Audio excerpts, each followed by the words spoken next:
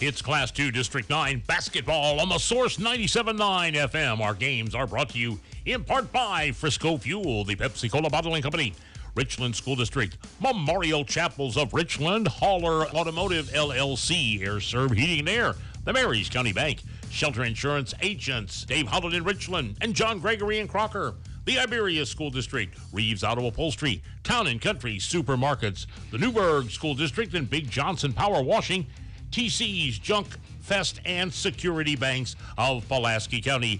Let's hoop it up in tonight's district basketball games.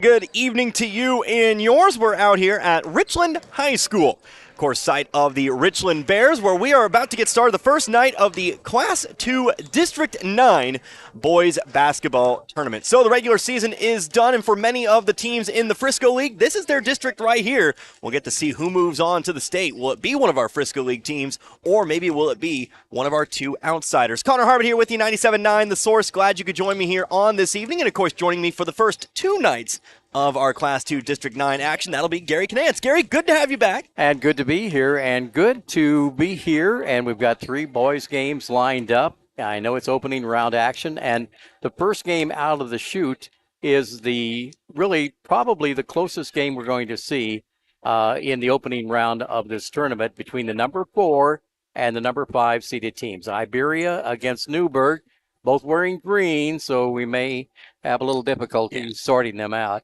Yeah, I think I made that exact joke during the Frisco League tournament here. What kind of shades of green can we expect? I now know Iberia, it is actually Ranger Green. It is legitimately called Ranger Green is what I found out. Newburgh, of course, the Forest Green. I can tell that one for sure. But again, like you said, this should be the closest game on paper. Now, we don't know how things are going to go. We certainly saw a few blowouts that shouldn't have been earlier on in the season. But this is going to be, as far as seeds go, our closest game today. After this one, we've got the 2 and the 7. We've got Stoutland and Richland. And then we wrap things up later on tonight with Crocker taking on Vienna in our 3 versus 6 matchup. Of course, a 17 district. That means the number 1 seed, the top seeded Eugene Eagles.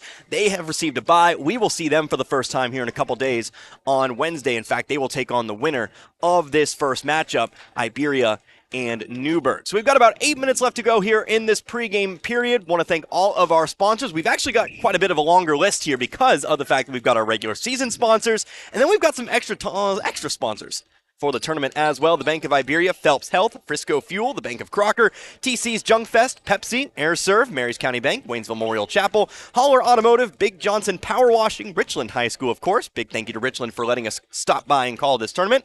Lowe Chevrolet, big thank you to Misha, Shelter Insurance, Iberia Schools, the Bank of Crocker once more, Reeves Auto Upholstery, Town and Country Supermarket, Stoutland Schools, Edmores Ford and St. Robert, S&D Feed, Farm Bureau Jim Anthony, St. Robert Auto Supply, Newburgh Schools, Marys County Bank, and Mailboxes. How's about that, Gary? How's that great. for a list of sponsors? We thank every one of them for making the ball game broadcast possible. I know fans listen in if they can't come to the game and follow their favorite team, so we're happy to bring them their way. For sure, and a big welcome to anybody listening in from Iberia or Newburgh here today. We're going to go ahead and take our first time out. We're going to go ahead and let a few sponsors identify themselves. We'll come back in 3 minutes, and when we come back, we'll talk a little bit about these two teams and where they've really come from here this season. Again, both teams coming into this game with winning records. This is a very wide open district, but we'll come back and talk about that here in again about 3 minutes. You're listening to Class 2 District 9 basketball right here on 97.9 The Source.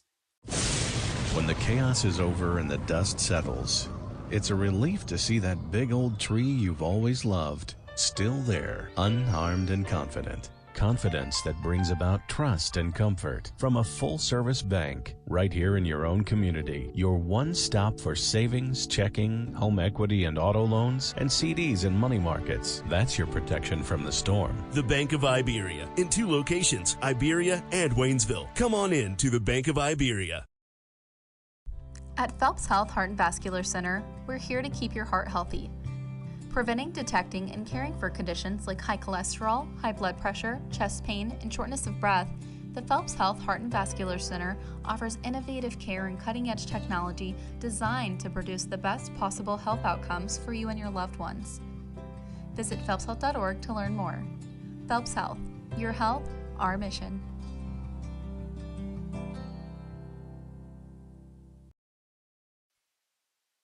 An independent company, family-owned and operated. That's Frisco Fuel LLC in Stoutland, bringing the fuel you need to the farm and the business to keep things running and the production moving forward. Frisco Fuel LLC is a fuel delivery service located on Keepsake Road in the Frisco League community of Stoutland. Their high-quality products, reliable on-time deliveries, competitive prices, and friendly customer service set them apart from all the competition. And with 24/7 service, Frisco Fuel is there when you need them, and they're just a phone call away at 417-763-3835. When the fuel on the farm or your business is running low, call Frisco Fuel, and the delivery trucks will be on their way. As the years go by, everything gets older, even the new seeds just planted. Getting older means getting wiser. And in the banking business, that means keeping up with the times. For 112 years, the Bank of Crocker has met the needs of the Fort Wood area and exceeded those needs with the most modern banking services available. With Android and Apple mobile banking apps, and at bankofcrocker.com, online banking is a click away no matter where you are. Personal hometown service, however, has not changed. That's one thing that's stayed the same as the Bank of Crocker turns 112. The Bank of Crocker, with 4 locations in Crocker, Richland, Waynesville, and St. Robert. Member FDIC and an equal housing lender.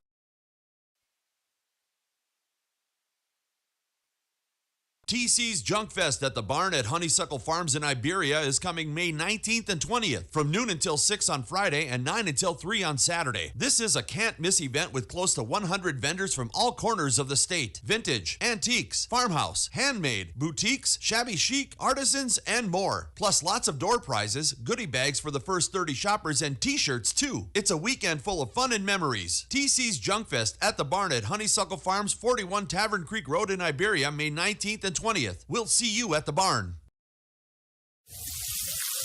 Hear that? That's the plumpest, juiciest hot dogs you've ever seen getting their grill on. But we both know what'll make it sound even better. Oh yeah, it's a Pepsi to go with your hot dog. Because when you're chomping on America's favorite meal, relish, mustard, and onions perfectly blending into a crescendo of flavor, there's only one thing that makes everything about that moment better. A cold, refreshing Pepsi. See what I mean? It's like music to my ears. Hot dogs. Better with Pepsi. That's what I like. And welcome back here to Richland High School. We are about 3.5 minutes away from opening tip, our first game of the Class 2 District 9 basketball tournament.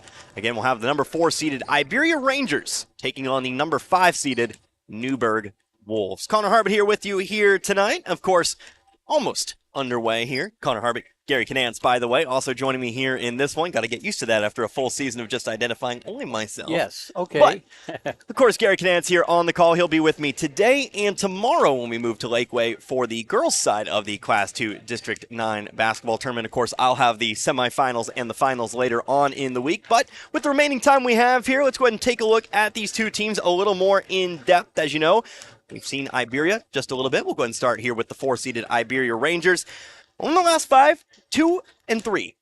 Riding a 2-game losing streak here into the tournament. A loss against Plato on February 17th to end last week, 74-67. And another close loss to the Dixon Bulldogs. That was 67-61. So losing their last couple games of the regular season, trying to get back in the win column here tonight. Of course, before that, you had 2 wins. One, a narrow win over Richland, who, of course, is the 7th seed, 49-43 there in that one. And then a win over Calvary Lutheran, 71-57. And before that, a loss to Crocker, the 3 seed in this tournament. That was another close loss, 65-62. So Iberia, a team that always plays close. They're not going to get blown out, or they're not going to blow anybody out. But they are a team that always kind of sticks around. So we know they're not going to be without one of their leading scorers, or at least one that was expected to lead the way in scoring this year. Eli Hensley. Does look like everyone else is healthy, however, for this first game. Newburgh, by the way, 16-7, earning that 5 seed. Their last 5, well, they're 5-0. This is a team that's ended the season very, very strongly. They're kind of a victim of the seeding happening before the season comes to a close. I do believe Newburgh actually had a worse record when they got around to seeding these tournaments, but it's only been wins since then. 79-47 over Lakeway, 55-47 against Richland, 61-45 against Bourbon. National anthem on the way. We'll take another break. You're listening to the Class 2 District 9 basketball tournament, 97.9 The Source. turn on the heat. Call AirServe Heating and Air in West Waynesville and get your existing system checked and serviced. If it's time to step up and get a new system, the Luxair high-performance heating and air equipment is top of the line. Luxair sets the standard year in and year out with new features and innovations in the industry and has since 1954. Your Luxair system is just a phone call away at AirServe Heating and Air at 433-3613 or stop by the office on Historic Route 66 in West Waynesville and ask about the Luxair Advantage.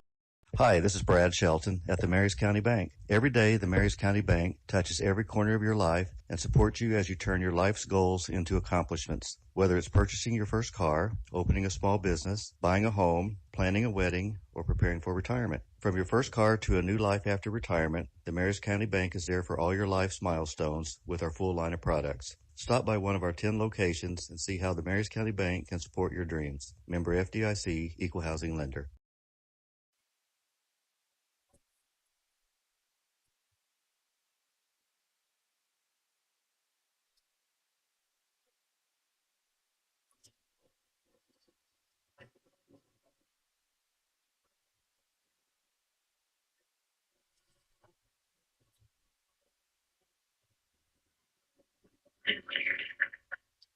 Getting your national anthem here in Richland as we are just a few moments away from getting going here in this one, our first matchup of the Class 2 District 9 basketball tournament. Your 4-seeded Iberia Rangers taking on the 5-seeded Newburgh Wolves. So as I mentioned just before the break, Newburgh 5-0 in their last 5. In fact, 5-0 is their winning streak there. They did have a 77-55 loss against Licking to break the streak there. But most notably in that winning streak, also a win over Stoutland, our number 2 seed there as well. So if Newburgh can get across this one here tonight, well, I think you put yourself in a good spot there, maybe to make a run and maybe see if you can get yourself to that championship game, although Eugene awaits the winner of this one. Let's go ahead and get your starting lineups here for both sides here. First and foremost for the Newburgh Wolves. First one out on the floor. Looks like that's actually going to be Dante Harris.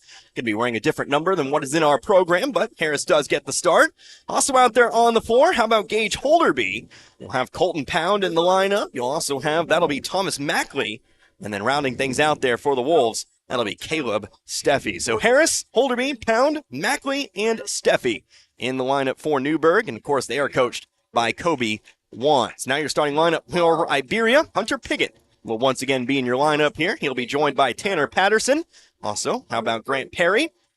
Clayton Parker will be in the lineup. And then, of course, you'll round things out with the big guy.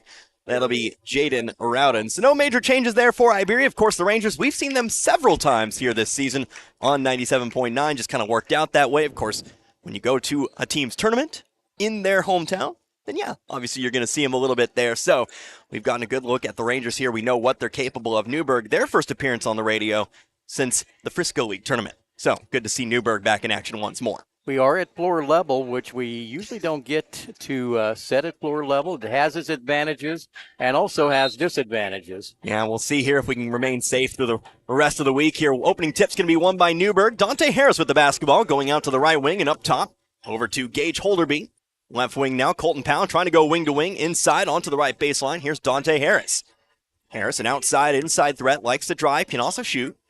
Top of the key, Holderby over to the left wing, Pound. Pound maybe going to be doing the scoring here for Newburgh. First shot, though, runner through the middle of the lane, no good. There for the rebound, Tanner Patterson. Like you said, Gary, we're on the floor here today, so it's an interesting angle. Don't get to do many games on the floor around here, but got to be aware of flying basketballs. And only rely on my laptop to protect my person. And if a player dives over here, well, Tanner Patterson for 3 from the right wing, buried it. Tanner Patterson gets the scoring going here for Iberia. And it is the Rangers who take a 3-0 lead. 50 seconds gone by, 7:10 left to go in this first quarter. Pass goes inside here, Thomas Mackley on the left elbow. Back outside now to Pound. Pound a couple dribbles going inside here. That's going to be Steffi off the glass, 4-2. Nice pass, threading the needle between two Ranger defenders. As Steffi puts the Wolves on the board. Here's Tanner Patterson running into a little bit of contact on the wing. Zips it over to the opposite wing now. Clayton Parker with it. Inside over to Rowden. Rowden back out here. Piggott trying to find a pass to the baseline, but it's stripped out of bounds. Steffi got a hand out on that one. Sent it toward the Wolves bench. It'll remain here with the Rangers. A minute and a half gone by now in our first quarter. Getting a good-sized crowd on hand here in Richland. First time at the Richland Gym for myself. I know it's not the first time for you, Gary. Here's a Oh. three-pointer, right wing. Clayton Parker puts it through. How about a couple threes for Iberia to start things out? Getting Iberia your home team in this one. They lead 6-2. Iberia wearing the whites with, of course, the Ranger green numbering. Newburgh in their forest greens with the white detailing and numbering. Dante Harris, left wing, picked up by Piggott to the elbow now. Jumper, no good there for, I believe that was Mackley on the shot. Couldn't get it to go. It's rebounded here by Piggott. Piggott pass up the floor now. Here's Parker. Parker driving all the way in. Runner through the lane. He's fouled. We'll head to the line for two. Iberia with a 6-2 lead on those 3-point shots from the corner. They haven't really gone inside so far for the ball game, but Newburgh's been pretty good, packed in keep them from driving inside, but we'll see what happens from here on out. So Parker at the line does sink the first. Make that 4 for Parker now in this one. Yeah, with a guy like Jaden Rowden inside, you have to have bodies on him at all times, which does open the outside game for Iberia. Parker's second free throw now. That's off the front of the rim, no good. Picked up by Newburgh, but Iberia pressuring off the rebound. Now they'll fall back into the half court. As Holderby comes across over to Harris. Harris looking for a 3. That's too far to the left. On the rebound, Mackley has it. Mackley's shot blocked away. I believe that was going to be Piggott who actually got a hand on that one, but Newburgh strips it back. Shot no good. Rebounded underneath by Steffi. Steffi double team, zips one out. Near the half court line, Holderby brings it down. Holderby driving in, trying to find the baseline. Stolen away this time by Iberia. Patterson driving middle of the floor here. Almost lost the dribble. Actually does in the end. Ball hits the floor here. We'll have a jump ball called. I believe that means ball will stay here with Iberia. Newburgh won the opening tip. So ball remains here with Iberia as we get our game's first substitution. Checking in, Eli Birdsong. He replaces Harris for the, not Harris, but Holderby for the time being. Grant Perry in the right corner. Passes it off, gets it right back. Back on over to Patterson. Patterson looking for 3. Too short, no good. There for the rebound. That's Mackley. Mackley will hand it off here to Harris. Harris be picked up by Piggott as he crosses half court. Going to dribble around him now. Dish it off Birdsong. Left baseline. Here's Steffi going for the drive. He will be fouled. First foul incoming here on Iberia. By the way, that Richland foul, well, I missed who it was on, and they didn't put it up there on the board, so actually it might have been on Holderby. In fact, that's what it was. This foul going to be charged here to Jaden Rowden. Harris inbounds it from the baseline. High pass, knocked away by Parker. Parker will get the steal for the Rangers. Parker looking for the drive once more. Shot blocked away by Mackley, and Birdsong brings it in.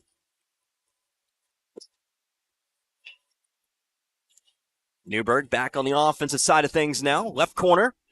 Whoa. Pound. A little bit of contact. No whistle. As Pound passed it off right wing into the corner. Harris for 3. Shot over Patterson. Too far. Brought in by Perry. 7-2 now. Almost halfway through our first quarter as Perry sends it off to the left wing. Up top. Piggott for 3. Rolls out. Oh. No good. Loose rebound. Brought in by Parker. Parker to the right block. His shot's too far. Out of bounds on the rebound. They'll say last touch by Harris. And so Iberia will catch a break. They'll take the basketball back. Newburgh's hit 1 for 6 attempts from the field, and Iberia's hit actually 2 3-point shots out of 5 attempts. Now, so Iberia so far, those 2 3-pointers, they've lifted them over the top here. We've got a 60-second timeout. Let's go ahead and take 30. We'll take 30, come right back. You're listening to the Class 2 District 9 basketball tournament, 97.9 The Source. Ever think about living to be 100 years old? Well, maybe you will. Hello, this is Martin Vernon, owner of Memorial Chapels and Crematory. Making plans and being prepared for events in our lives is the right thing to do. At Memorial Chapels, we offer many choices in funeral planning, and we're always available to discuss options regarding how best to fund those choices. Because when it comes to important events in life, you really need to get prepared. And back here from the timeout. Still about 10 seconds left to go in this 60-second timeout. Again, taken by Newburgh, their first timeout of the day. 7-2 our score. Iberia, they lead Newburgh. Couple 3-pointers, 1 for Tanner Patterson, 1 for Clayton Parker. Parker leading the way for the Rangers right now with 4 out of those 7 points. But Iberia does control the basketball on their baseline. Connor Harbick, Gary Cadance, 97.9 The Source. Parker to inbound from the corner. Quickly tosses it in here. Patterson up top, going over to Piggott. Piggott looking to penetrate here. He has the runner. Right hand shot, no good. brought in by Mackley. Both teams rather cold here in this first quarter. Aside from those couple of threes. At least have been cold over the last few minutes. Dante Harris with it on the left wing. Passing into the corner. Birdsong now inside over to Steffi. Steffi trying to pass it back out to Mackley, but Rowden gets a hand on it. And it's another steal for the Rangers. Iberia very stout on the defensive side at the moment. They already have several steals in this one. Three-pointer, Tanner Patterson, too short. And Harris has this one. Looks like we'll get maybe a sub here for Iberia shortly. Nope, called back to the bench now. Thought we might have it there shortly. But at the moment, on the left wing, it's going to be Mackley. To the corner, now inside Steffi. Steffi off to Mackley. Mackley's runner. That one's no good. Loose rebound here, brought in by Mackley. Gets his own board. Trying to go back up. Patterson gets his hands in on it. And I believe we'll have a jump ball called. Yep, it'll be a jump ball. Arrow staying with the Wolves.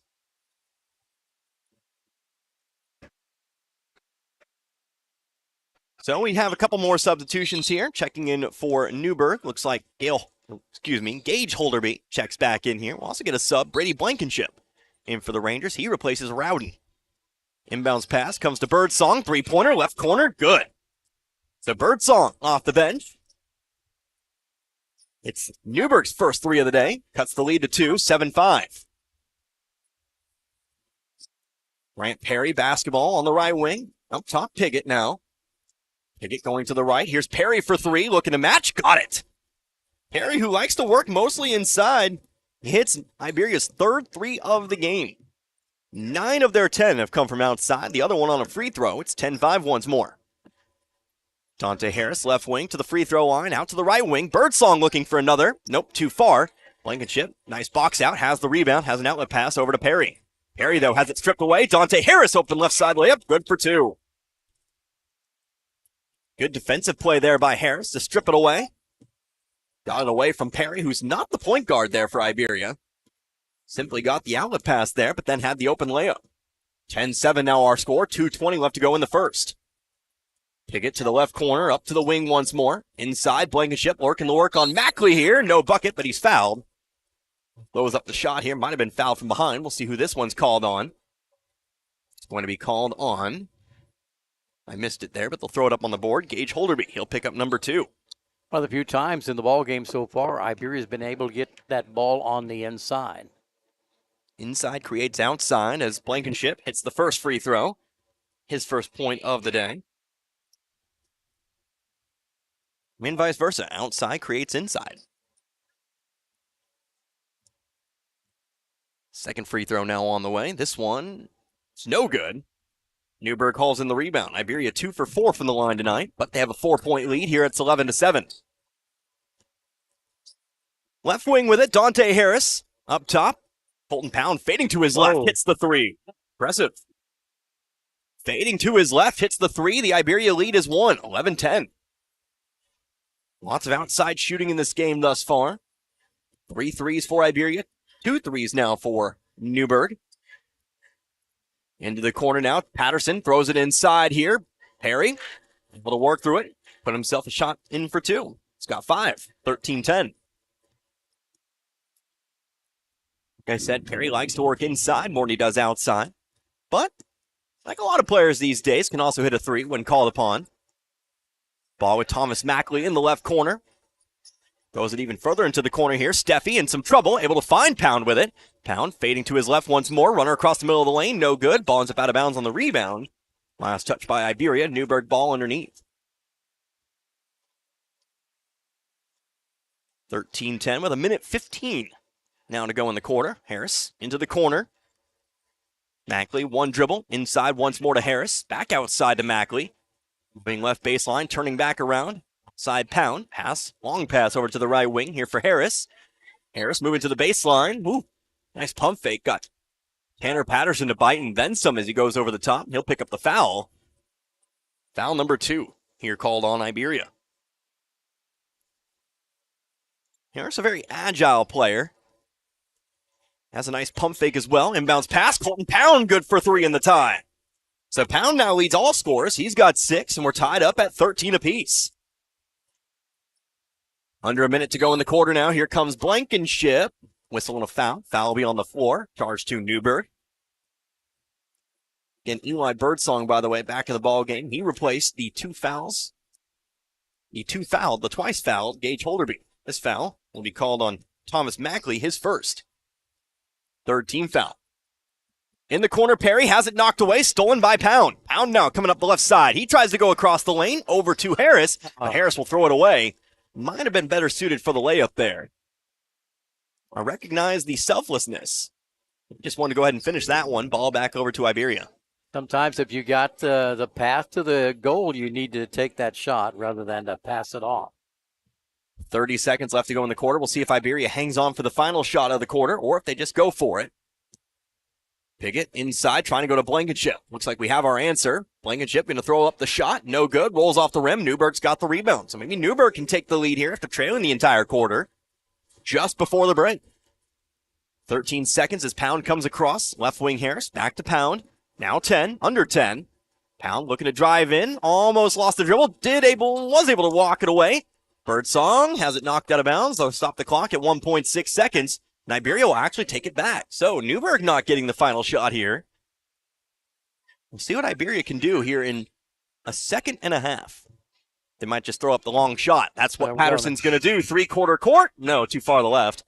That'll end the first quarter of play. So 13-all is how we'll start off the Class II District 9 basketball tournament. This game shaping up to be what we thought it was going to be. A close ball game for sure. We'll take 60 seconds. We'll come right back. You're listening to the Class II District 9 basketball tournament, 97.9 The Source.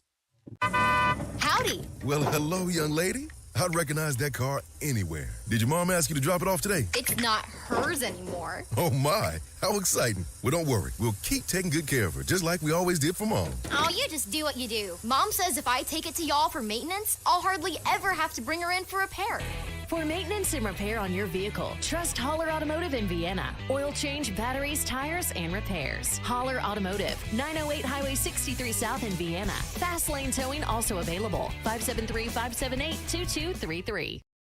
Winter, spring, summer, and fall, all the seasons bring havoc to your home, sidewalks, and driveways. Bring life back into your projects with Big Johnson Power Washing. They do commercial and residential. Let the experts do the work for you. Call Big Johnson Power Washing. They're mobile, they can go anywhere, and they bring their own water. There is literally no job too big or too small. They're fully insured, and they pride themselves in making sure their customers are completely happy. So don't trust your home and things to just anyone to clean up. Call the pros, and they do give free estimates. Big Johnson Power Washing, 417-533-2010. That's 417-533-2010. Big Johnson Power Washing, proud supporter of the Plato Eagles. Go Eagles! Here once more, second quarter underway here at the Class II District 9 basketball tournament. We're all tied up, 13 apiece. Maybe not for long, though. Three-pointer, no, off the side, off the rebound, going to be called here on Iberia. Iberia and Newberg are 4 and 5 matchup here tonight.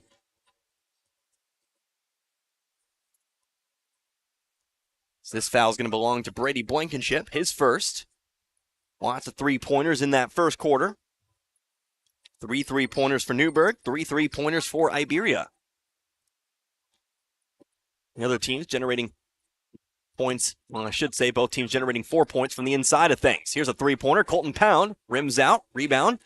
And for the first time tonight, that's going to be Trey Wall. He brings it in for Iberia. Wall quickly to the top of the key, to the left wing Piggott. Going inside here. Blankenship, shot up, no good. Excuse me, that was Rowden on the shot. Either way, it's a missed opportunity, and it's rebounded by Newberg. Dante Harris in control of the basketball to the left wing, over to Thomas Mackley. Mackley guarded very closely by Wall. Dribbling on the sideline, able to beat the 5 count, passing it away. Now another foul charge to Iberia. This one will be on Piggott. Called for the hand check there. Called for his first, team fourth. Already a minute gone by here in this quarter. Again, Connor Harbin, Gary Canance, 97.9 The Source.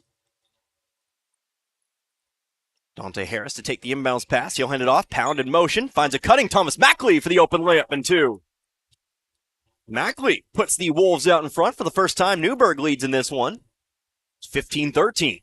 Mackley's the leading rebounder in this ball game, having pulled down 4 boards. That's what you expect him to do in there. He's definitely an inside player. Trey Wall looking to give Iberia the lead from the left wing. Rims out. Rebounded there by Caleb Steffi. Mackley, no height listed, but we know he's a sophomore. We know he's taller than most players out there. You can kind of take the eyeball test on that one. Here's Eli Birdsong moving to his left to the free throw line. And on over to the left wing, Harris. Harris going in. Shot blocked by Rowden. Ball on the floor. Who's going to come up with it here? Looks like Iberia's going to dig it out. Blankenship picked it up the sideline. To Pickett, to Wall, back to Pickett, back to Wall in the corner. Wall, passing it inside. Rowden, turn around. Yeah. Simple as that. The big fella. Tallest player on the floor. They have a height for him, maybe. Yes, they do. 6'5". Puts up his first 2 of the game, 15 all. Here with 6 minutes left to go in the half. Ball thrown away, but they'll say it was titched by Iberia. Stays with Newburgh. Grant Perry back in the ball game. Clayton Parker as well. Gage Holderby into the ball game now for Newburgh. Again, Holderby, remember, out there with 2 personals at the moment. Gotta watch that carefully if you're Newburgh. Holderby over to Pound. Pound for 3. No, off the rim. Almost got the friendly hop, but it eventually falls out. Iberia's got the board. Patterson coming to his right, to the right wing, and into the corner. Wall. Again, over to Parker, off to Wall. Wall, corner 3. No, rebounded by Macklin. That time too far to the right. As Holderby brings it up the middle of the floor. Top of the key to the right wing, Pound. Pound moving to his left, guarded closely by Wall. Swings it over to the corner. Holderby back to the wing. Holderby driving inside the three-point line now. Finds a nice cut there. Mackley couldn't finish the shot, though. Nice backdoor cut. Should have maybe deserved a better finish than that. But Iberia's got the rebound. Still tied at 15. Patterson off the Wall. Back to Patterson. Patterson for 3. Does he have the lead? No. Rebounded this time by Holderby. And Iberia's letting them fly. They've definitely taken more three-pointers here in this one. Newburgh definitely shooting at a higher percentage. With Newburgh maybe inside, shooting at a little lower percentage than Iberia. Here's a floater through the middle of the lane. That one's no good. Rebounded, though, by Steffi. Although he'll throw it away, trying to get it back outside to Harris. Parker there for the steal. Just 2 points apiece thus far, almost halfway through this second quarter. This has been a quick-moving quarter. Here's Parker catching it in stride. Nice pass to the right block. Jaden Rowden wide open. Boy, that was nice. For 2. Absolutely. That was poetry in motion for the Iberia offense. They now lead again by 2, 17-15. So it was a brief Newburgh lead, but still very much within striking distance and still a lot of basketball to be played. Gage Holderby sitting up for 3. Got Wall to hit the floor. Missing the shot, though. It's picked up by Perry. Perry trying to pass it down the floor. Patterson trying to run it down. Left layup. No. Didn't have the balance for that one there. He misses. Here's Colton Pound now on the fast break. Finds Mackley for 2. Tell you what, I think it would probably have been easier for Pound to put it in himself. But again, very selfless. Gives it off to Mackley, who now has 4 himself. Tied back up here at 17. Pound maybe not wanting that contact. Saw that Mackley had the easier shot. Or I guess the easier path to the basket. 3-pointer from the corner, no good. Rebounded here by Steffi. And Newburgh again has a chance to take the lead here. Teams trading baskets in this quarter. 3:25 now on the clock. Going to the left here, Pound on the wing. Going to drive on Patterson, spins back around to his right, floats one up for Holderby. Holderby to the wing, to the free throw line now, back outside, here's Pound. Pound out to Holderby. Holderby driving left baseline, trying to go top the key. Harris is going to bring it in, driving in, shot blocked by Rowden, but they're going to say he got him with the body. And we'll head to the line for 2. Rowden definitely wanted to send that one away, and he almost did. He got it with the hand. Foul was not with the arm, but with the body. That's his second foul here in the ball game. Yeah, so Rowden picks up number 2, team foul number 5. Harris puts the first free throw away. Good. Oh, this is the first time that Newburgh's been at the line. Yes, good start for Newburgh at the line as Harris puts them back out in front. Get a substitution here, checking in. Another player who don't have in the book, or at least in the program. We'll figure out who number 0 is at the break. As Harris puts the second one up. No good. Back of the rim. Long rebound, though. Harris is able to run it down. So Newburgh stays on offense here. Harris going over to the right block. Back outside to the right wing. Up top here, trying to find Harris. Harris slips and falls. Newburgh, though, takes the timeout to preserve possession of the basketball. So it's a timeout taken by Newburgh. 30-second timeout. We'll go ahead and match. You're listening to the Class 2 District 9 basketball tournament. 97.9 The Source. Richland schools are very proud of the accomplishment of their students both academically and in athletics. Richland schools take pride in the fact that they encourage their students to be honest, hardworking, dedicated individuals, and to be drug-free. Richland schools also remind you that the future of our nation rests with these children. Support our children. This message is brought to you by Richland High School. Back here once more at the Richland High School Gymnasium, where the crowd starting to fill in a little bit more here. Not too many open seats here. If you bring a family of 5, you might be out of luck. Well, we've got Stoughton. We've got Richland. Yeah. And they we've got Iberia, we've got community, so there'll be a lot of people here. Oh, yeah, absolutely. We're definitely going to fill in for the second game. We'll see how the third game goes. But, of course, here Class 2 District 9, one of the tighter districts. School's not really coming from too far away for this one. Not a Waynesville district by any means. We have 2 teams heading all the way out to St. Louis. But 18-17 our score, and that's my little rant for the day. 2:47 on the clock. 18-17. Newburgh leads this one by 1. Half court long. Our mystery number 0 here. Have an idea of who that might be. We'll have to check, though, at the half. Not really able to recognize players by faces here. Number 0 on the three-pointer. Too far to the left. Harris trying to save it. Can't do so. Ball back to Iberia. I think it might be Jaron Doyen, judging by the height and the heights that we have listed in the program and the fact that I think we saw Doyen in the Frisco League tournament. But, again, we'll check on that. Here's a three-pointer. No good on the left side. Rebounded, though, underneath. Shot up and no good. Ball goes out of bounds. And it looks like it's going to be Newburgh basketball. We'll have to move our table to the right here in between games, Gary. Can't see the corner over there. Right wing now. Spinning to his right. Corner. Over to Holderby. Free throw line. Spinning to his right here. Steffi trying to go up with it, but it's knocked out of bounds. No, excuse me. It's knocked out of the air, I should say. Brady Blankenship coming up with the block. Right corner here. Parker trying to send it in. Ends up actually in the hands of Perry. Perry goes up with a shot. No bucket. But he's fouled. He'll go to the line now for 2. Another trip to the line coming up here for Iberia. Chance to give them the lead once more. This foul's charged 2. Caleb Steffi. Going to pick up his first. Team foul number 4. As Perry puts the first one up and in. Perry now with 6 points here in this contest as he ties it back up at 18 all. Thomas Mackley checking back in now.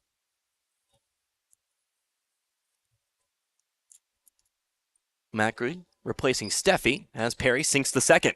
Iberia back out in front in 19-18. First time Iberia's gone 2 for 2 from the line tonight. They're now 4 of 6 in total. Three-pointer here. Too short. No, got the friendly hop. It goes in. Our mystery number 0 puts that one through. I'll give it to, well, I'll just kind of make a note of it for now, but 21-19.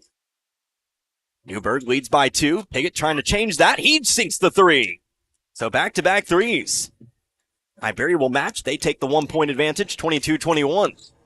90 seconds left to go in the half here. Who is left? On over now to, that'll be Holderby. Holderby on the wing, bounce pass inside, back out to the corner. Holderby trying his luck. He's got a 3. So back-to-back threes. Both teams heating up here at the end of the half. 24-22. Here's a ball thrown away in the corner. Parker trying to save it. Lobs one up here, tipped around, picked up by Newburgh. It'll be Colton Pound who crosses half court here. Now under a minute. Pound looking for the 3. No, that one's well short. Loose ball on the rebound, though. It's hauled in eventually by Iberia. Here comes Perry up the right side of the 4. He moves off to the corner. Passing it off here, Parker. Parker runs into Pound, but passes it off to Blankenship. Blankenship on the right block. Big jump stop. Goes up the shot. Too short. Gets his own rebound. This time he'll be fouled. 2 free throws incoming here for Brady Blankenship. 15 foul charged here to Newburgh. This one will be called on Gage Holderby, who does pick up his 3rd. That'll be it for him here in the first half, I presume. The first free throw here for Blankenship is no good.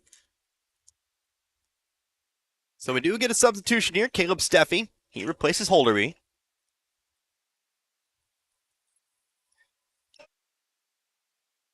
Blankenship settles in for number 2. Up and away, no good, off the front of the rim. So Newburgh gets the rebound. They'll hold on to that 2-point advantage. See if they hang on to it here. Under 30 seconds to go in the half. Dante Harris coming to the left wing now. Going to hand it off to Pound. Pound bringing it back to the half-court line here. Guarded close enough by Piggott to start the 5 count. Passing it off. 0 to the left wing. And now on over to Pound. Now 10 seconds left to go in the half. Pound. Looks like they want the ball to go to him. 3-pointer from the left wing. Too short. Rebounded by Piggott. Still 4 seconds on the clock. Parker can throw up the 3-quarter court shot, although he lost a handle on it. Iberia trying to take a timeout there, I believe, before the end of the half, but we'll end the first 2 quarters with a 2-point Newburgh lead. 24-22 our score. We'll throw 10 minutes on the clock. We'll come back in 3 minutes ourselves. We'll come back in 3. We'll go over the books. We'll go over the numbers, and we'll get you all set up here for quarter number 3. But again, Newburgh leads by 2, 24-22. You're listening to the Class 2 District 9 basketball tournament, 97.9 The Source. The trucks are coming in and coming in.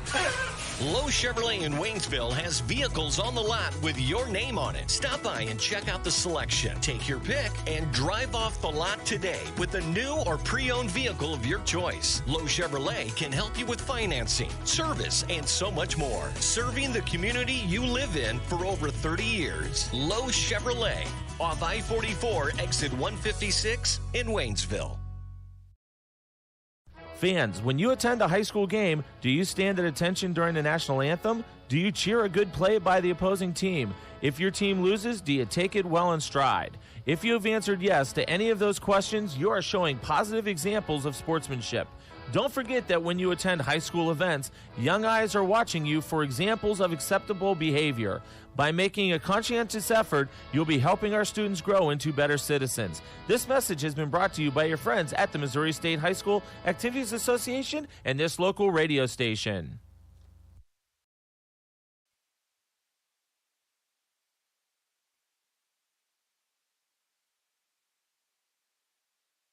Congratulations, you're having a little girl.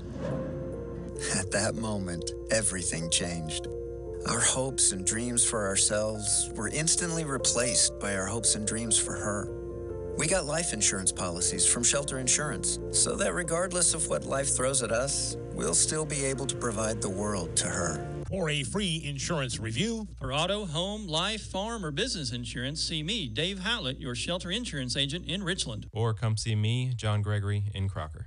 Students come and students go. Some start at the elementary level and continue in the same district until graduation. Others move in, some move out for a variety of reasons, but usually it's the parent's job that facilitates a family's move. Whatever the reason, the Iberia School District welcomes all students. At Iberia, students get the best possible education from a staff of dedicated teachers, coaches, and an administration that cares about the product they send out every May at graduation. Whether it's continuing their education, the military, or the 9-to-5 world, the Iberia School District is proud of their Rangers and Lady Rangers. As the years go by, everything gets older, even the new seeds just planted. Getting older means getting wiser. And in the banking business, that means keeping up with the times. For 112 years, the Bank of Crocker has met the needs of the Fort Wood area and exceeded those needs with the most modern banking services available. With Android and Apple mobile banking apps, and at bankofcrocker.com, online banking is a click away no matter where you are. Personal hometown service, however, has not changed. That's one thing that's stayed the same as the Bank of Crocker turns 112. The Bank of Crocker, with 4 locations in Crocker, Richland, Waynesville, and St. Robert. Member FDIC and an equal housing lender. Your car is still the one. You love everything about her, except for that. From when Ben dropped his milkshake, and that. From when you tried to transport that sharp thing, and that. That's always in the air thanks to your shotgun rider, Earl. Luckily, we can fix that.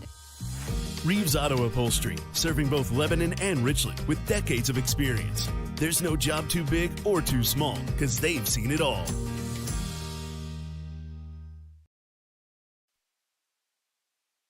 And once again, welcome back here to Richland High School. We are at the half here in this opening contest of the Class 2 District 9 basketball tournament. At the moment, it's the 5 seed, the Newburgh Wolves. They lead the Iberia Rangers 24-22. A very, very close ball game. In fact, the largest lead of the game was just 3 points. here in this first half. These two teams virtually identical in both game plan and basically what they've been able to execute.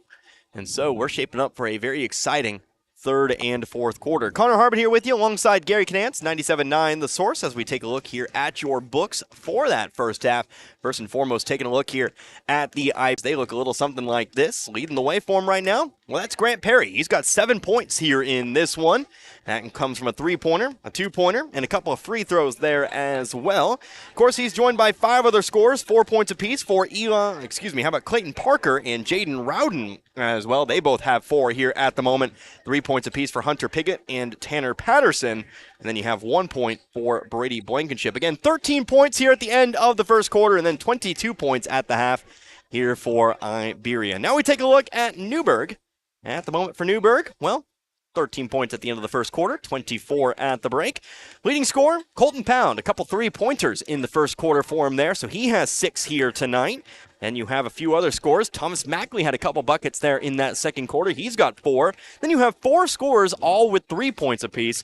Eli Birdsong, Dante Harris, Cale Crittlebaugh, who we found out is your mystery player, listed as number 12. He is actually number 0, but he does have 3 points for himself. And then Gage Holderby has 3 points there as well. Then finally rounding out things for Newburgh, that would be 2 points at the moment here for Caleb Steffi. 13 points at the end of the first and 24 at the half here for Newburgh. So a close ball game here, very exciting, but how about Gary? I almost said Gage there for a second. I'm kind of stuck in Holderby today, but okay. Dale, Gage, Gary, how about some other numbers for them for that first half? All right, well, both teams have nothing to brag about as far as shooting, although there have been quite a number of three-point shots that have gone in. For the Iberia Rangers from the field, they've taken 24 shots and have hit 7 of them for a percentage of 29.2. So you can see what I'm talking about. That's not really bragging rights, I think, percentages there.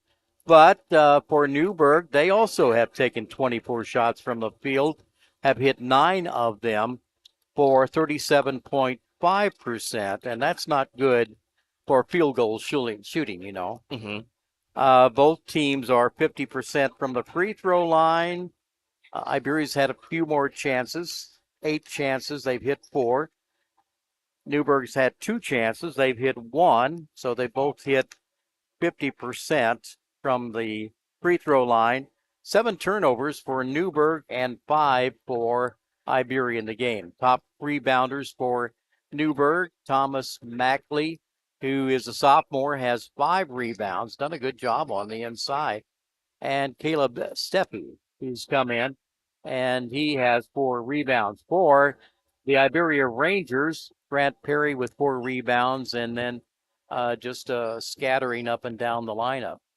Yeah, so we're going to go ahead and take ourselves a break here. We're going to come back. We're going to have your second half here for you, but during the break, we're going to go ahead and move our table here so I can actually see one half of the court. We'll come back in 2 minutes. You're listening to the Class 2 District 9 Basketball Tournament, 97.9 The Source. Town & Country Supermarket is proud of the products and services and savings they offer their friends and families, like eClub. Sign up today and keep up to date on special promotions and events. Log on to tcmarkets.com and find every store's weekly ads right at your tips. Print off coupons to save even more money. Check them out on Facebook. Browse recipes too. Town & Country Supermarket is proud of the area youth and proud to be a part of their communities.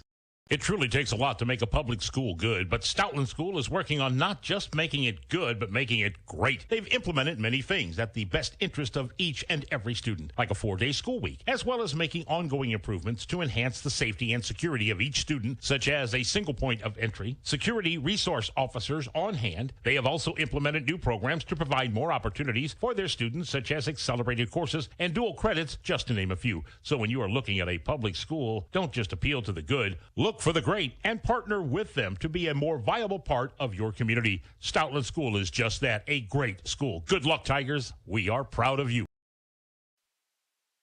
When it comes to great deals on the best-selling trucks 46 years running, Ed Morse Ford in St. Robert has your back. I'm Mike Freeman, and I'd like to invite you to come in during Ford Truck Month. Hurry in now to take advantage of 0% financing for 36 months on new 2022 F-150s, or choose 3.9 for 72 months plus a $1,000 Ford rebate and huge Ed Morse discounts. For a truckload of savings, don't miss Truck Month going on now at Ed Morse Ford St. Robert. Get backed by Morse today. Offer ends March 31st.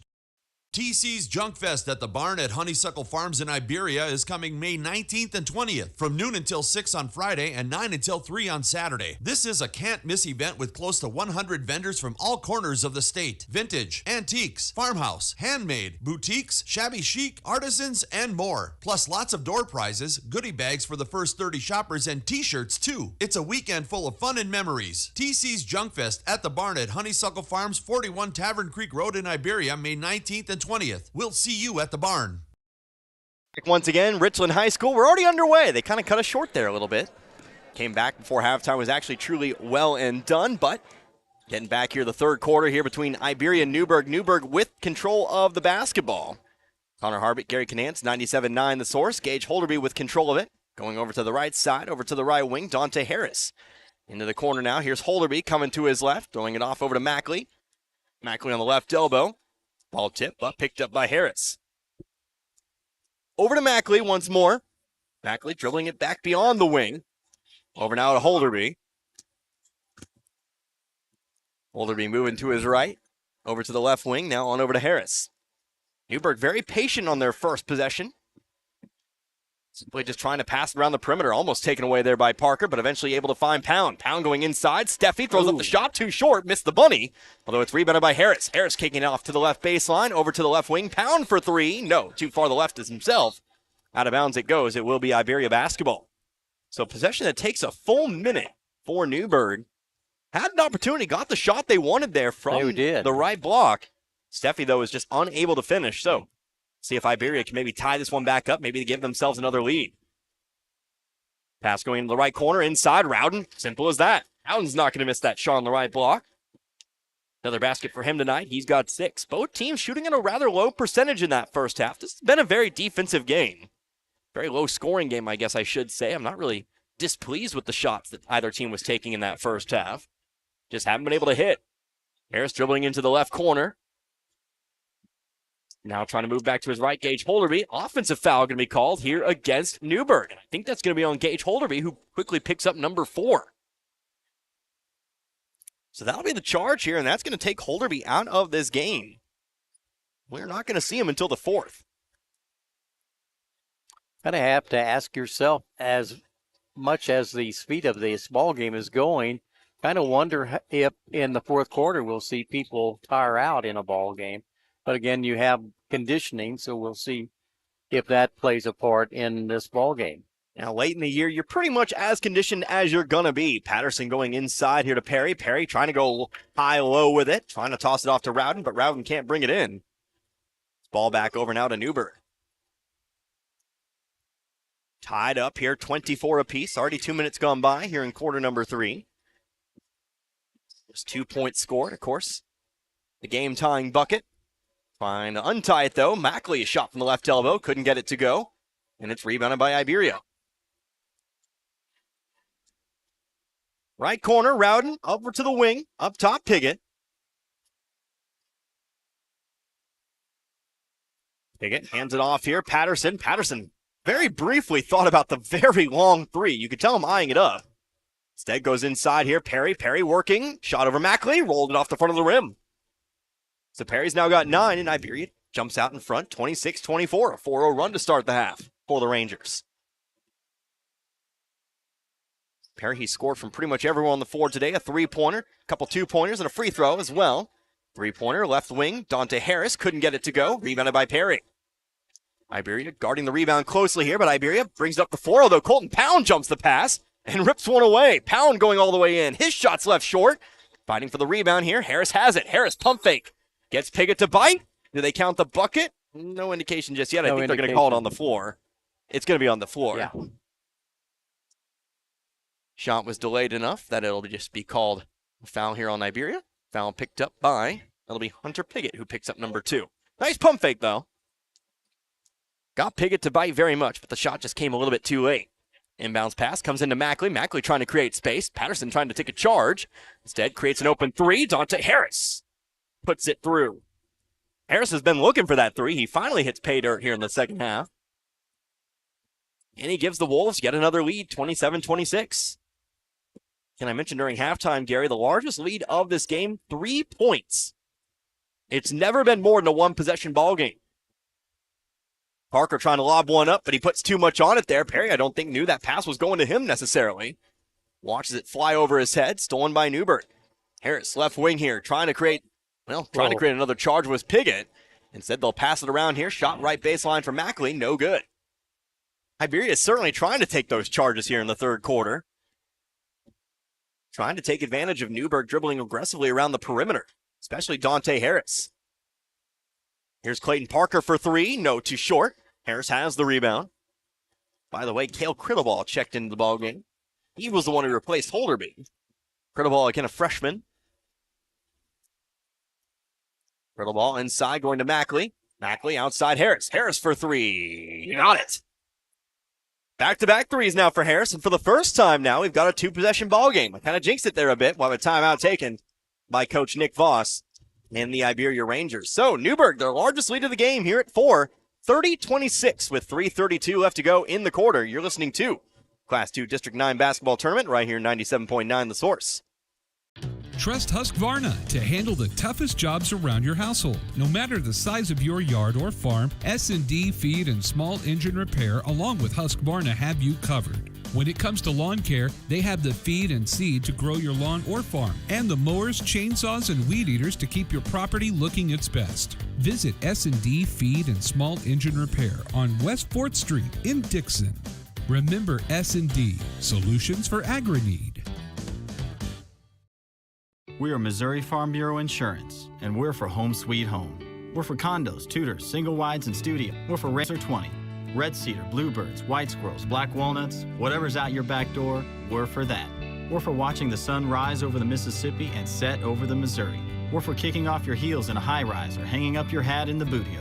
And if you have a home in Missouri, we have a policy for you. Hi, I'm Jim Anthony, and if you're in Laclede or Dallas County, I've got you covered.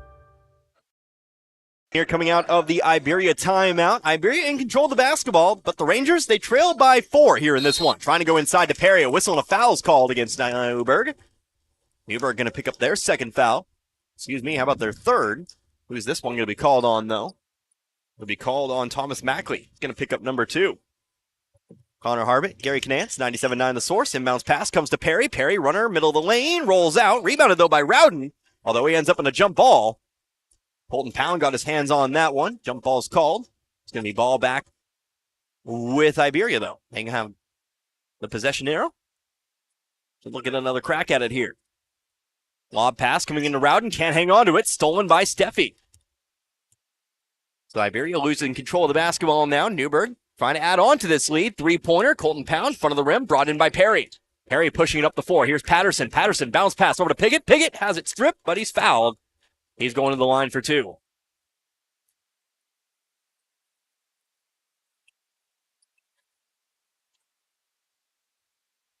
So foul's going to be called on Newberg. Their 4th team foul. This one's charged to Colton Pound. His first. Piggott puts the first one up. No good. These are free throws that Iberia's going to need down the stretch. Rangers have gotten more trips to the line tonight as we see Brady Blankenship check in for Jaden Rowden. But they're now shooting under 50% tonight. Second free throw is also no good. Missed both, and it's rebounded by Newberg. Iberia, 4 for 10 from the free throw line tonight. That's a potential 6-point swing right there. Colton Pound coming to his left, passing it off now to Harris. Harris dribbling on into the corner now. Trying to pass it back up the sideline here. Bray Wall trying to run it down. Isn't able to, but he'll still get possession of it here right in front of us. And with that, back us up ever so slightly. Give him some space. Not very much space. here in Richland, unfortunately, between bleacher and court. And now we'll push us back up. There we go. Hunter Piggott, open three, taking advantage of the zone, drained it. Neither member of the top of the zone there in that 2-3 zone for Newburgh really wanted to handle him there. Yeah, they didn't come out for him. And so Piggott makes him pay. He's got 6 now, 30-29, back to 1. Layup for Thomas Mackley, no good. But no, there it went in. And put it back up. No, it did go in, couldn't see it. But Mackley does finish it. He's got 6 now, 32-29. Tanner Patterson in some trouble. Whistle, foul, called on Newburgh. Had to take an educated guess there, Gary. Looked like it was going to roll out, but I guess it fell back in. So Mackley now with 6 as the foul's called. Called on Caleb Steffi, who picks up number 2 on him. Team foul number 4, by the way. Still some space for both teams in terms of fouls. Gage Holderby, the real player in foul trouble. But he has 4. Patterson inbound here, lobs one up for Piggott to handle. Again, Iberia trailing by 3. Patterson trying to tie it up. No, front of the rim. Loose on the rebound, out of bounds. We'll say it was last touched here by Blankenship. Newburgh possession. Before we get back to it, Clayton Parker checking back in now for Patterson.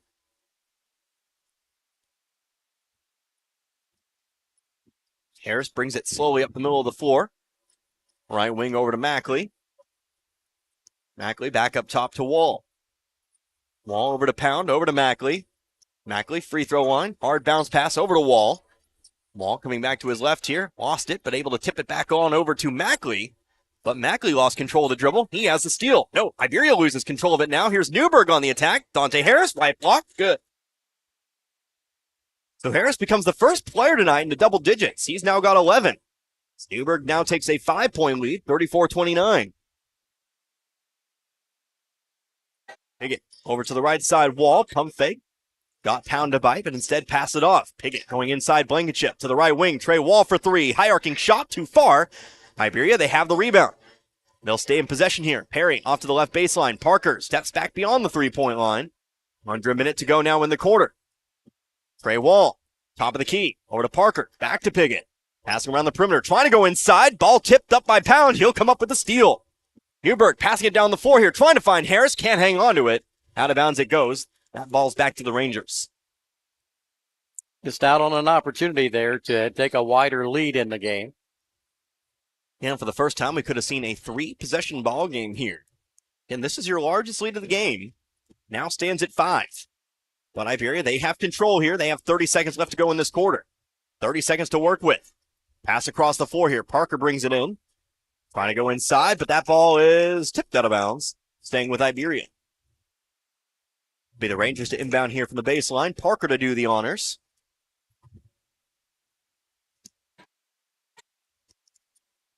Parker lobbing one up here, coming down with it. Perry stepping to the lane. He's fouled.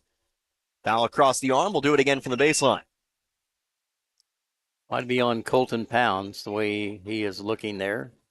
Yep, it will be against Colton Pound. That'll be number 2 on him. 34-29. Parker trying to inbound, and they'll say Blankenship couldn't hang on to it. Ball back to Newburgh. Iberia, huge missed opportunity there. And again, maybe Newburgh getting the final shot. They can maybe make it a 3-possession game. 2-pointer would get it done, make it 7. 3-pointer makes it 8. 8 seconds left on the clock here. That's going to be the 3-pointer from the corner. No good. Hauled in by Iberia. Only 3 seconds here. Pass going down the floor. Out of bounds it goes. Half a second left here. Who's in control of it? Iberia. Enough time for a catch and throw. Got to be real quick on the shot, though. Here it is into Perry. Perry off the backboard, off the rim, but no good. It's a 5-point lead for Newburgh heading into our final quarter of play. So 10 points for Newburgh in that quarter. They outscore Iberia 10-7. They'll carry a 5-point lead into the final 8 minutes. But this one's still very much anyone's ball game. We'll see who comes out on top. Our first game of the Class 2 District 9 basketball tournament. Back in 60, you're listening to, again, District Basketball, 97.9 The Source.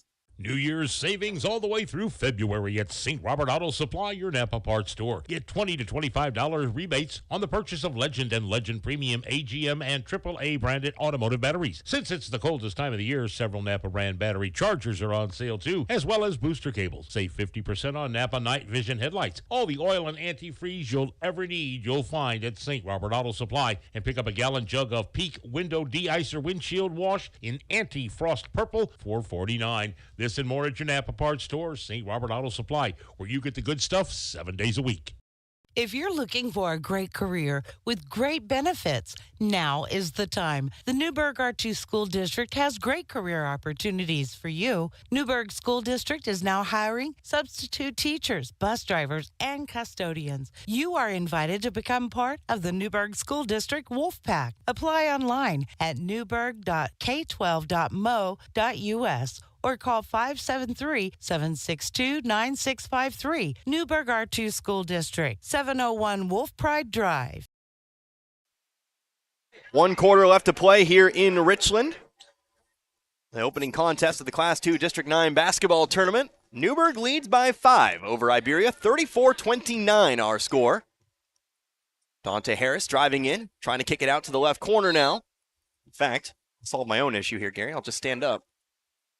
Ball goes out of bounds. Last touched here by Iberia, but Dante Harris a little slow to get up.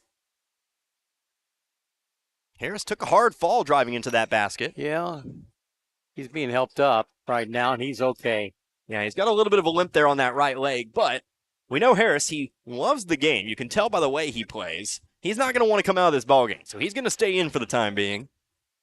As Newburgh inbounds from the baseline. Pound goes in, over to Mackley. Off to Harris, inside on the left block. Nice passing nice. by Newburgh there to find Caleb Steffi on the left block. Good for 2. That'll make it again a 3-possession ball game here. 7 points the deficit right now. 36-29. Newburgh winning that third quarter 10-7. Iberia on the attack. Ball loose on the floor. Picked back up by Wall. Wall trying to go inside. Too much on it. Stolen by Newburgh. The Wolves definitely have all the momentum here at the moment. Harris moves over to his right. So Wall over to the left wing, Mackley. Mackley up top to Harris now. Over to Mackley and into the corner. Inside left block, Steffi going to work. Throws up the shot off the back of the rim. And rebounded by Patterson. Couldn't get it to go that time round as Patterson comes up the sideline here. Runs into trouble. Jump ball called. But the arrow stays with Iberia. Patterson bringing the ball up the sideline there just wasn't ready for Newburgh to come up and try to trap him there. Ends up giving up the jump ball, but the Rangers do keep control. Arrow, though, goes back in the other direction. Patterson around the perimeter, over to Wall now. Wall into the corner here. Patterson trying to throw it inside. Blankenship on the block. Good for 2. Nice play.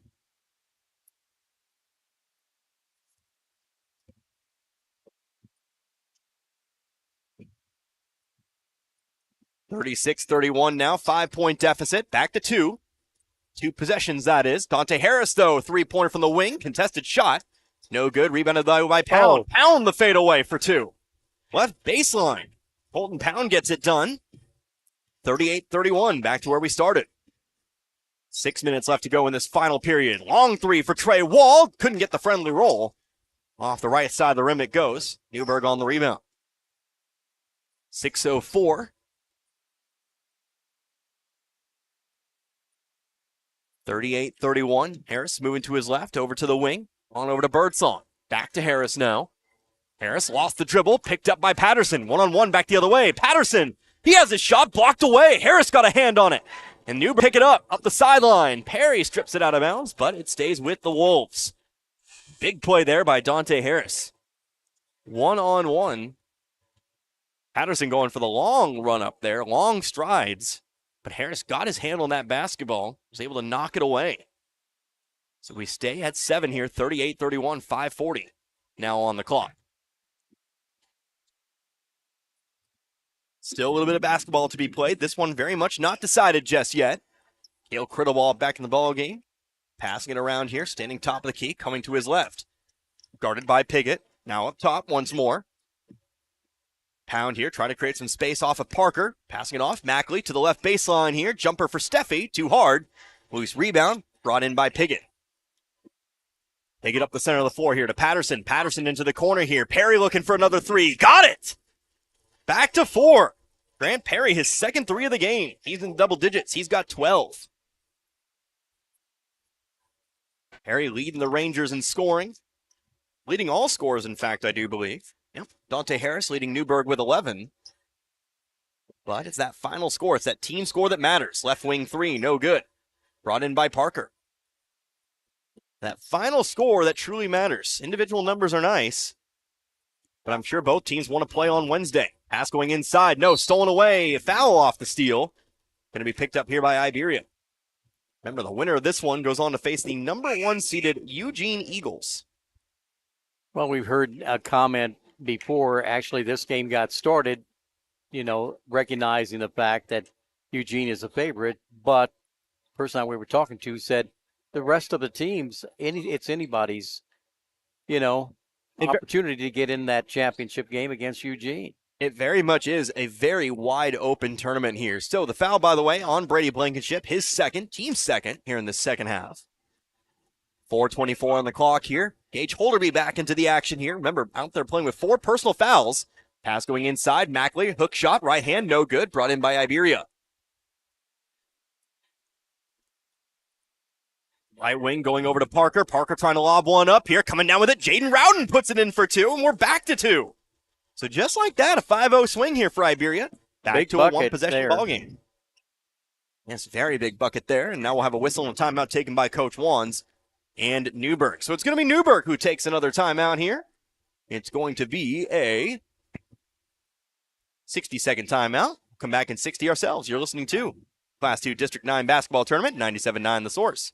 Hi, this is Brad Shelton at the Marys County Bank. Every day, the Marys County Bank touches every corner of your life and supports you as you turn your life's goals into accomplishments. Whether it's purchasing your first car, opening a small business, buying a home, planning a wedding, or preparing for retirement. From your first car to a new life after retirement, the Marys County Bank is there for all your life's milestones with our full line of products. Stop by one of our 10 locations and see how the Marys County Bank can support your dreams. Member FDIC, Equal Housing Lender. Mailbox It in St. Robert is now your complete shipping headquarters. Mailbox It is a UPS authorized shipping agent. They can ship your package UPS, accept UPS drop-offs, and can accept UPS returns with a shipping label. Add FedEx and the United States Postal Service, and why go anywhere else? Mailbox It is the go-to resource for packing, shipping, printing, and business service needs. Mailbox It is a copy, print, and document service center. They can even print your photos and canvases. Mailbox It, 213 Suite 3, St. Robert Boulevard.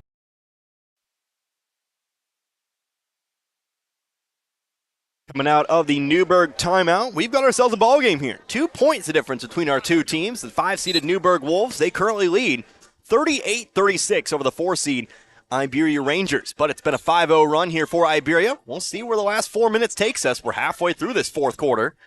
Kale Crittlebaugh with it, top of the key, runner, shot over the top of Rowden. That one's good. Surprise, surprise. Crittlebaugh, the smallest player on the floor, a shot over the biggest player on the floor, Jaden Rowden. Don't have an exact height for Crittlebaugh. It's not listed in the program, but take my word for it. Probably standing out there about 5'7", 5'8". So 40-36 now, 4-point advantage. 3:20 on the clock. Grant Perry leading all scores, top of the key, up and around the perimeter, over to Patterson. Patterson going inside to Rowden. Rowden creating some space here, turns to his left, off the backboard and in. Newburgh trying to take the charge, didn't get a whistle either way. Rowden suddenly not feeling the pressure on his back, just simply turns around and puts it up and in. Rangers have hit 3 of their last 3 shots, making a comeback here. Getting hot at the right time, 40-38. Under 3 minutes to go now. Gage Holderby to the left wing, Crittlebaugh. Going to his right here, Patterson's trying to strip it away, but he picks up a foul instead. Almost had the steal he needed. Instead, he'll pick up personal foul number 2, team foul number 3. Both teams with few fouls to give here. For Iberia, that might not be a good thing, though. Might have to foul a lot down the stretch. As we kind of wind down this one. 2:45 now, Crittlebaugh on the right wing. To Holderby, coming to the left wing, gets around Patterson, brings it to the wing, going to take the 3. He's fouled. And that's going to be 3 free throws here for Gage Holderby. just barely caught enough of the arm. Tell you what, one of the good things about being here on the floor is you can see those a little bit better. This is only the second time in the ball game that Newburgh has gone to that free throw line. They're 1 for 2. And it's a big chance here. They can maybe make it a 5-point lead if you make all 3. First one is good. Next one would make it a 4-possession game. Holderby now with 4.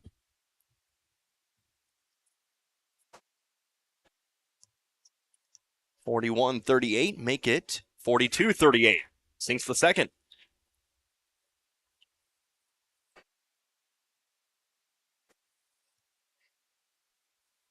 Third and final free throw incoming now. It's up and front of the rim, no good. Rebounded by Patterson. 4 now. 2.5 minutes on the clock. Here they've got the basketball. Piggott to Rowden on the right wing. Rowden, no dribbles. Pass it off to the corner. Back over to Patterson. Squared up to the basket. Instead gives it off over to Parker. Parker looking for 3. No, front of the rim. Who's got the rebound? That's going to be picked up by Mackley. So Newburgh comes up on the defensive stop here. Wolves with the basketball. Pass lobbed up in the corner here for Mackley. Would not anticipate Newburgh to really, well, I was about to say wouldn't anticipate him to be aggressive. That's exactly what they try. And it's going to be turnover for turnover. Newburgh gets it back. Open layup. Colton Powell, left side, good. Well, Newburgh lost it, but then got it right on back. They make it a 6-point lead now, 44-38. Sometimes things just kind of work out. Tanner Patterson, deep 3. Got it! Back to 3, 44-41. Our deepest 3 of the game. That one almost toward the sideline. But Patterson has his second of the game. From our viewpoint, we're right in back of him, and in that angle, you can tell if a shot is going in from 3 every time. Yeah, when you have your spot on the sideline, when you have your spot maybe in the corner or on the baseline, I know I don't really like to call games on the baseline, but some schools are going to put you there. Yeah. You can tell when those shots are going in. That shot almost felt like there was no way it was going to miss. It was either going to miss too far or too short, but obviously that is not the case. 44-41 now. Take 30 seconds. We'll come right back. We've got about 2 minutes left to go in this one. You're listening to the Class 2 District 9 basketball tournament. 97.9 The Source. When the chaos is over and the dust settles, it's a relief to see that big old tree you've always loved still there, unharmed and confident. Confidence that brings about trust and comfort from a full-service bank right here in your own community. Your one stop for savings, checking, home equity and auto loans, and CDs and money markets. That's your protection from the storm. The Bank of Iberia in 2 locations, Iberia and Waynesville. Come on in to the Bank of Iberia. Coming out of the full timeout here, taken, I believe, by Iberia. There's a 60-second timeout. 44-41 our score. 1:43 to be exact here on the clock. Our 4 versus 5 matchup. This game has shaped up to be what we wanted it to be. A very close contest. And at the moment, Newburgh, they're in the driver's seat. Here's a pass thrown away, though. Layup for Trey Wall's good. Back to 1. Newburgh simply just giving that one away as Wall puts up his first 2. Iberia in a full court press here. Created the steal. Here's Gage Holderby, passed up the 4, over to Mackley. Mackley going to slow things down as he passes it on up over to Holderby. He'll be fouled. So not a bad foul here for Iberia. Not a bad one, no. You want the steal, but you also want to maybe get into that 1-and-1 situation. That's their 15th foul. First foul charged to Clayton Parker. Steal first, foul second. That's your rule. Not really intentionally fouling just yet. 1:25 here. Inbounds pass comes to Harris. Finds Pound in motion. Pound, nice pass to the right baseline. Mackley bucket in the foul. So Mackley gets the 2, and he can make it a 2-possession game from the line. 46-43. Mackley now with 8. That foul was called on Jaden Rowden, his 3rd. Personal 3rd, team 6th. So next foul on, we'll be shooting 1-and-1 here for Newburgh. But again, an important free throw on the way, as Mackley can put him up by 4. Mackley's first trip to the line tonight. Free throws away, no good. Back to the rim. Who's got the rebound? Iberia does. So 1-possession ball game here. Iberia may be looking for a 3. However, they're going to just throw it away, trying to throw it into the corner. Ball immediately given back to Newburgh. 1:13 now on the clock. Before we get that ball inbounded It's going to be a Newburgh timeout. So Coach Wands, presume over there, going to drop a play to beat this Iberia press. Do not want to be giving the ball up now, as Iberia tries to find the play they need to get back into this one. 30-second timeout, back in 30 ourselves. You're listening to the Class 2 District 9 basketball tournament, 97.9 The Source. At Phelps Health Heart and Vascular Center, we're here to keep your heart healthy. Preventing, detecting, and caring for conditions like high cholesterol, high blood pressure, chest pain, and shortness of breath, the Phelps Health Heart and Vascular Center offers innovative care and cutting-edge technology designed to produce the best possible health outcomes for you and your loved ones. Visit phelpshealth.org to learn more. Phelps Health, your health, our mission.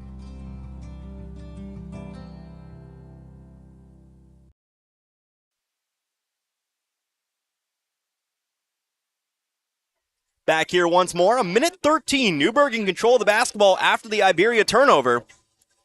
But Iberia coming out in a full court press, trying to create the turnover they need here on Newburgh. Connor Harbert here with you. Gary Canance, ball's tipped out of bounds, I presume. Nice pass into the stands. Yeah, the angle that one came out of, I thought that ball might have just been thrown away, but no, it's tipped out of bounds by Iberia. Trey Wall got a hand on that one. We'll try it again. This time, Holderby looking for a target here, having some trouble. Able to find Pound on the baseline. Coming up the floor, pass off to Holderby once more. Holderby into the corner. Over to Harris now. Harris one dribble, back up top. Over now to Pound. Pound going to be fouled. And we'll head to the line. We'll shoot 1 and 1. Steal first, foul second. That time the foul is necessary for Iberia as they'll stop the clock here at a minute 4. Colton Pounds goes to the free throw line, and that is the fourth foul. Fourth on foul. Tanner Patterson. Yeah, fourth foul called on Tanner Patterson now. This will be a 1 and 1. First free throw up and away. It is good. Make it a 2-possession ball game, 47-43. Pound now, he's got 11 tonight.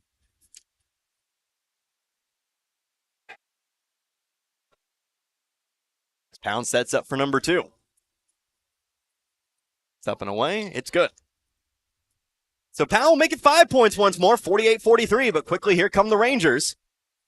Piggott on over to Patterson. Patterson over to Parker. Parker moving to his left here. Don't need a 3 just yet. Going to settle for a runner across the lane. No good. Fouled off the rebound. That'll be team foul number 7 here. Charged to Newburgh, I do believe, and I think we're shooting 1 and 1. Maybe. We'll see if they added the foul in advance. Might have been number 6, and I think it was in the end.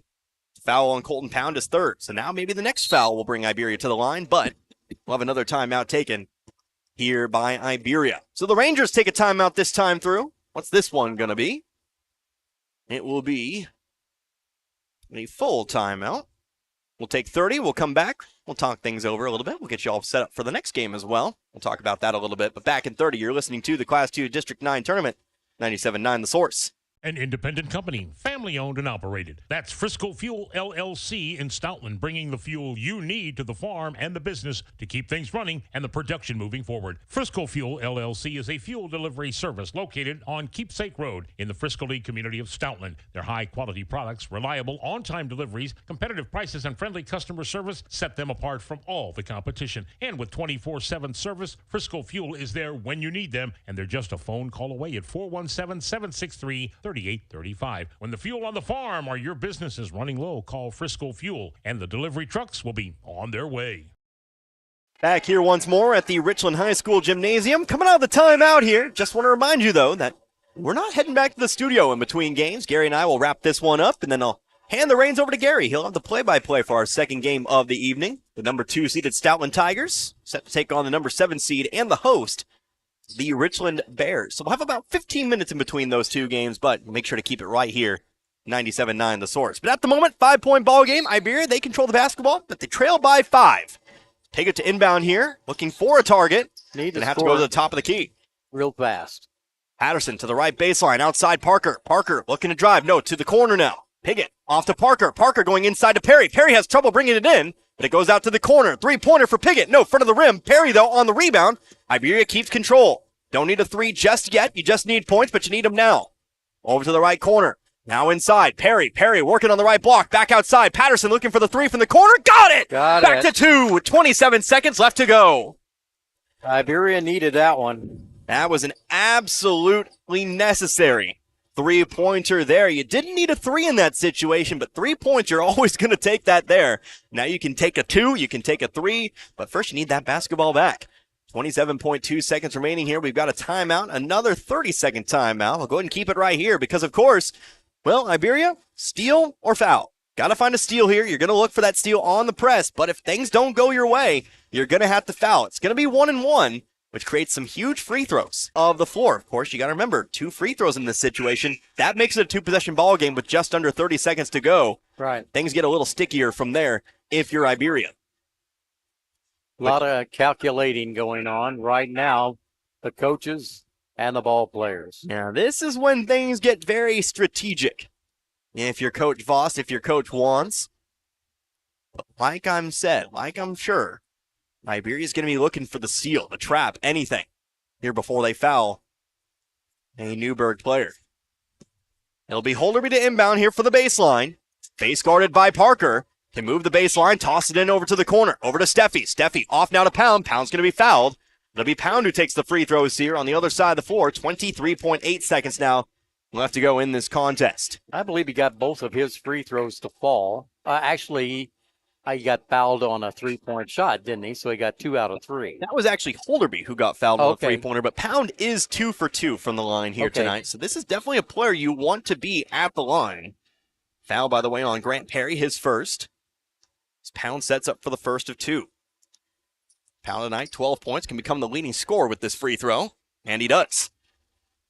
Next to the three-point game, 49-46. The second free throw is made. Iberia's going to need to come back and get a basket very, very quickly. Again, no 3 necessary. 2 or 3 would get it done, but you need any kind of a basket. Shot's good. 4 for 4 from the line is Pound. Here comes Iberia. Parker trying to pass it in the corner. Pass stolen away by Newburgh. A big steal there for the Wolves. Whistle and a foul. Colton Pound back to the line. Oh, that was a big play. That's a huge play in the grand scheme of things here. But 2 more made free throws. Iberia's going to need back-to-back threes. A 3, a steal, and a 3. And that's asking for a lot, even for a good outside shooting team like the Rangers. But it all starts with this free throw. It's up and away. Good. Back to 5 we go. 51-46. And Newburgh 5-0 in their last 5 games. This is a team that's caught on fire at just the right moment. Second free throw is also good. 52-46. Iberia moving quickly down the floor. Need a shot quickly here. Piggott's going to take the 3. Got it! Back to 3 and a timeout taken by Iberia. So hold on here. Hold on. Hunter Piggott sank the 3. He's got 9 now. And it's just another timeout taken by Iberia. Well, don't know how many more ways I can tell you here, Gary. No, you're... Steal or foul. Yeah, exactly. It really comes down to that. But, of course, still, with a 3-point ball game, those 2 prior free throws by Colton Pound, they're important free throws in the end because now you just need the 1 to make it a 2-possession game with the 10 seconds on the clock. That's pretty much lethal. That's pretty much going to ice the game for you here if you can make that free throw. The next one, by the way, as well, here's another thing that might give you some relief, I guess is the word to say. I don't know. If you're a Newburgh guy, next foul would make it 10. So you're going to get 2 free throws anyway. There will be no 1-and-1 at that point. You'll be in the double bonus. So things are looking good for Newburgh still, but Iberia has given themselves a shot. It all starts here on this upcoming inbounds pass. Gage Holderby, he'll be the one to do the honors. The most important thing is to get the ball in right here. Trying to get it in. Ball into boost on the floor. Picked up here, and that's going to be a jump ball. Arrow pointing toward Newburgh. They catch a break. 7.7 seconds here. Sliding in on that one, I believe it was actually Tanner Patterson who almost had that ball stolen away.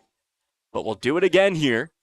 Arrow now pointing toward Iberia. 7.7 on the clock. Holderby going to chuck one down the floor here. That's going to be picked up by Mackley. Mackley going for the layup. He's fouled. He'll be the one to shoot too. Well, a long pass. The player got down court. Nobody covering him, and so the Wolves got it safely in the half court. And, Mackley going for the game icing layup there, going for the basket straight up. Instead, he'll have to do it from the line. He's 0 for 1 from the line tonight, but he is shooting 2. First free throw is up, and it's good. 2-possession ball game, and I think, Gary, that one might do it. 53-49, 5.3. Mackley now with 9. Second free throw. It's on the way, and it is also good. 54-49. Iberia gonna let it roll here. Harris gonna move forward to force him to pick it up. Piggott down the wing. Three-pointer here for Parker. Parker's shot is up. It's no good. And it'll be the Newburgh Wolves who win their 6th consecutive game to advance to the semifinals of the District 9 tournament. A close ball game here, pretty much. Largest lead of the game? Well, that was 7. Ends up being a 5-point margin of victory here today. Newburgh moves on, and for Iberia, your season comes to a close. So we're going to do what we always do. Let's take 2 minutes. Go ahead and wrap things up here. We'll come back. We'll finish this one up, like I said, and then we'll get you all started for the next one. We got the 2-7 on the way. Gary Canance, he'll have the call when we come back. But again, your final score, Newburgh 54, Iberia 49. You're listening to the Class 2 District 9 basketball tournament, 97.9 The Source. As the years go by, everything gets older. Even the new seeds just planted. Getting older means getting wiser. And in the banking business, that means keeping up with the times. For 112 years, the Bank of Crocker has met the needs of the Fort Wood area and exceeded those needs with the most modern banking services available. With Android and Apple mobile banking apps. And at bankofcrocker.com, online banking is a click away no matter where you are. Personal hometown service, however, has not changed. That's one thing that's stayed the same as the Bank of Crocker turns 112. The Bank of Crocker, with fortunes in Crocker, Richland, Waynesville, and St. Robert. Member FDIC and an equal housing lender.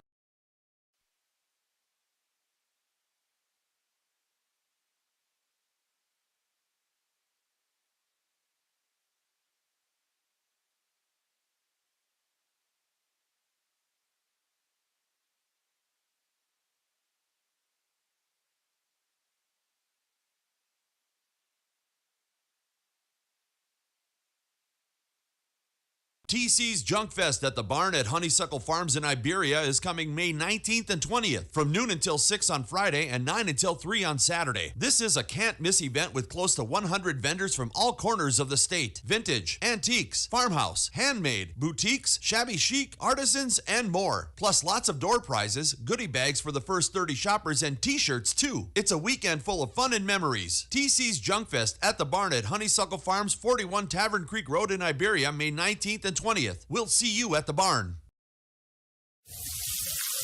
Hear that? That's the plumpest, juiciest hot dogs you've ever seen getting their grill on. But we both know what'll make it sound even better. Oh yeah, it's a Pepsi to go with your hot dog. Because when you're chomping on America's favorite meal, relish, mustard, and onions perfectly blending into a crescendo of flavor, there's only one thing that makes everything about that moment better. A cold, refreshing Pepsi. See what I mean? It's like music to my ears. Hot dogs. Better with Pepsi. That's what I like. Turn on the heat. Call AirServe Heating and Air in West Waynesville and get your existing system checked and serviced. If it's time to step up and get a new system, the Luxair high-performance heating and air equipment is top of the line. Luxair sets the standard year in and year out with new features and innovations in the industry and has since 1954. Your Luxair system is just a phone call away at AirServe Heating and Air at 433-3613 or stop by the office on Historic Route 66 in West Waynesville and ask about the Luxair Advantage. Hi, this is Brad Shelton at the Marys County Bank. Every day, the Marys County Bank touches every corner of your life and supports you as you turn your life's goals into accomplishments. Whether it's purchasing your first car, opening a small business, buying a home, planning a wedding, or preparing for retirement. From your first car to a new life after retirement, the Marys County Bank is there for all your life's milestones with our full line of products. Stop by one of our 10 locations and see how the Marys County Bank can support your dreams. Member FDIC, Equal Housing Lender. Once more, Richland High School, where this one's in the books. Our opening game of the Class 2 District 9 basketball tournament. It is Newburgh, the 5 seed, already seeing a seeded upset. Not a huge seeded upset, but still your 5 seed Newburgh Wolves. They're moving on. They defeat the 4 seeded Iberia Rangers 54-49. Connor Harbick, Gary Canance wrapping this one up. Our next game already warming up out there on the floor. Of course, our 2 and 7, Stalin and Richland, almost set to go. But we quickly wrap this one up here as we take a look. Newburgh tonight, 54 total points in this one. 13 points after the first quarter, 24 after 2, 34 after 3, and then a 20-point quarter to pick up the victory in this one. Leading the way, 3 scores in double digits in this one. Colton Pound, good free throw shooting down the stretch, really helped Newburgh ice this ball game tonight. He comes through with 16 total points today, 10 from the field, 6 from the line. That includes a couple three-pointers here tonight. 11 points for Dante Harris. He had 2 3-pointers here. Was looking for it all the first half. Couldn't necessarily find it. Hit a couple back-to-back in that third quarter. He was a big part of the game tonight. He finishes with 11. And then Thomas Mackley, the 2 free throws to ice the game at the end of this one, the very end of this one. He finishes with 10 tonight. Other scores, 2 scores with 5. Cale Crittlebaugh, Gage Holderby, each with 5. 4 points for Caleb Steffi. 3 points for Eli Birdsong. Iberia tonight, 49 points in defeat as they see their season come to a close in this one. 13 points in the first quarter, 22 at the half, 29 after 3, and then they also had a 20-point quarter in that fourth quarter. We saw the scoring really ramp up down the stretch there, but they do fall 5 points short here today. 2 scores in double digits. Grant Perry finishes with 12 to lead the Rangers tonight. Jaden Rowden finishes with 10. 2 scores with 9 tonight. Hunter Piggott had a long three-pointer there. Almost added a little bit of intrigue there at the tail end of this one. He finishes with 9. Tanner Patterson with 9 as well. That was on 3 threes. 4 points for Clayton Parker. 3 points for Brady Blankenship. And then 2 points tonight for Trey Wall. So Newburgh, they improved to 17-7 on the season. Quite the good record for a team that comes in as the 5 seed. Again, these tournaments are seeded before the regular season comes to an end. They've won their 6th straight game. And now they will move on to the semifinals to take on the Eugene Eagles. They'll have to be the underdogs once again. Eugene, widely considered to be the favorite in tomorrow's, or should I say Wednesday's, ball game, and really the whole tournament as a whole. Iberia, of course, they'll finish their season at 14-11 on the year. But before we take another timeout, before we come back and start talking about Stoutland Richland, how about some other numbers for us, Gary? All right, so neither team had bragging numbers as far as shooting from the field. Of course, when you take into account the number of three-point shots that were taken, you ordinarily, 40% would be good for three-point shooting. Usually it's a lot less than that. But when you take that into account, neither team hit 50% from the field. For Iberia, they hit 18 shots from the field out of 47 attempts. That's good for 38.3%. And for Newburgh, they hit 18 out of 45 shots from the field for a total of 40%. So they were, both teams, real close as far as shooting percentages. For free throw shooting, the Newburgh Wolves really came on strong in the second half. They only had 2 attempts in the first half and hit 1 of them, but finished the night hitting 11 out of 14 for 78.6% from the free throw line, while Iberia hit 4 out of 10 shots. A lot of turnovers in the game, both teams. I had 15, and guess what? I had 15 turnovers for Iberia. So according to the stat sheets, there shouldn't have been much difference in the ball game, and there really wasn't. There really wasn't, and very fast-paced contest. Oh, yeah. Both teams really looking to push it up and down the floor. Both teams, they definitely like to shoot from outside. Both teams kind of had an off night here tonight from outside, but again, Newburgh, the most important thing is that you win the ball game, and they had enough points here tonight to get it done. So with that being said, I think that'll go ahead and wrap this one up. When we come back, Gary will take things over here. We'll have the 2 and the 7 for you. We'll have the number 2 seed Stoutland Tigers. They'll make their return to the airwaves as they take on the tournament host, the number 7 seeded Richland Bears. Gary will bring us back when we come back, but we're going to be back in 2 minutes. You're listening to the Class 2 District 9 basketball tournament, 97.9 The Source. Ever think about living to be 100 years old? Well, maybe you will. Hello, this is Martin, owner of Memorial Chapels and Crematory. Making plans and being prepared for events in our lives is the right thing to do. At Memorial Chapels, we offer many choices in funeral planning, and we're always available to discuss options regarding how best to fund those choices.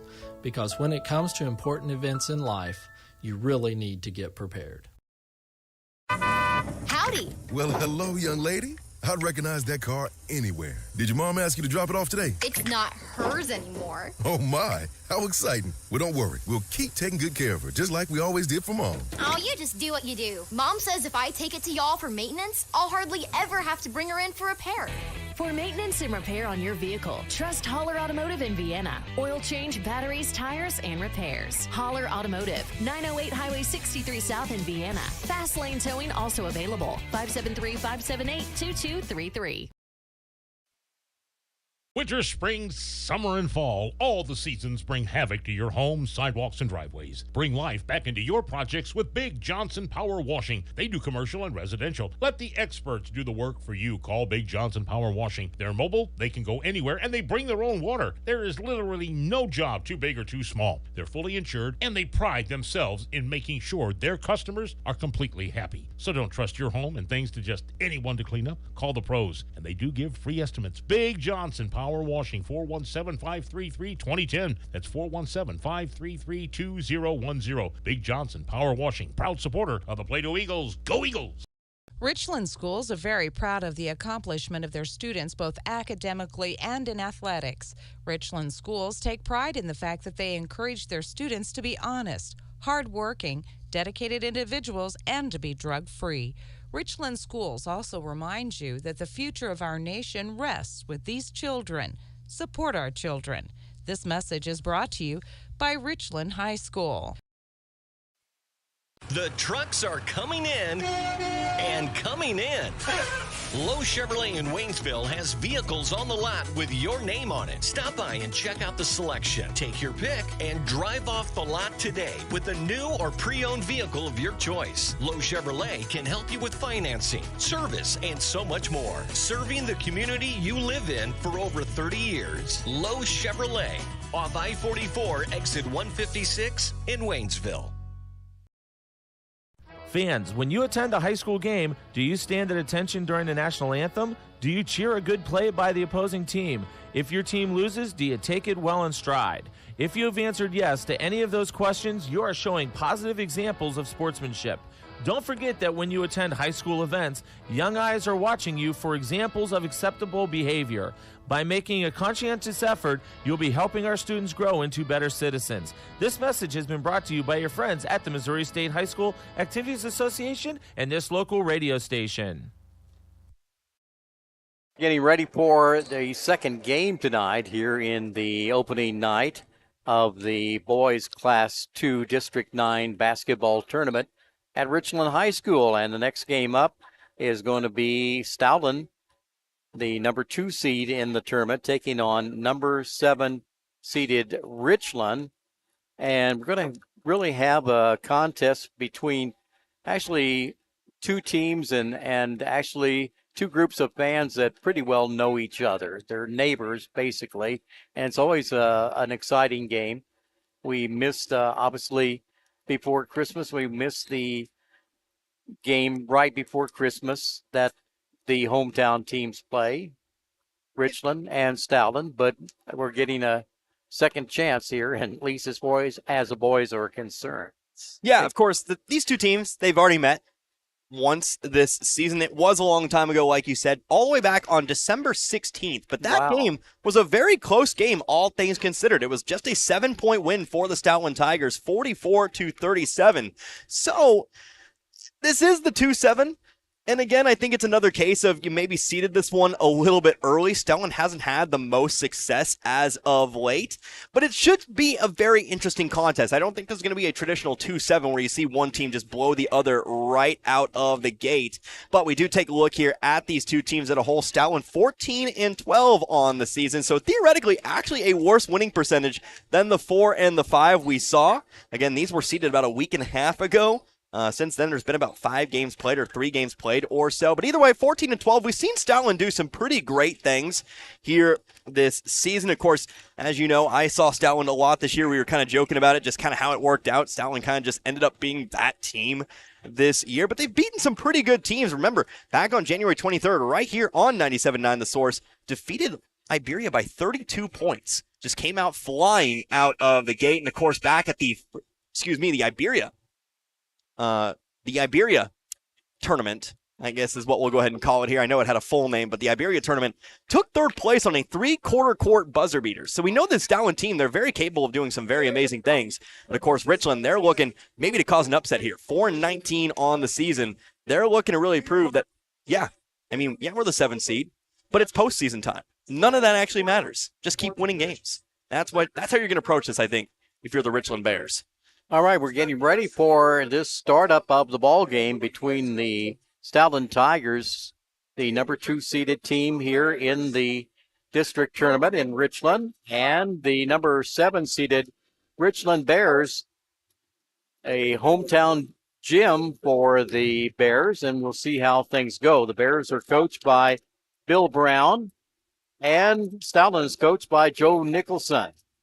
For Richland, Cade Belshie, a 5'7" junior coming out. Jackson Loveland, a 6'2" senior. Devin Williams, a 5'10" senior. Chase Otto is a 5'11" senior. And Mason Michaels, a 5'8" senior. Now for Stoughton, here are the starters. Brad Shaw. We only have the year for the Stoughton team. Will Morrow, of course, another player who played a lot in the Frisco tournament to start off the year. Luke Ash. And let's see who the other players are here. Jaden Pendergrass, I believe.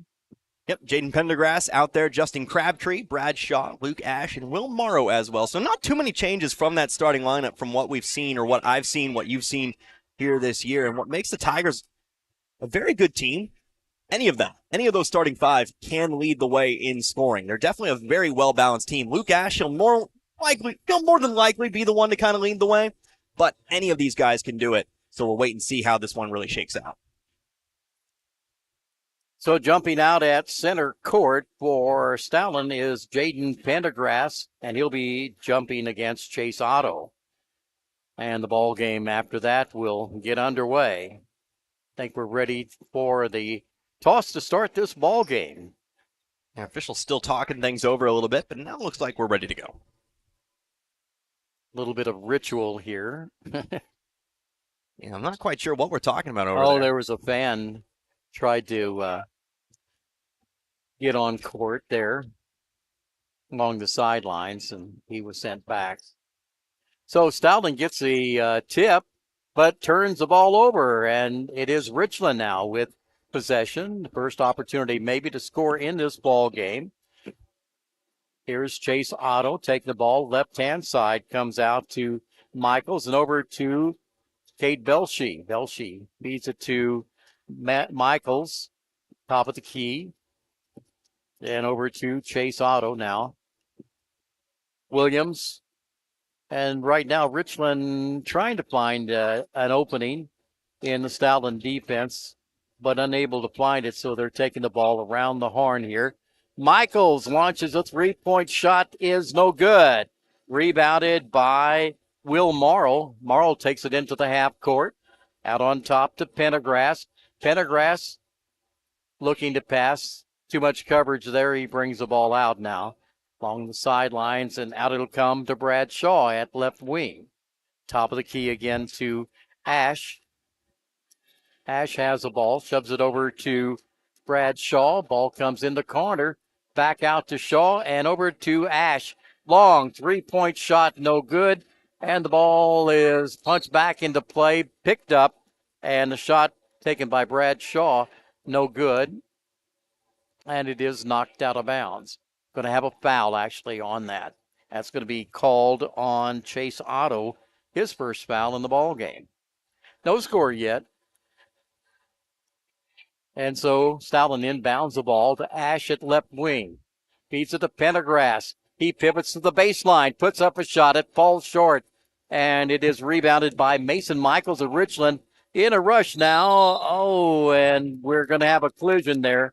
In a rush, Brad Shaw. That was not Brad Shaw. Cade Belshie trying to take it home. And he got fouled. Yeah, Will Morrow trying to take the charge there. Didn't have his feet set in time, so he'll pick up the foul. And there'll be 2 free throws here for Cade Belshie trying to break the scoreless tie. Morrow picking up his first foul, and here is a shot. Goes in by Belshie, and now Richland has a 1-0 lead. Yeah, I think it's real important tonight for Stoughton to play with respect. Again, we've talked a lot about the seeding in this tournament. The 2-7 seed here. Remember, only a 7-point win for Stoughton the last time these two teams met. Both free throws go in for Belshie, and Richland takes the early lead. Ash fires it across the timeline, has it back. Top of the key over to the left side it comes. Back to Ash, and then to Brad Shaw. Nice. To Pendergrass. Oh, nice fading shot. He actually fell on his back, but he made the shot, and we have a tied ball game. Yeah, nice little high-low there. Will Morrow to Jaden Pendergrass. And, of course, Pendergrass, biggest guy on the floor, able to back him down for 2. So now here's Loblin losing the ball, and it's picked up by Stowlin in a hurry. Here comes Ash to the baseline drive. He gets fouled. And we'll go to the free throw line. Now, if memory serves me correctly, this is a different style of play that we saw from Stowlin in the Frisco tournament. They were more ball control there and not so much, trying to get the good shot, but now it's up and down in a hurry, and that free throw goes in for Luke Ash. Yeah, Stowlin's very much a team that's going to take the open shot if they can get it. They're definitely going to let Luke Ash fly. They're going to let Brad Shaw fly, but they like to look a lot inside as well. You've got Will Morrow, the sophomore, and you've got Jaden Pendergrass, the senior. They can work. Like I said, you've got 5 guys out there who can definitely get things done. Ash hits the first free throw shot. Second one missed. Richland with the rebound and have the ball in the half court to Michaels. And then over it comes to Williams. Williams feeds the ball off to Chase Otto, to Michaels, top of the key. Over on the right-hand side, David Williams tosses the ball out to Michaels. And over on the left-hand side and driving down the lane, that is Belshie. Putting up a shot, no good. Pendergrass clearing it, and long pass down the court. And we're going to have a foul that'll be called against Richland. Yeah, that's going to be number 2 here on Chase Otto, so we'll see what head coach Bill Brown decides to do here for Richland. Might be seeing Otto come out of the game early, but it looks like maybe not, actually. Well, apparently not. So now, Stowlin with the ball, inbound. Ash, top of the key. Looked like he wanted to try a three-point shot, but gets a pass to Morrow. Now the ball comes out. Back to Morrow. Nice lob pass down low to Pendergrass, and he couldn't pick the ball up off the floor. Yeah, it looks like maybe a Richland player got a hand on it there. I think that was actually Jackson Lobland who got a hand on that one and stripped it out of bounds. Ball being inbounded by Brad Shaw. Into the corner. A three-point shot goes in for Will Morrow. Morrow tosses in a tray, and it's 6-2. Stowlin in the lead. Spin move by Otto to Michaels over on the left-hand side to Williams. And we're going to have a pass denied, but they're going to call a foul against Stowlin. Yep, this one going to be on Jaden Pendergrass, simply reaching over the top, too much of the body there. And so he'll be tagged with his first personal. Richland inbounds left of their goal, gets it to Williams along the left sidelines. He kicks it out to Michaels and gets it off to Belshie. Belshie passes to the right sidelines and then out to Michaels. He's open for a three, takes it, no good. Rebounded by Pendergrass. Pendergrass quickly across the timeline. He's on the go, takes it up the lane, puts up a shot, doesn't go in. Michaels clears it out for Richland. Chase Otto now bring the ball across the timeline. Bounce pass down the lane to Michaels. Michaels gets the ball stripped away on a shot, and here comes Will Morrow. Pull-up shot in the lane. No good, and it's going to be rebounded by Loblin. So now Richland with the ball. And here it will come to Loblin. Had some trouble getting a shot off, passed it off, shot no good. Rebounded by Luke Ash. And now fake. Now the pass to Morrow. Morrow, little scoop shot under the goal, and he will score. Yeah, nice shot there by Morrow. Again, I've talked about it so much this year. The Stowlin team, all kinds of experience. 8 seniors on this year's roster. Will Morrow, though, kind of the future. Kind of the heir to the throne, if you will, for Stowlin basketball. Just a sophomore gets it done there for 2. So a timeout is wanted here. And we have a score of 8-2 in favor of Stowlin in the ball game. Yeah, might as well just talk things out here as we kind of look at what Richland's been able to accomplish. Just 2 points in this one. Key factor, 0 for 5 from the field. Yet to hit a shot that has not been a free throw. Looking for some three-pointers there early on. Mason Michaels, not quite sure that's his shot there. Hasn't looked too good out there. I'd like to see him get inside, start to use that big frame of his to maybe try to take it to Jaden Pendergrass, who I know from seeing him several times can get put into foul trouble there if you challenge him. All right, we'll see what happens here. Richland's ball, and they're going to be unopposed as they bring it across the timeline. Stoughton in the half-court defense. Otto. Now to Williams. Williams dribble drives into the paint, puts a one-handed shot up. It's no good. Rebounded by Morrow of Stoughton. Gets it to Shaw. Shaw in a rush, putting a shot up off the glass. No good. Shaw will get his rebound. His shot is knocked away by Loblin, and it's picked up by Williams, and Richland now with possession of the ball. Over it comes to Belshie. Belshie taking it up, but losing control of the ball, and now Ash will drive it home for 2 as he was fed a pass already running down the court. Yeah, both teams getting blocked there, but that time Stoughton able to follow through there. The nice passing down the floor to find Ash for an open layup. Stoughton opening up an 8-point lead right here. Richland needing to get some points on the scoreboard, and got a miscommunication there. Yeah, that'll be the second turnover here on Richland. We haven't seen a whole lot of turnovers here in this first quarter, but a lot of just errant shots. Like I said, Richland's biggest problem right now, they're just not able to put them through. So now Stoughton with the ball. Sends it in to Morrow. Morrow dump pass there, and it gets it to Pendergrass, and Pendergrass will score. Yeah, just another simple high-low. Get it to Morrow on the left elbow. Opens up space for Pendergrass on the block. So Williams gets it to Michaels, and the ball comes in the corner. 3-point shot goes in for David Williams. Yeah, we know from that Frisco League tournament, David Williams is very much a three-point shooter. Truly. 12-5 now the score, and it's Stoughton with the ball. They've got the lead. 1.5 minutes left in the first quarter.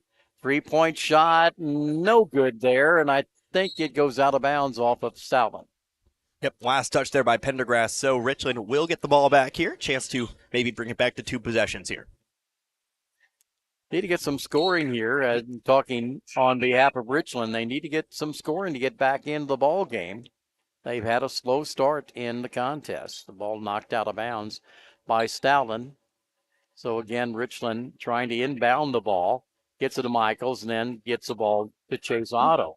Lovely pass nice on the floor. Pass, but the shot is missed by Cade Belshie on the goal.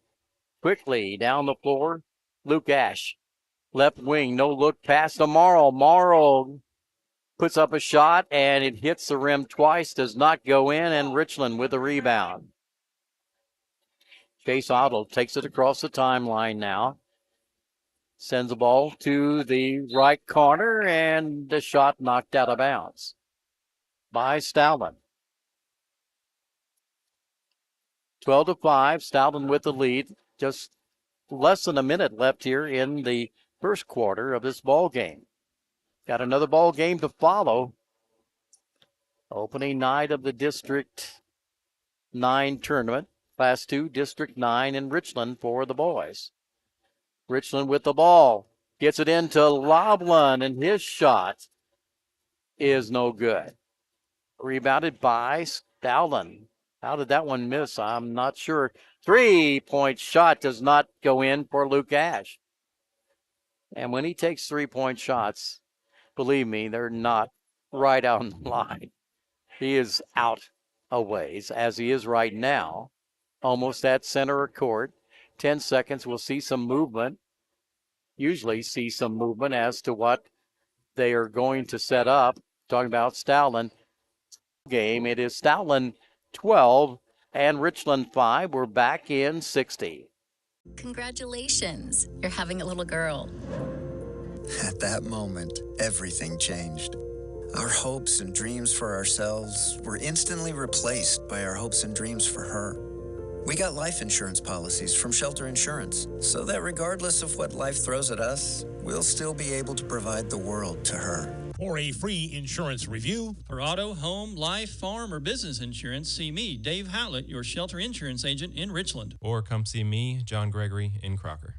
Students come and students go. Some start at the elementary level and continue in the same district until graduation. Others move in, some move out for a variety of reasons, but usually it's the parent's job that facilitates a family's move. Whatever the reason, the Iberia School District welcomes all students. At Iberia, students get the best possible education from a staff of dedicated teachers, coaches, and an administration that cares about the product they send out every May at graduation. Whether it's continuing their education in the military or the 9-to-5 world, the Iberia School District is proud of their Rangers and Lady Rangers. Here, and we're getting ready for the second quarter of the ball game. Stoughton leading 12-5. Richland gets possession of the basketball. They'll inbound it. Comes back court to David Williams. He's left alone, brings it across the timeline now. Now picked up on defense. And it'll come to Williams again. Ball coming into the right sidelines. That is Otto with the ball. He wants to drive down the lane, but now he'll put a shot up. It goes in from about 7 or 8 out of. And so Chase Otto will score. Luke Ash at left wing. Out it'll come now to Brad Shaw. Into Pendergrass. Pendergrass passes to Will Morrow on the left baseline. Back out to Ash. Ash taking it to the left sidelines. And now it'll come around to Shaw on the right-hand side. Ash comes out top the key for the pass. And then sends it back to Shaw.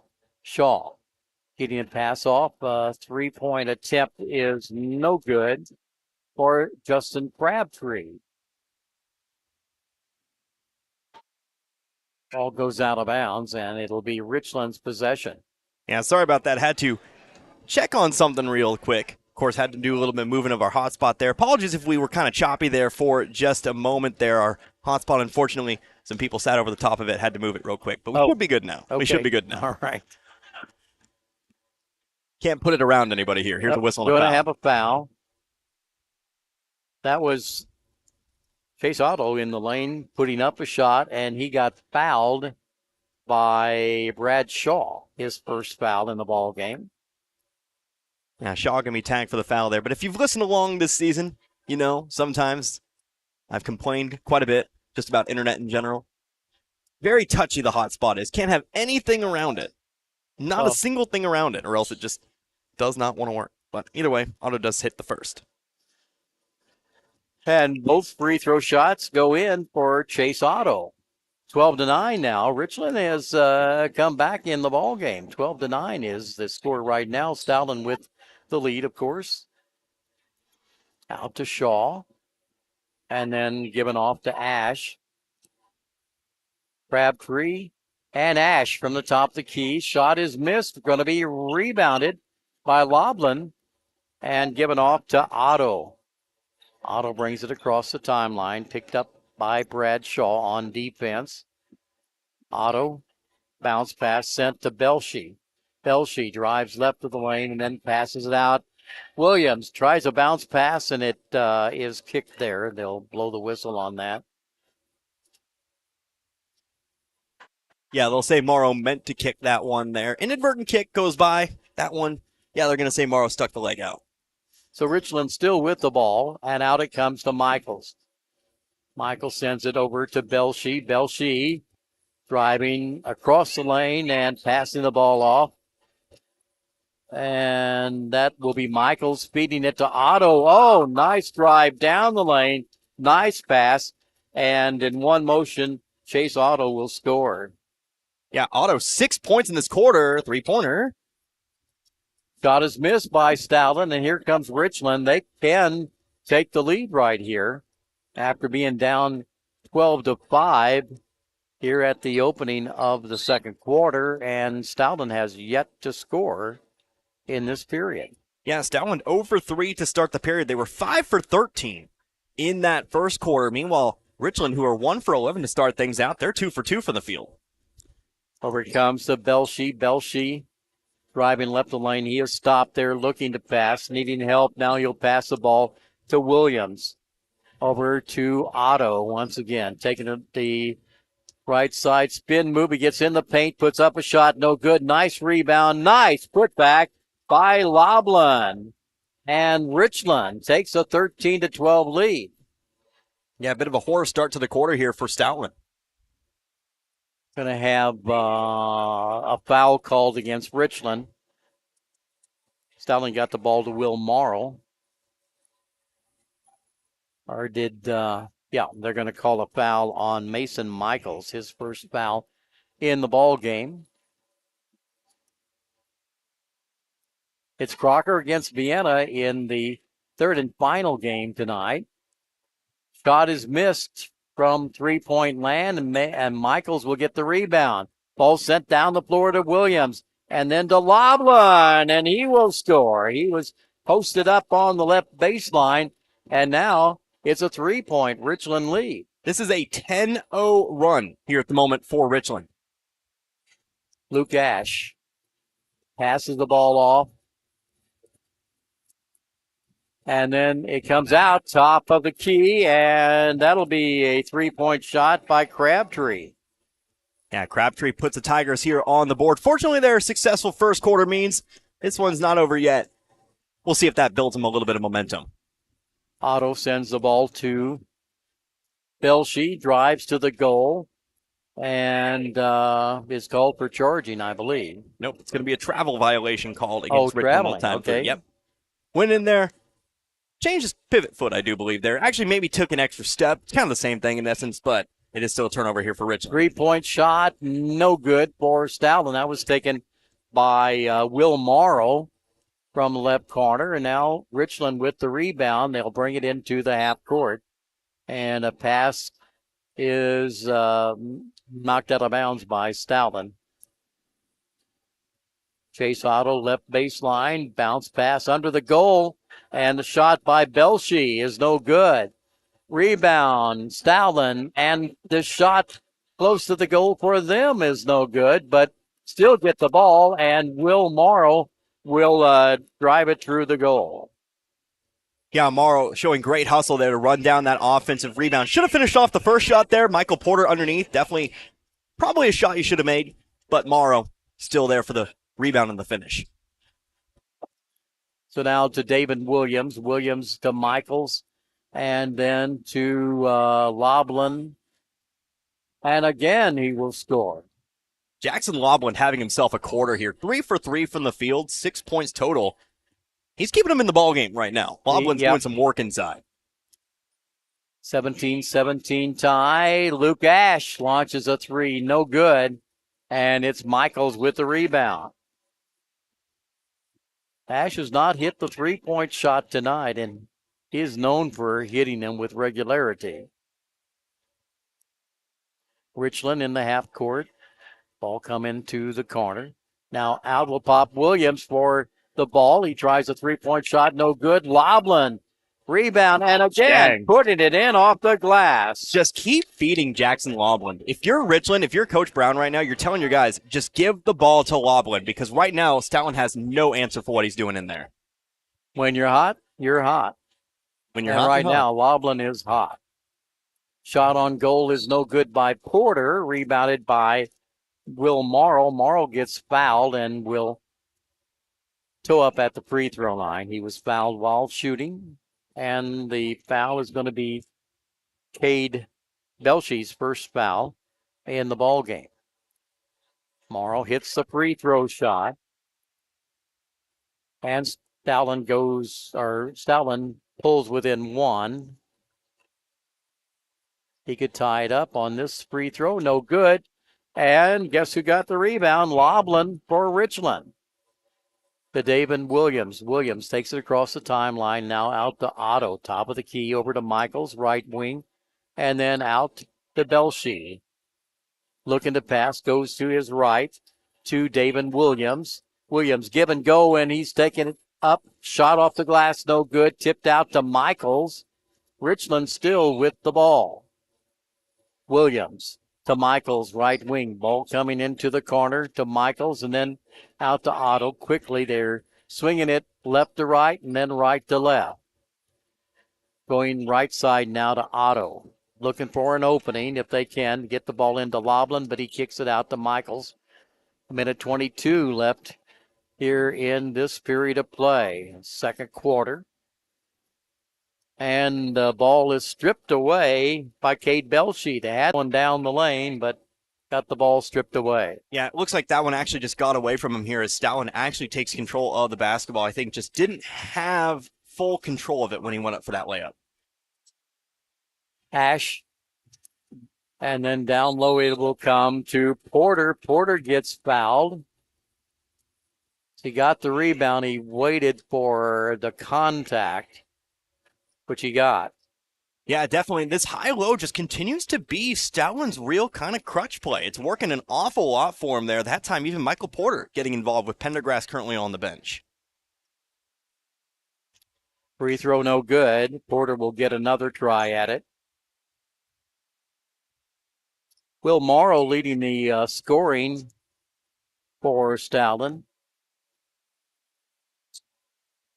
with 8 points. And this other free throw no good.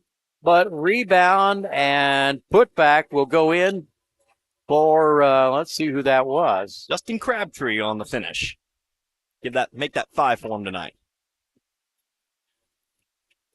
So Richland now trailing in the game by 1, closing moments of the first half.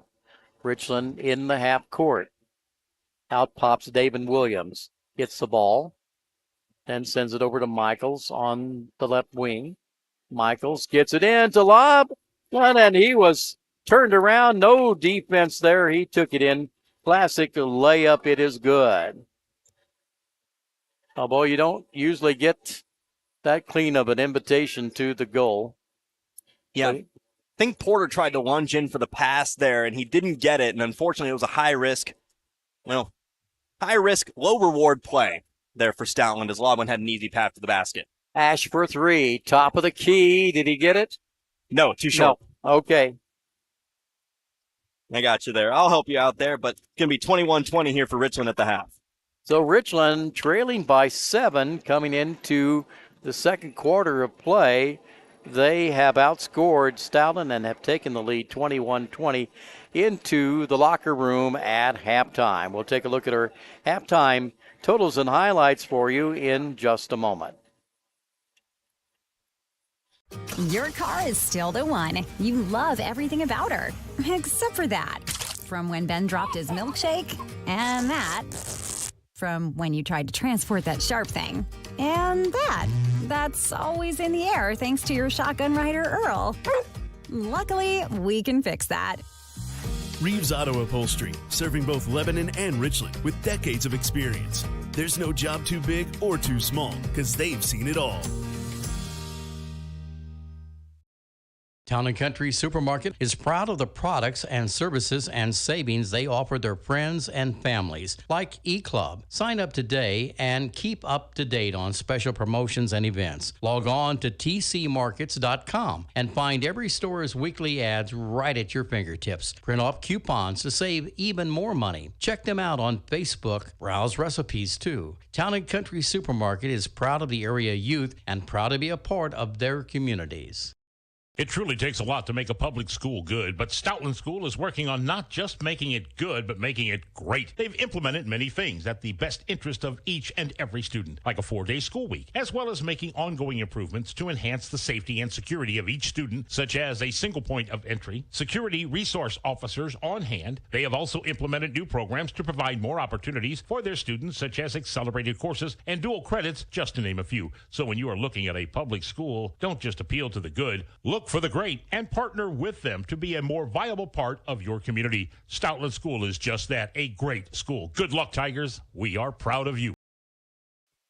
When it comes to great deals on the best-selling trucks 46 years running, Ed Morse Ford in St. Robert has your back. I'm Mike Freeman, and I'd like to invite you to come in during Ford Truck Month. Hurry in now to take advantage of 0% financing for 36 months on new 2022 F-150s, or choose 3.9 for 72 months plus a $1,000 Ford rebate and huge Ed Morse discounts. For a truckload of savings, don't miss Truck Month going on now at Ed Morse Ford St. Robert. Get backed by Morse today. Offer ends March 31st. TC's Junk Fest at the barn at Honeysuckle Farms in Iberia is coming May 19th and 20th from noon until 6 on Friday and 9 until 3 on Saturday. This is a can't-miss event with close to 100 vendors from all corners of the state. Vintage, antiques, farmhouse, handmade, boutiques, shabby chic, artisans, and more. Plus lots of door prizes, goodie bags for the first 30 shoppers, and t-shirts too. It's a weekend full of fun and memories. TC's Junk Fest at the barn at Honeysuckle Farms, 41 Tavern Creek Road in Iberia, May 19th and 20th. We'll see you at the barn. And Richland has the lead, 21-20. They trailed, as we said before, 12-5 at the end of the first quarter. It looked like this game was going to be a real breeze for the Stowland Tigers, but Stowland didn't score for a long time in the second quarter. Richland eventually outscored Stowland 16-8 in the second period, and so Richland leading 21-20. Take a look at Stowland scoring. Will Morrow with 8 points. He has a 3-point shot included in that. 3 points for Luke Ash, who's tried several 3-point shots. That is his specialty, and he has not connected as of yet on one of those. Jaden Pendergrass with 4 points, and Justin Crabtree hit a 3 and has 5 points in the ball game. Looking at Richland then, Jackson Loblin, he just could not be denied as far as scoring, and he got rebounds in the second quarter. He was on fire, and you kind of have to wonder, you know, when you have a halftime break, will he cool off in that, you know, in that time that in the locker room? When they're hot, they're hot. And if you take them or put them on the bench or else have the timeout, maybe they cool off just a bit. But Loblin really showing great style in the second quarter for 10 points. 2 for Kate Belshie. A 3-point shot by Davin Williams. We've been told it's Davin, a 3-point shot. And got 6 points for Chase Otto. Yeah, at the moment here, Richland really just working that inside shot. Don't really have a lot of ability from beyond the 3-point line. Davin Williams, definitely always a threat there, but hasn't necessarily been there for Richland here tonight. But they've done a great job of, instead of forcing the issue and trying to continue on with those shots outside, they've really just said, you know what? Let's just beat Stowland inside. Let's make him work. Let's make him get physical. Pendergrass not in for a lot of that second quarter. They really took advantage of that player off the bench for Stowland. So we'll see if that trend continues. We'll see if they maybe look to attack Pendergrass when we come out of the locker rooms. I'm going to assume Pendergrass does start off that second half, but we'll see if they continue to feed Loblin because he's having himself a wonderful ball game. So we take a look here. I kind of ditched the turnover numbers. I say ditched, but I feel like there just wasn't very many turnovers anyway in that first half. Both teams fairly secure with the basketball. You can kind of see that in the shooting numbers. 3 turnovers for Richland here at the moment. Just the 1 turnover for Stowland. But we look at shooting-wise, well, both teams, it's a 1-point game, and you really kind of see that stat-wise. 8 of 25 for Stowland here at the moment for a 32% clip. But Richland, they're 7 of 22. Here at the moment. That is a 31% clip. I think maybe rounding out, it comes out to about the same, but I think actually, no, you round it down to 31%. But either way, 31%, 32%, both teams shooting fairly similarly, although I will say Richland, they've come back around off of that poor start. Like I said, kind of forcing that three-pointer issue too early. Ever since they moved inside, they're shooting at a great clip here. 6 of 11, in fact, in that second quarter alone. Meanwhile, Stowland just 3 of 12. In the second quarter. So things definitely favored Richland, but Stowland, we'll see. Obviously, very close game here. We'll see what kind of adjustments Coach Nicholson and Coach Brown make. We haven't seen real bench strength on the part of both teams. Richland has not brought anybody in to play from the bench. The 5 starters played all the way throughout the first half. And for Stowland, they went to the bench once to bring in Michael Porter. He played a few minutes or so, but they basically have stuck with the starting 5 in the game. Nobody in foul trouble, which really can allow the coaches to adopt that strategy. Yeah, we've got a crew who tonight that are really in the school of let them play. And I'm hoping I'm not jinxing this one when I say that. I told you about kind of the week I had last week and kind of where I'm sitting in terms of what style of play, what style of officiating I would like to see. But so far, it's really been very much a let them play kind of style. The fouls that have been called, they have been definitely, I would definitely say they've been calling them rather consistently, rather fairly here tonight.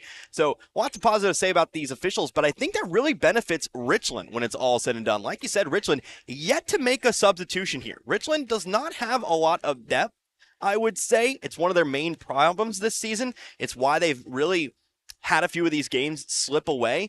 But when you can keep all 5 of your starters out there, all 5 of which have some solid talent out there. You saw Jackson Loblin, Cade Belshie, obviously controlling the offense from the point guard position there. Davin Williams, shooting the 3. Chase Otto had himself a 6-point quarter. When you can keep them out there, when you don't have to kind of rotate things around, it kind of works out. I know that maybe sounds kind of mean to say, well, the bench doesn't need to be coming into this one, but the starters are definitely where Richland's kind of putting all their eggs right now, and it's working out for them. It is working out. Let's take a 1-minute break, and we'll be back with the second half of the ball game. A close one here between Richland and Stowland. Trust Husqvarna to handle the toughest jobs around your household. No matter the size of your yard or farm, S&D Feed and Small Engine Repair along with Husqvarna have you covered. When it comes to lawn care, they have the feed and seed to grow your lawn or farm, and the mowers, chainsaws, and weed eaters to keep your property looking its best. Visit S&D Feed and Small Engine Repair on West 4th Street in Dixon. Remember S&D, solutions for agri-need. We are Missouri Farm Bureau Insurance, and we're for home sweet home. We're for condos, tutors, single wides, and studios. We're for ranches, houseboats, 2 stories or 20. Red cedar, bluebirds, white squirrels, black walnuts, whatever's out your back door, we're for that. We're for watching the sun rise over the Mississippi and set over the Missouri. We're for kicking off your heels in a high-rise or hanging up your hat in the bootio. And if you have a home in Missouri, we have a policy for you. Hi, I'm Jim Anthony, and if you're in Laclede or Dallas County, I've got you covered. Back here at the Frisco, well, we can't call it a Frisco League tournament. Almost. We got some other teams in this, but the district tournament, Class 2, District 9, the boys being played here in the Richland gym. And the girls will be playing tomorrow night, and they'll be playing their games in the Lakeway gym where we'll be tomorrow night. Yeah, look forward to that one there. Of course, that one going to start 30 minutes earlier. So do keep that in mind. Our first game, the 4 and the 5, Iberia and Newburgh, believe it or not. That'll be starting at 4:30, but about to get back to action here in Richland. So now Stowland gets first possession. And it'll be Brad Shaw inbounding the ball to Luke Ash. Back to Shaw. Ash to Shaw. Shaw on the right-hand side. Now to Pendergrass. He drives the baseline. Muscles his way in for a shot, but they'll call a foul on the floor, I believe. Yep, going to be a foul on the floor here coming against Richland, and, well, let's see where the fouls lie here in this one. That foul, I believe, that's going to be charged to Mason Michaels. So now Stowland inbounds the ball to Morrow and to Ash at top of the key around to Brad Shaw. Shaw dribble drives into the right corner, gets it into Pendergrass, getting up a shot. Knocked to the floor, and he will be fouled. You kind of have to wonder whenever someone hits the floor that hard, you kind of think, well, maybe the floor gives just a little bit, but it doesn't. That's for sure. Yeah, that's another foul here on Mason Michaels, who we were just kind of talking about it there. That's going to be your third charge here to Michaels. So, but the free throw is missed by Jaden Pendergrass. He's got another try at it. 21-20. And that shot also is no good. Rebounded by Loblin. Chase Otto brings it across the timeline. Bradshaw picks him up on defense to Williams, then to Michaels, and then to Loblin. Double team there, and he manages to keep his hands on the ball. And what do they have? What did they call there? It's going to be a jump ball here. Possession arrow pointing, keeping it here with Richland. Ball comes out to Michaels. And then to Belshie. Belshie left wing to Williams. To Michaels on the right-hand side, guarded by Morrow. into the right corner. Now it'll come to Belshie, to Loblin on the inside. He was covered up by Pendergrass, so the ball comes to the outside once again. To Belshie, top of the key, over to Williams. Williams trying to pass a quick pass to Loblin, went off his hands, and I believe Richland still maintains possession because Morrow put his hands on it before it went out of bounds. So Richland inbounding the ball to Williams. Davin Williams taking it to the right-hand side. Gets it to Loblin and handed off to Chase Otto, and Otto will score from the paint. 23-20. Nice pass there down to Pendergrass. Pass coming from Morrow, who penetrated the lane. Pendergrass will score, and it's 23-22. Williams gets it to Michaels on the right-hand side. Now out to Belshie, to Williams. Williams, left wing. Out it will come to Otto. And into the corner to Williams once again. Ball comes into Loblin. Give and go that knocked to the floor there pretty hard. That is Davin Williams. Williams will go to the free throw line. 2 shots coming here. Foul's going to be called on Luke Ash. That is his first. 5:59 left, third quarter of play. 23-22. Richland in the lead. First shot no good for Williams. Yeah, Richland was perfect from the line in that first half from the free throw line. That's their first miss. 4 of 5 tonight. That shot is no good. Rebounded by Pendergrass. Pendergrass down low to Luke Ash. Drives a baseline. Puts a shot up. No good. Pendergrass rebound and put back. And now it's a 1-point lead for Stoutland. Richland brings it across the line. Otto gets the ball to Williams. Bounce pass to Michaels on the right sideline. Feeds it into Loblin, and he will score. 25-24. Richland now leading by a point. Luke Ash, quick pass into Morrow. Morrow gets it into the corner to Pendergrass. Pendergrass out to Ash and around quickly on the left-hand side. Now fed to Pendergrass. Cross lane pass to Morrow. Morrow putting up a shot. He gets fouled and will go to the free throw line. Yeah, so this is important to note here as Will Morrow steps to the line. Stoutland has been anemic from the line here tonight. This has been their kryptonite. Morrow coming to the line. He's 1 for 2. But as a team, they are 2 for 8. Make that 3 for 9, though. So Will Morrow hits the free throw. He has another one that tied the ball game up, by the way. And another one is good. So Morrow with 10 points in the game. And now it is Stoutland leading by a point. We've got a timeout wanted here. It's going to be a 30-second timeout. So we'll keep the action right here. Okay.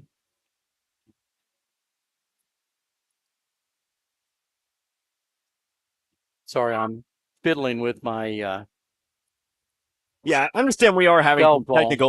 having some technical difficulties here at the moment. Unfortunately, the little box that could here can't handle. There's so many people here in this gymnasium here at the moment. Yes, and of course all those people are trying to access the data and whatnot, which can create some problems here. So might have to go ahead and make the switch here in just a moment. So might have to take it off just a little bit. So if you do hear anything, just know we'll be getting back here.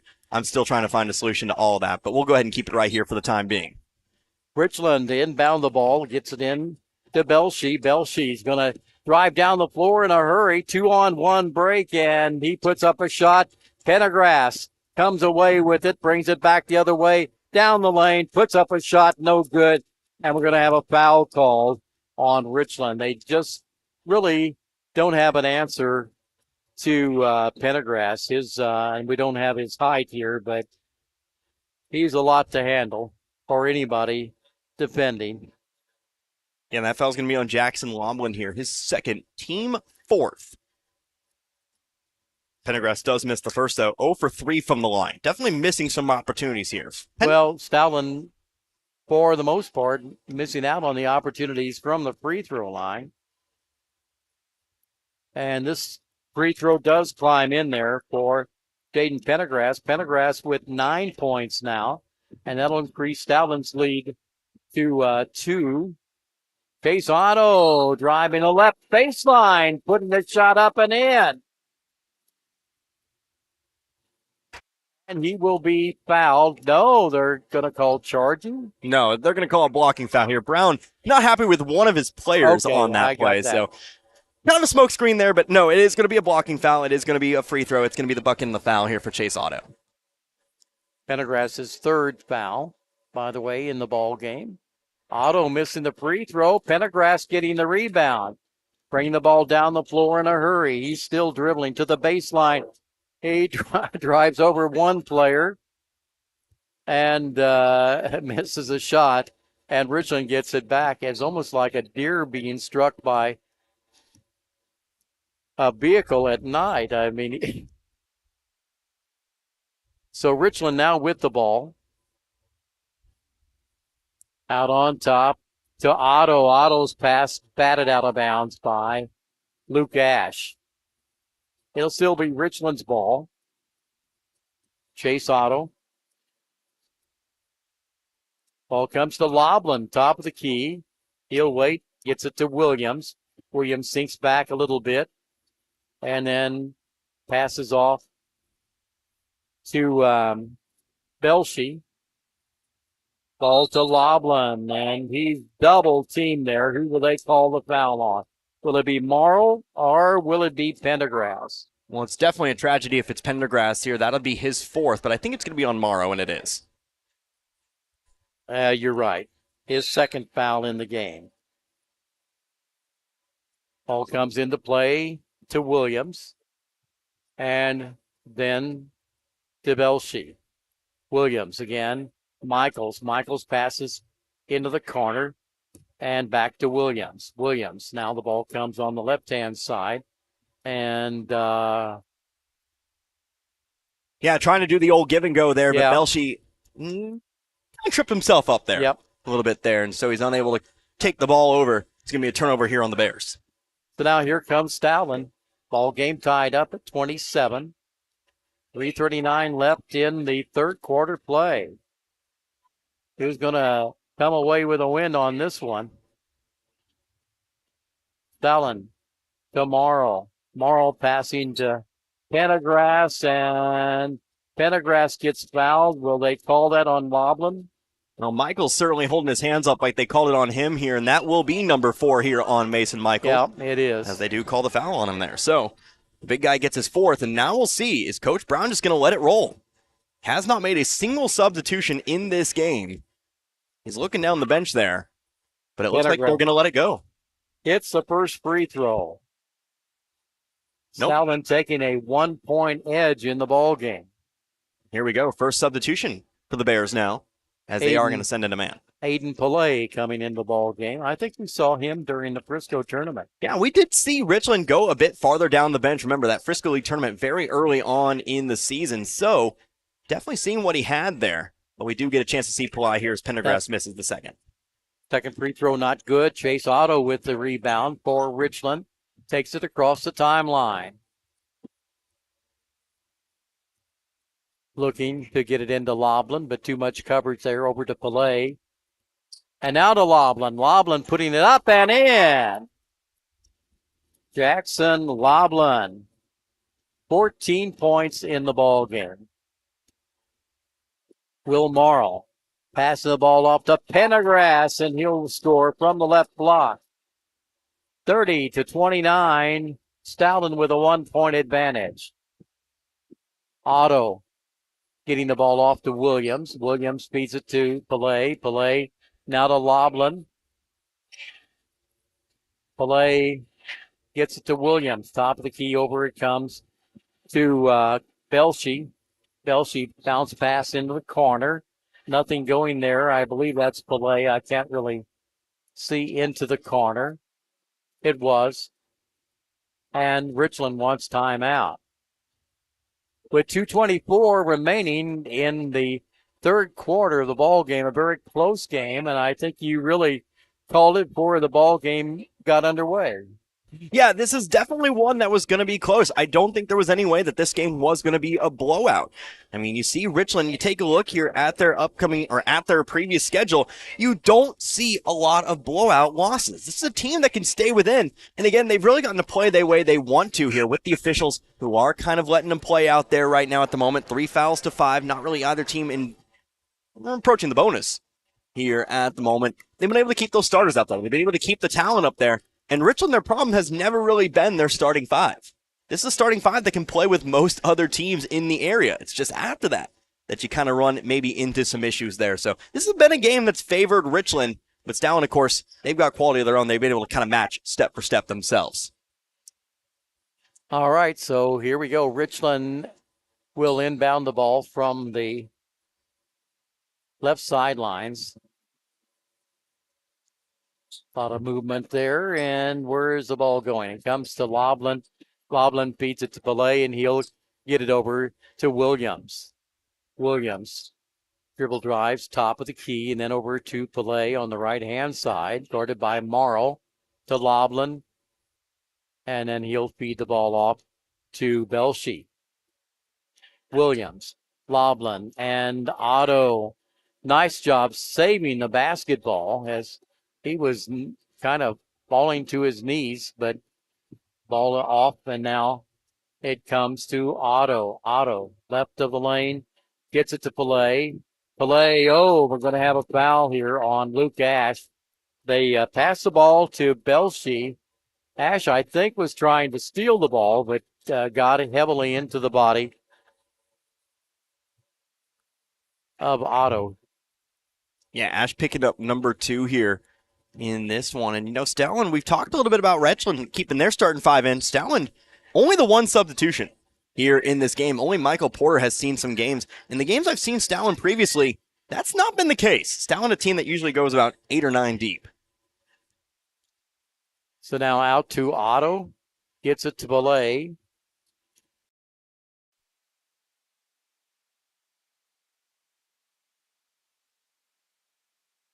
New Year's savings all the way through February at St. Robert Auto Supply, your Napa parts store. Get $20 to $25 rebates on the purchase of Legend and Legend Premium AGM and AAA branded automotive batteries. Since it's the coldest time of the year, several Napa brand battery chargers are on sale too, as well as booster cables. Save 50% on Napa night vision headlights. All the oil and antifreeze you'll ever need, you'll find at St. Robert Auto Supply. And pick up a gallon jug of Peak Window De-Icer Windshield Wash in anti-frost purple for $4.49. This and more at your Napa parts store, St. Robert Auto Supply, where you get the good stuff 7 days a week. If you're looking for a great career with great benefits, now is the time. The Newburgh R2 School District has great career opportunities for you. Newburgh School District is now hiring substitute teachers, bus drivers, and custodians. You are invited to become part of the Newburgh School District Wolfpack. Apply online at newburgh.k12.mo.us or call 573-762-9653. Newburgh R2 School District, 701 Wolf Pride Drive. Back here, final quarter maybe of this ball game between Richland and Stoughton.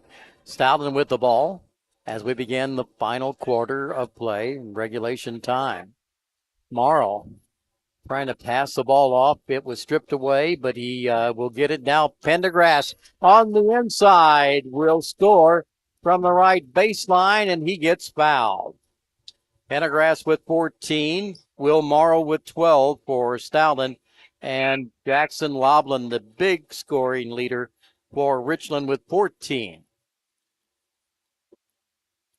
That's going to be the third foul on Jackson Loveland. Yeah, and of course, we talked about Jackson Loveland in the first half. Well, it's really been the same for Stallman here in this second half. Just getting the ball into Pendergrass and letting him work. He did miss the free throw, but Pendergrass having a huge half here. He is, yep. So now here, the ball in the half court, Richland's side of the floor. Belshie, left wing guarded by Ash. And around to Otto. Otto driving the baseline, takes it underneath. and backhands it up and in. That was quite a play. And again, in it will come to Pendergrass. There's no doubt that Stellan's going to Pendergrass every chance they can get. Loblin got to watch himself down there. Definitely some words on that previous call. You really have to watch it in a game like this. That is Loblin's fourth. Pendergrass at the free throw line now. Up and is good. Emotions are going to run high here. This is a close game. Got to keep your focus. Got to keep your head in the game, especially you get a tech. That's number 5. And I'm sure you want to play out these final 7 minutes. So keep calm and carry on. That one in and out. No good. Loblin with the rebound for Richland. Gets it out to Otto. Otto directing traffic from the backcourt. Now he takes the ball into the half court. To Belchie over to Michaels. Michaels to Loblin. He's cut off by Pendergrass from going to the goal. Into the corner. Otto driving the baseline again. Backhands it up and in. Drove the baseline and scores. Yeah, 2 consecutive plays, both the same. The old rope-a-dope, the old up and under. Well, if it worked once, I guess it can work twice. Morrow dribble drives in the lane, then passes the baseline, and a one-handed shot by Brad Shaw is good. Yeah, for Shaw, those are his first 2 points of the game, so good spot to get your first basket. Stoughton by 4 with a lot of time left here in the fourth quarter of play. Michaels feeds it to Loblin. Loblin hands the ball off. Otto putting up a shot. It's no good. Rebounded now by Ash. Brought in the half court now. Fired in the corner. Ball on the floor, but picked up by Morrow down to Pendergrass. He couldn't drop it in there, and we're going to have a foul called, I believe, on Pendergrass this time. Yeah, that will be Pendergrass's 4th, I believe. And so you've got 3 post players in this game, all with 4 fouls. They've all got to be careful down there. Michaels with 4, Loblin with 4, and now Pendergrass will join him with 4 for Stoughton. Stoughton leading 39-35. 5.5 minutes left here in the ball game. To Belchie, and then over to Williams. Williams getting pressure there and passes the ball off. Now to Belchie. He gets into the paint on the dribble drive. Out to Otto for 3. No good. Pendergrass for Stoughton with a rebound. To Shaw. Shaw dribble drives to the goal. Gets through there and will knock it in. Hey, welcome to the ball game, Brad Shaw. Of course, been on there playing some solid defense, but I guess I should say welcome to the offensive side of the floor, Brad Shaw. Just the speed. He was able to get down the floor pretty much ahead of the defense and got in there. So now Loblin with the ball gets it to Otto. Otto on the left sidelines. Ball comes out on top to Belchie. Then to Williams. Williams passes the ball off to Otto. Wanting to go for...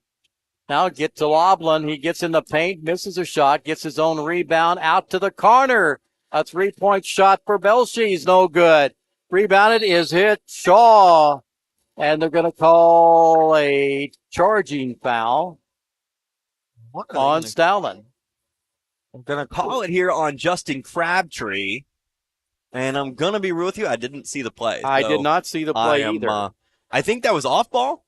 It was. And I didn't see it. So apologies. Didn't really do what I'm supposed to. I know the play-by-play guy's supposed to watch the ball. I'm supposed to watch the rest of it. Not really. My bad. There's so much going on right now. So. Yeah. But Crabtree does pick up the foul, and that's a big that's what you want right now if you're Richland. You want a chance here. Trailing now by 6. Bounce pass to Loblin. He can't get in there. Pass the ball off. Now Loblin gets the ball. The baseline. His shot no good. Rebounded. Long pass down the floor. Ash has it. Beats it off now to Crabtree. His shot's no good. And we're going to have a foul called against Richland.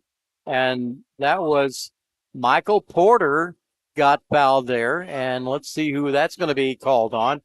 Chase Otto picks up his third foul. Yeah, I don't know how you remain calm in the face of pressure there. Thought David Williams was going to take a tumble right on over our table. Cool. Really? Yeah, I didn't he notice was right. that. He was right in front of us. How did you not see that? As Porter does think number one. I guess I don't have that wide of a range of vision. I don't know. Well, you were watching the ball, I guess. But yeah, I was. I was watching the man very quickly coming toward our way. So, well, Porter gets the free throw to Paul.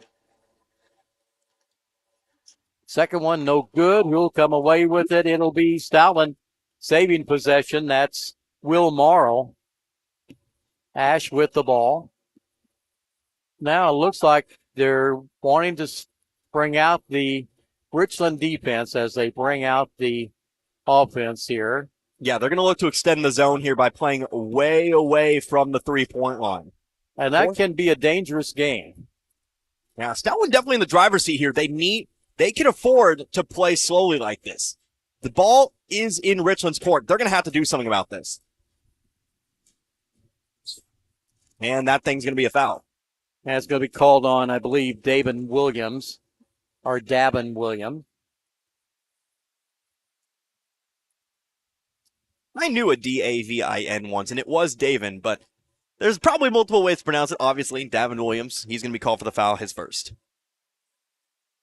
Shaw from the line, and it'll climb in there. It looked like it wasn't going to fall, but it got a bit of a rim and hit the backboard and went through. Now, Stoutland really starting to pull away here in this one. If Richland really wants to make a comeback, it's going to have to start now. After this free throw, of course. Crowd gets almost quiet for that. Free throw, no good. Nice rebounded by Loblin. And Richland gets the ball, which they need right here at this point in the ball game. Need to score.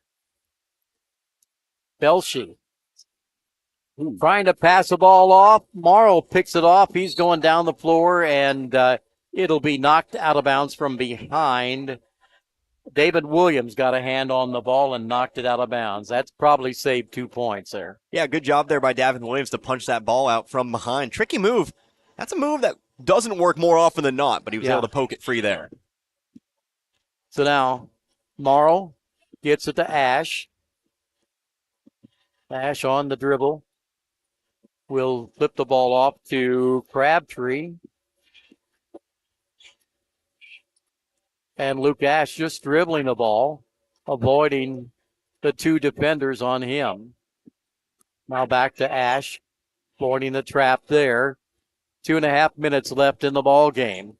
Ash finds an opening to the goal. He had a wide open shot. I'm not sure what happened there. Yeah, if he'd been able to control it, he would have had 2 easy points. Yeah, it looks like he slipped and fell there. The ball actually hit Jackson Loblin first, but Ash hit it, slipping down to the floor out of bounds. So Richland catches a break here. 2:22 left to go, trailing by 8. Otto with the basketball, double teamed in the paint. He's going to put up a shot, no good, but will be fouled. That'll draw a foul, and he'll go to the line for 2. So Richland gets 2 shots to possibly get 2 points on the scoreboard without any time ticking off the clock. Yeah, you said it. That is the most important thing. The clock is stopped. You have an opportunity for free points, but the first one falls out. Mm-hmm. Got to hit them. Stoutland, they've been a little shaky from the free throw line here tonight. Richland's been a little bit better, but well, actually I say that. They're 0 for 4 in this half. Make that 1 for 5. All right, so Chase Otto gets that second free throw to fall, makes it 43-36. Oh, and shot. Oh, baseline, wide open shot. Missed by Justin Crabtree. Richland with the rebound. Otto with the ball. Gets to Williams. Williams passes off to Belshie. Out to Otto, wide open. 3-point shot, no good. And what will we have called there? I think it goes against Richland. Yeah, it's going to be a foul here on Richland, but who is the question here? Well, not on Loblin. He's staying in there. It's going to be called on Belshie, and that'll be Belshie's 4th as well. So you've got 3 of the 5 starters out there for Richland at the moment with 4 fouls. You've got Belshie, you've got Loblin, and you've got Michaels out there as well. But That foul's going to send Will Morrow to the free throw line here. It's going to be a chance for 2. This is also going to be the double bonus. So an opportunity here for Stallman, but again, free throws have not been their forte here tonight. They're shooting. They've done better than what they did in the first half, but they've been about, got a lot of free throws here for Stallman in the second half, I'll say. They're shooting about I'll go ahead and say about a 50% clip. I'll count them up later. Well, at the free throw line is Will Morrow. And right now, Coach Joe Nicholson's talking with one of the officials about something, but that shot goes in for Morrow, makes it an 8-point lead. Yeah, Morrow's been the one on this Stallman team that's been able to sink the free throws tonight. He's 4 for 5. 5 for 6. 45-36 with a minute 49 remaining in the ball game. Richland looking for a miracle right here. Need to get some scoring without a lot of time taken off the clock. Bounce pass to Michaels. He was a low bounce pass. He tried to pick it up off the floor, but Richland now has it. Loveland is going to be fouled. Yeah, play got a little chaotic there. I think Cade Belshie had a great chance at the left side of the layup. Tried to pass it off there, maybe bit too into the hype there. Just trying to pass it around, looking for the big hype play. Just take the layup, take the 2 points. But Richland does keep control of the basketball. That's most important. Yeah, minute 30 left here in the ball game. 9-point lead for Stoughton in the ball game. Richland will inbound right of their goal. Yeah, it's a 3-possession ball game here with 90 seconds left to go. Do you need a 3? Not necessarily, but need to score something. You need 3 threes at this point to make a full comeback here. Right. So you need any kind of bucket. I think really the most important thing is that it's quick. You can't play your slow half-court offense anymore. You need to start shooting that basketball. You need to create as many opportunities for yourself as you can. All right. Otto inbounds the ball way out to Michaels. Over it'll come to Belshie into the left corner now. And Otto gets in the paint and fires it up and in, and a timeout now called by Richland. Yeah, that'll work. I mean, it puts it back to 7. Any foul does create 2 free throws, but points are points. Points are points. Points are points. So you get 2 here, you get a steal, you get another 2, you steal, you get another 2. They add up. You don't need the maximum amount of points every play. And I know it's kind of cliche at this moment. I know it's kind of made fun of amongst broadcasters and those who listen. Well, yeah, of course you don't need a 3, but I think it is important. It's important to talk about those sorts of things there because they really don't need those 3-pointers. So that's a little rant for the day, but there's a reason why we mention it because, yeah. Everybody knows, I mean, when you get this late in the ball game and a close ball game, the amount of time up on the clock does not mean how long it'll be till the end of the ball game. Both teams with timeouts and free throws and you name it. Yeah, we have not had very many timeouts. No. Here in this ball game, and unfortunately our scoreboard here in Richland does not tell us how many are remaining, and it's not something I've kept track of necessarily here tonight, but I would say both teams have multiple timeouts remaining. So, a minute 21 when we come back. Come out in the press. I presume Richland's going to come out in a full court press, and they do. They got time. They just have to shoot quickly when they're on the offensive side of things. So Stallman to inbound the ball comes to Shaw. Shaw's going to quickly be fouled by Chase Otto. He has a foul to give, and now he is the 4th player on Richland's team with 4 fouls. Yeah, and that's kind of the gambit here of leaving all 5 of your starters in the whole game. Now they all have 4 fouls, save for 1. Davin Williams has 1. Now you're going to start seeing some players foul out, unless you want to start making those substitutions and start playing some offense-defense. We don't really see Coach Brown moving to the bench just yet. I would say that's what I'd want to do. I'd want to get some guys in there to pick up fouls just in case. You don't want to lose bodies down the stretch. That second free throw, no good. 46-38.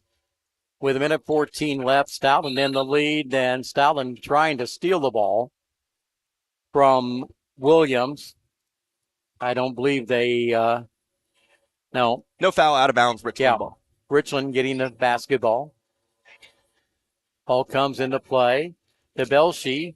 Back out to Otto. Ball picked up by Morrow. He's down the floor in a hurry and lays it up and in. Will Morrow with 16 points now in the ball game. And a 10-point lead for Stowlin. Loblin, a little twisting shot goes in. Loblin now with 7 to make it 16 points in the contest. Yeah, that foul going to be picked up here by Williams, and that's really who you want to foul here at this point. I mean, if you're going to leave 4 players out there with 4 fouls, Williams is the guy that needs to get up there and take some whistles for the team there. That'll be his second. Well, that'll put Will Morrow at the free throw line. Morrow has scored 16 points in the game. And, yep, that one finally goes in. The old rope-a-dope. I think I've called the rope-a-dope a couple different plays here today. I don't know where I even got that. That's a boxing term. That shot goes in as well. So now, again, a 10-point lead for Stowlin. They'll let Chase Otto score on that. I think they basically called the defense off a little bit. Yeah, that's going to be the 5th foul on somebody here. Either Chase Otto or Cade Belshie will foul out of this one, and it looks like it's going to be Belshie who fouls out. Otto, by the way, with 19 points. Chase Otto thought that foul was on him. He was actually heading toward the bench while Belshie's still out there. Now they'll swap spots. As we start up the applause once again, they gave applause for Otto, and now they give applause for Belshie there as well. But as we move down the stretch here, assuming, of course, Stowlin comes through with the victory, this is a good game to go out on, I think, if you are the Bears of Richland. You were very, very competitive, very much so down the stretch. Just unfortunately, Stowlin had it just a little bit more in that 3rd and 4th quarter. Shaw gets the free throw to fall. Kind of can envision the fact with technology the way it is that, well, that free throw goes in. Maybe when you get your 5th foul, your shoes light up or something like that, so everybody knows you fouled out of a ball game. Richland with the ball. Loblin hits a shot again. Loblin with 18 points in the ball game. They're getting hot, just unfortunately too late. Yeah. They've hit their last 4 shots, but unfortunately Stowlin's also hit their last 4 shots, and well, they're hitting these free throws as well. And I think free throws are really something you have to look for as well in this game. I mean, you look at your score sheets, you see just how many free throws Stowlin has taken here in this second half, even when you shoot at a 50% clip. Even though I will say they're probably above 50% by this point. They've really improved down the stretch. They've gotten to the line. An aggressive style of play, getting it inside. Pendergrass, Ash, Shaw, Morrow, they've all looked to attack the basket here. They've been rewarded. As Ash even added his name to the mix, he hits 2 in a row. So Ash gets both free throws, and it's 54 to 44. 10 seconds left. And Loblin will probably score the last bucket in the ball game. Well, maybe I talked too soon. Now, Morrow's just going to dribble this one out, and this one will come to a close. Okay. So it is Stowlin winning this one over Richland, 54 to 46. We'll be back with total highlights in a couple of minutes. Hi, this is Brad Shelton at the Marys County Bank. Every day, the Marys County Bank touches every corner of your life and supports you as you turn your life's goals into accomplishments. Whether it's purchasing your first car, opening a small business, buying a home, planning a wedding, or preparing for retirement. From your first car to a new life after retirement, the Marys County Bank is there for all your life's milestones with our full line of products. Stop by one of our 10 locations and see how the Marys County Bank can support your dreams. Member FDIC, Equal Housing Lender. Mailbox It in St. Robert is now your complete shipping headquarters. Mailbox It is a UPS authorized shipping agent. They can ship your package UPS, accept UPS drop-offs, and can accept UPS returns with a shipping label. Add FedEx and the United States Postal Service, and why go anywhere else? Mailbox It is the go-to resource for packing, shipping, printing, and business service needs. Mailbox It is a copy, print, and document service center. They can even print your photos and canvases. Mailbox It, 213 Suite 3, St. Robert Boulevard.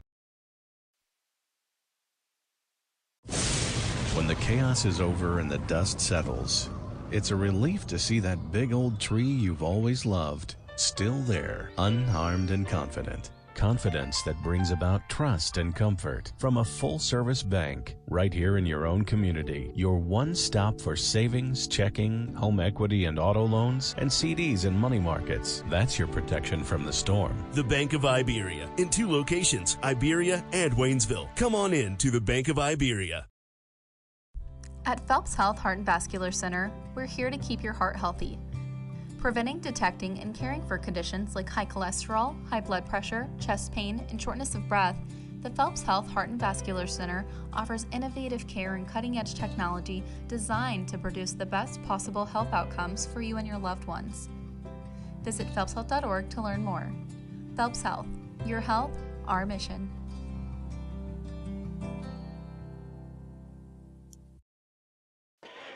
Well, the Stowlin Tigers defeat the Richland Bears in the ball game.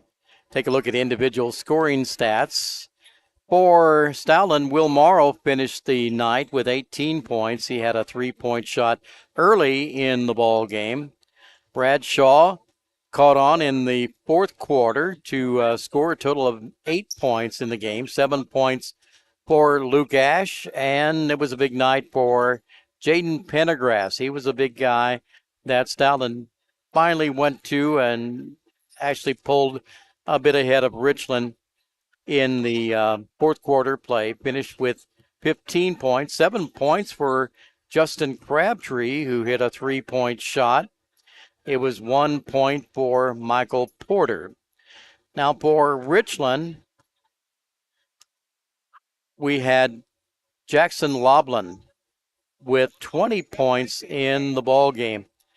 Didn't really have a good first quarter of the ball game, but really was red hot the next 3 quarters in the game. He finished with 20 points in the contest. Chase Otto with 19 points in the game, 4 points for Kate Belshie. 3 points, 3-point shot by David Williams. And Mason Michaels did not score in the game. There were 4 Richland Bears that had 4 fouls apiece, but they managed not to foul out of the game. And the 5th player, that was Davin Williams, had 3 fouls. He was the one that the Richland Bears went to late in the game to do the foul, and so keep their starting 5 in the ball game throughout. Stowlin broke out to a quick lead, 12-5 at the end of the first quarter play. It looked like it was going to be a blowout at that point, but then it turned out to be Richland outscoring Stowlin 16-8. A long time in the second quarter before Stowlin got any points on the scoreboard, and it was Richland leading by a point, 21-20, going into the locker room at halftime. The lead seesawed in the third quarter, and Stowlin finally came out of that with a 34-31 lead. Well, we got an exciting game lined up for you next. It'll be Crocker taking on Vienna. Yes. And you got to see a lot of Vienna in the Iberia tournament, I believe. Yeah, Vienna, a team that we don't normally see. We don't go out of our way to cover. Of course, we're at the Iberia Invitational Tournament, so we'll talk about them a little bit. But, of course, they are the 6th seed taking on the number 3 seed Crocker Lions. So we're going to take ourselves another small timeout. I'm still working on getting my scorebook ready for that one. We'll take a small timeout. We'll come back. We'll talk about some things there and get going here with our final game of the day. We'll be back here in about 4 minutes or so. You're listening to the Class 2 District 9 Basketball Tournament, 97.9 The Source. An independent company, family-owned and operated. That's Frisco Fuel, LLC in Stoutland, bringing the fuel you need to the farm and the business to keep things running and the production moving forward. Frisco Fuel, LLC is a fuel delivery service located on Keepsake Road in the Frisco Lee community of Stoutland. Their high-quality products, reliable, on-time deliveries, competitive prices, and friendly customer service set them apart from all the competition. And with 24/7 service, Frisco Fuel is there when you need them, and they're just a phone call away at 417-763-3835. When the fuel on the farm or your business is running low, call Frisco Fuel, and the delivery trucks will be on their way.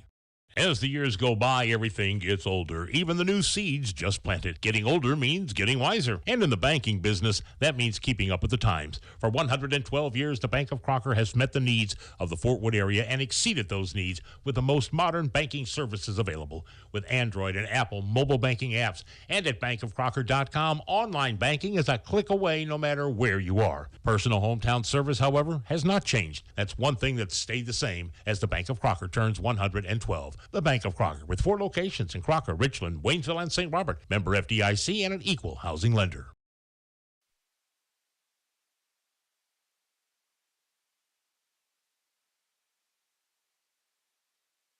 TC's Junk Fest at the Barn at Honeysuckle Farms in Iberia is coming May 19th and 20th from noon until 6 on Friday and 9 until 3 on Saturday. This is a can't-miss event with close to 100 vendors from all corners of the state. Vintage, antiques, farmhouse, handmade, boutiques, shabby chic, artisans, and more. Plus lots of door prizes, goodie bags for the first 30 shoppers, and t-shirts too. It's a weekend full of fun and memories. TC's Junk Fest at the Barn at Honeysuckle Farms, 41 Tavern Creek Road in Iberia, May 19th and 20th. We'll see you at the barn. Hear that? That's the plumpest, juiciest hot dogs you've ever seen getting their grill on. But we both know what'll make it sound even better. Oh yeah, it's a Pepsi to go with your hot dog. Because when you're chomping on America's favorite meal, relish, mustard, and onions perfectly blending into a crescendo of flavor, there's only one thing that makes everything about that moment better. A cold, refreshing Pepsi. See what I mean? It's like music to my ears. Hot dogs. Better with Pepsi. That's what I like. Turn on the heat. Call AirServe Heating and Air in West Waynesville and get your existing system checked and serviced. If it's time to step up and get a new system, the Luxair high-performance heating and air equipment is top of the line. Luxair sets the standard year in and year out with new features and innovations in the industry and has since 1954. Your Luxair system is just a phone call away at AirServe Heating and Air at 433-3613 or stop by the office on Historic Route 66 in West Waynesville and ask about the Luxair Advantage. Hi, this is Brad Shelton at the Marys County Bank. Every day, the Marys County Bank touches every corner of your life and supports you as you turn your life's goals into accomplishments. Whether it's purchasing your first car, opening a small business, buying a home, planning a wedding, or preparing for retirement. From your first car to a new life after retirement, the Marys County Bank is there for all your life's milestones with our full line of products. Stop by one of our 10 locations and see how the Marys County Bank can support your dreams. Member FDIC, Equal Housing Lender. And once again, welcome back here to Richland High School, where we are about 4.5 minutes away from getting started our final game of the evening. It will be the number 3 seed, the Crocker Lions, taking on the number 6 seed in the Vienna Eagles. Connor Harbick, Gary Canance here with you on this Monday. Hopefully you had yourself a lovely President's Day here today. But we do get ready for our final game of the day, a game that, well, if the first 2 games were anything to be precise or anything to indicate, should be just as close as the others. And of course, we've seen Crocker a few times this year. We saw Vienna a few times during that Iberia Invitational Tournament. Fine, how are you doing? This will be the first time that we will have met these 2 teams here this season, or as I should say, this is the first time these 2 teams will have met on the broadcast, I guess I should say. So let's go ahead and take a look here a little bit more in depth at our 2 teams. First and foremost, taking a look at Crocker, trying to navigate the Misha website here, trying to find, there we go, trying to find where Stoutland played Crocker there on. But Crocker 12-11 on the season, looking to keep it above 500. Actually have secured themselves a 500 season. Even with a loss, they would be 12-12 on the year. But they are riding a 2-game losing skid coming into this one. A loss against Climax Springs, and then a loss to Stoutland there as well, which does add a little bit of intrigue. Of course, we now know the winner of this game will move on to face the Stoutland Tigers, but it was a close game there for the Crocker Lions. They only fell by 5 there in that one. Meanwhile, let's see if I can't find for you Vienna. Actually, these 2 teams have played once before, by the way. Talk about that here in just a moment. But Vienna on the year, they are 9-17. And they are 2-3 in their last 5 wins against Bell and Viburnum. The losses to Steelville, Crocker itself, and Cuba. In fact, like I said, this last time these 2 teams met, that was in Crocker, and it was a 14-point win for the Lions, 46-32. So might we be cruising for another low-scoring game? Will Vienna have made the adjustments necessary here? We'll certainly see here in this one. We know from that Iberia Invitational Tournament, Iberia can keep it, not Iberia but rather Vienna can keep it relatively close. But Crocker, they've got some shooters. They've got some guys who can go in, and of course they've got their coach, Steve Schofield, fresh off 500 wins, picking that up this season.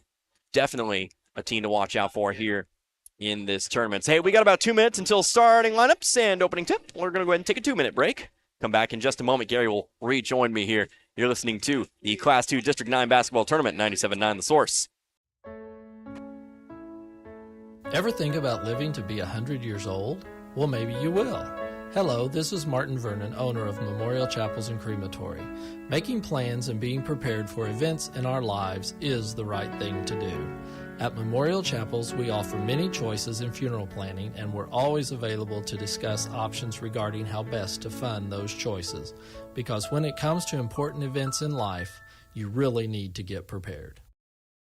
Howdy. Well, hello, young lady. I'd recognize that car anywhere. Did your mom ask you to drop it off today? It's not hers anymore. Oh, my. How exciting. Well, don't worry. We'll keep taking good care of her, just like we always did for Mom. Oh, you just do what you do. Mom says if I take it to y'all for maintenance, I'll hardly ever have to bring her in for repair.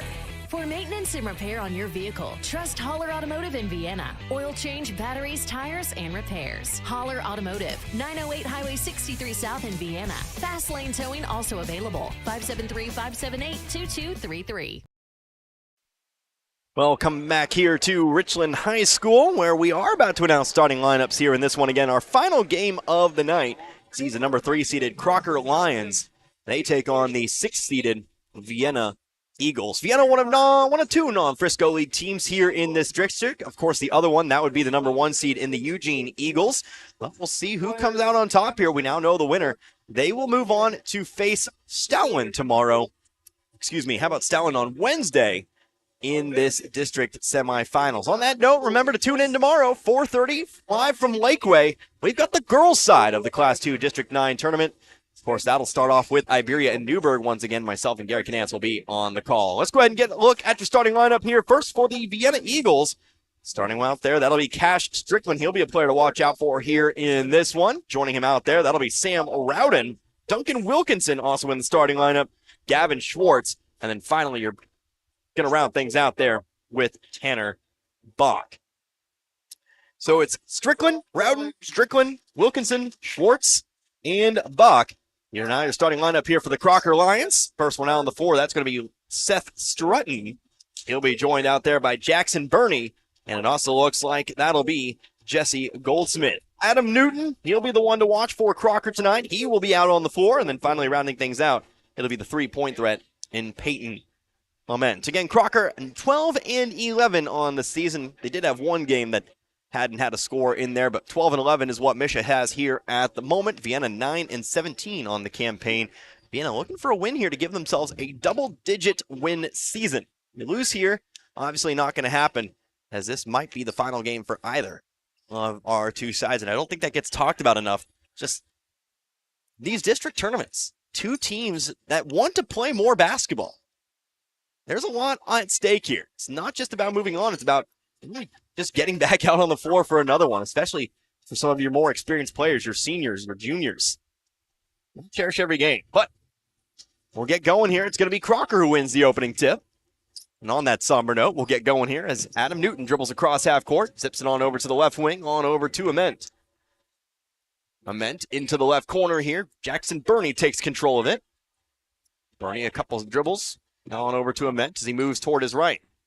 Takes it to the wing now. Guarded by Cash Strickling. Pass going inside. Burney one dribble. Off the left side of the glass. Couldn't get it to go. Rebounded by Vienna. Pass down the floor here. Taking it. Getting it under control. That's going to be Gavin Schwartz.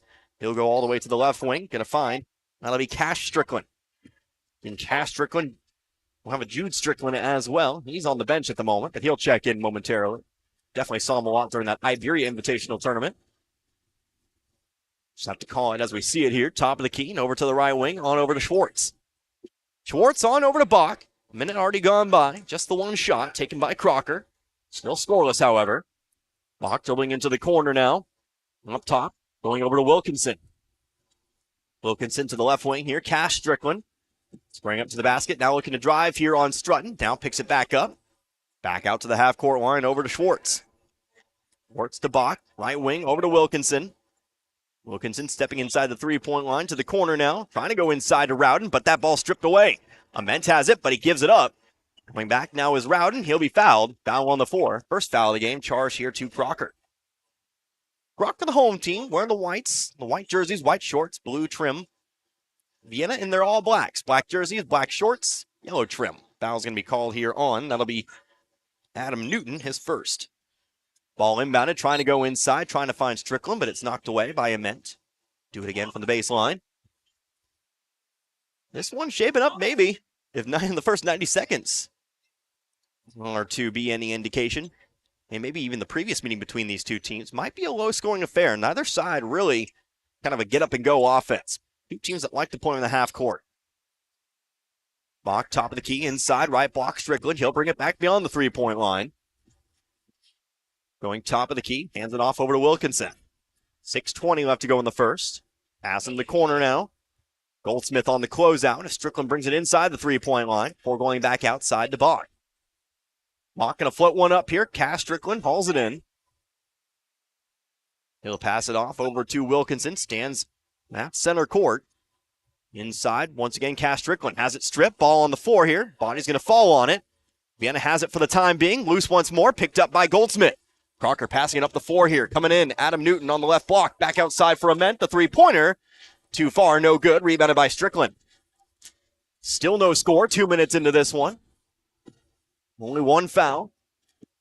Tanner Bach moving to his right. Free throw line. Lost it. Picked up here by Crocker. Nobody in front of him. Jackson Burney being chased by Bach. Way up. Left long, but there for the putback. Adam Newton will put 2 on the board. That's how we get going here with a Crocker 2-0 lead. 2.5 minutes gone by now. See if Vienna can get themselves on the board. Gavin Schwartz to left corner. Over Duncan Wilkinson. Now Rowden with it. Rowden back to the corner. Wilkinson looking for the lead. Rolls off the rim. Rebounded by Newton. Still a good-sized crowd on hand, despite this being our last game of the day.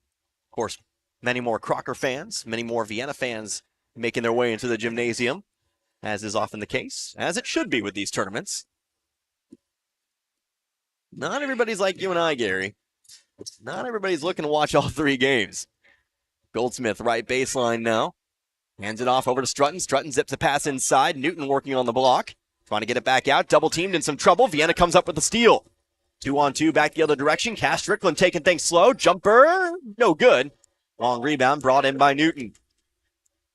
Newton now, he's going to look to go coast to coast with it. Left side layup, got it. Adam Newton, back-to-back buckets now, and it's a 4-0 Crocker lead.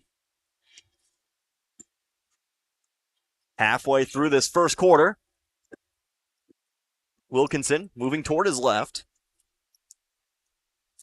To Schwartz, now across to the other side of the floor. Here's Bach. Bach to the wing, now Wilkinson. Wilkinson up top. Schwartz a pass inside to Rowden, back out, Strickland. Strickland bringing it left wing. And back out to Wilkinson. Couple subs incoming here for Crocker on the next dead ball. Looks like James Helmick. One of those names. Here's a three-pointer. Cash Strickland couldn't get it to go. Newton hauls in another rebound. It's like the other one down there for Crocker. That's Tyler Bush. Burney top over to the right side. Get a sub now for Vienna. Couple subs, in fact. Here's Ament near the half-court line. Passing it over to the left wing. Burney on over to Strutton. Strutton moving to his right. Ball briefly poked away, but Strutton runs it back down. Pass it off over to Ament. Ament wing to wing. Three-pointer from the wing. Got it. Jackson Burney good for 3. It's a slow 7-0 run, but it's still a 7-0 run regardless for the Lions here in the last 5 minutes.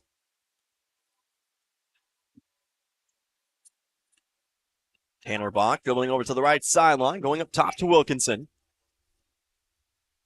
Wilkinson guarded here, face guarded by Ament. Trying to get it inside here to Rowden. Rowden one dribble, turns around, shot too far to the right. And there for the rebound, it's going to be Burney. Pass down the floor here, Ament wide open in the corner for 3. High arcing shot, way too long though, hauled in by Bach. Had all day to line that one up there, but unfortunately put too much on it. Bach going to the right wing, trying to drive in, whistle and a foul. Second foul coming in on Crocker. First foul picked up by Peyton Ament. And so we'll get our substitutions here. It'll actually be a three-man substitution here for Crocker. Landon Pierce, James Helmick, Tyler Bush all check in. Newton and Bernie left out there for now. Couple subs as well for Vienna. Gabe Kleffner. The player that's Alex Zammer into the ball game. Here's a bucket and the foul. Picked up here by Vienna. Vienna finally on the board here with 2:20 left to go. Gabe Kleffner gets it done. Comes in off the bench. A couple seconds later, he scores. Foul's going to be called on Adam Newton.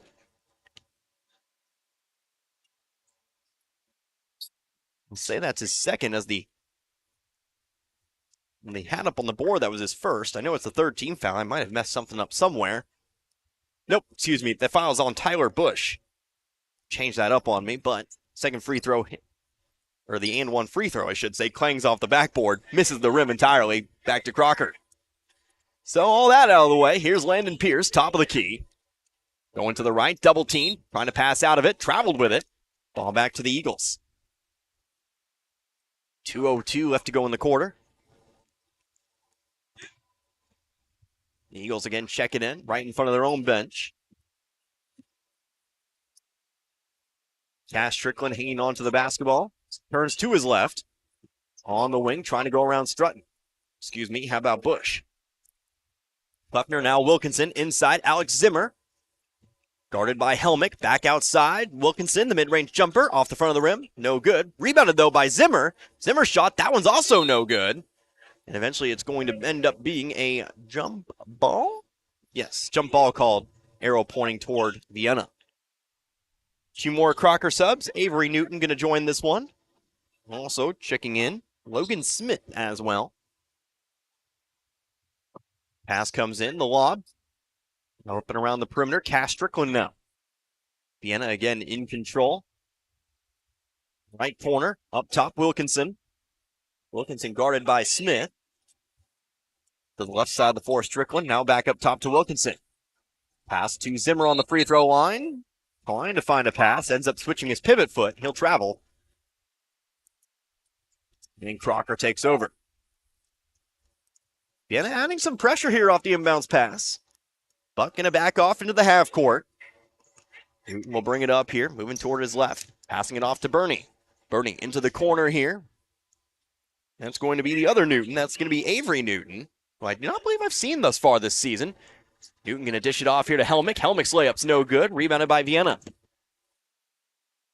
Kleffner into the right corner now, driving baseline. Goes underneath the basket, back up to the top. Cash Strickland, pump fake, brings it inside the three-point line. To the left corner, Kleffner. Kleffner didn't like what he saw. He'll instead pass it back around over to Wilkinson. Wilkinson over to Strickland. Strickland free throw line, bringing it all the way across to the right wing. 35 seconds left to go in the quarter.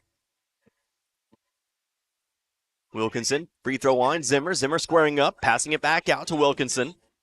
One dribble, Kleffner on the left wing. Could we see Vienna hang on for the final shot here? And what has been a very, very, very low-scoring quarter.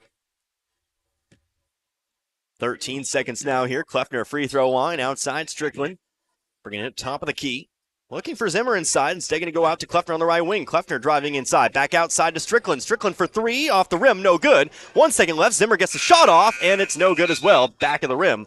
And that'll do it here for our first 8 minutes. So, if you like low-scoring games, this one's for you. 7-2. After our first 8 minutes, we'll take 60 seconds. Come right back. You're listening to the Class 2 District 9 Tournament. 97.9 The Source. Winter, spring, summer, and fall, all the seasons bring havoc to your homes, sidewalks, and driveways. Bring life back into your projects with Big Johnson Power Washing. They do commercial and residential. Let the experts do the work for you. Call Big Johnson Power Washing. They're mobile, they can go anywhere, and they bring their own water. There is literally no job too big or too small. They're fully insured, and they pride themselves in making sure their customers are completely happy. So don't trust your home and things to just anyone to clean up. Call the pros, and they do give free estimates. Big Johnson Power Washing, 417-533-2010. That's 417-533-2010. Big Johnson Power Washing, proud supporter of the Plato Eagles. Go Eagles! Richland schools are very proud of the accomplishment of their students both academically and in athletics. Richland schools take pride in the fact that they encourage their students to be honest, hardworking, dedicated individuals, and to be drug-free. Richland schools also remind you that the future of our nation rests with these children. Support our children. This message is brought to you by Richland High School. Coming back with the second quarter of play, our final game of the evening. 7-2 our score. Into the second quarter here, Crocker leading Vienna. Just the one bucket for Vienna. Shot 10% in that first quarter. We'll see if things pick up. Or if we're heading for another low-scoring quarter here. Connor Harvick, Gary Canance with you. Adam Goldsmith with the basketball. Zips one inside. Jesse Goldsmith, I should say. Left side layup, no good. Ball loose on the floor. It's picked up here by, well, nobody in particular. It's out of bounds. We'll say last touch by Vienna. It's going to stay Crocker basketball. No, excuse me, changed his mind. It's going to be Vienna basketball. Landon Pierce is getting a role here in the second quarter. He was not in the ball game for Crocker in the first quarter at all. Landon Pierce currently on the bench, actually. Avery Newton in the game. Logan Smith, Adam Newton, Jesse Goldsmith. And also out there, it looks like that is Jackson Burney still in the game.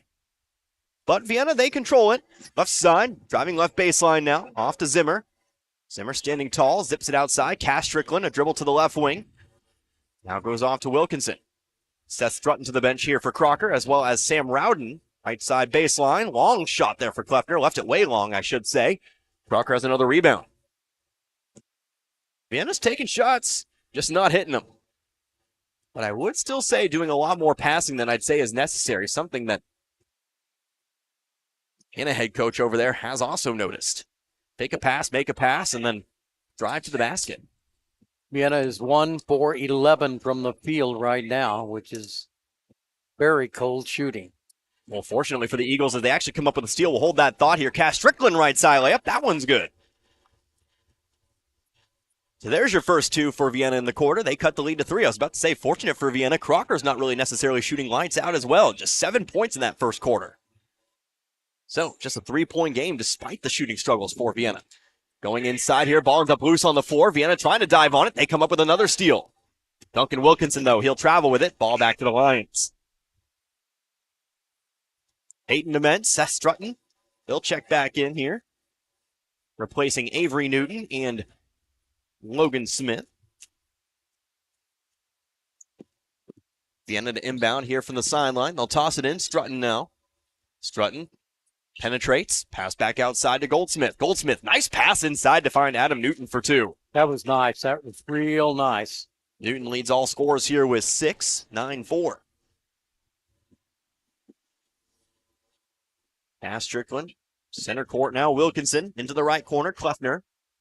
Kleffner inside to Rowden. Rowden one dribble. Turning back around up to the top of the key. Wilkinson once again. Trying to work Rowden inside, but he's double teamed once more. Newton, Goldsmith on the coverage. Pass out to the left wing here. Cass Strickland, free throw line outside to the left wing. Round to the right wing now. Kleffner. Kleffner inside over to Schwartz. Schwartz squaring up to the basket. Didn't like what he saw, though. He'll get it back out to Kleffner. 5-20. Couple baskets. 2 points for both sides here in this quarter. Wilkinson moves it to his right. Going to get it on over to Rowden. Rowden to the opposite wing. Strickland, pump fake. Step inside the three-point line. Back out to Wilkinson. Wilkinson looking to move through here. Might have traveled with it. Yep, he did. Drag the pivot foot that time. Crocker ball.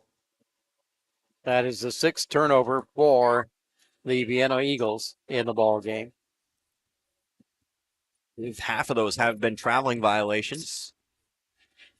That one, another one in the mix here. Zement throws it into the corner here. Jackson Burney hanging on to it. Inside the paint now. Goldsmith back up and around. Dement, the three-pointer. Got it. Peyton Dement, the three-pointer. And it's an 8-point Crocker lead, 12-4. Left wing, left elbow. Schwartz throws up the shot. Back of the rim. Out of bounds, the rebound goes. Last touch by Crocker. Stays here with Vienna.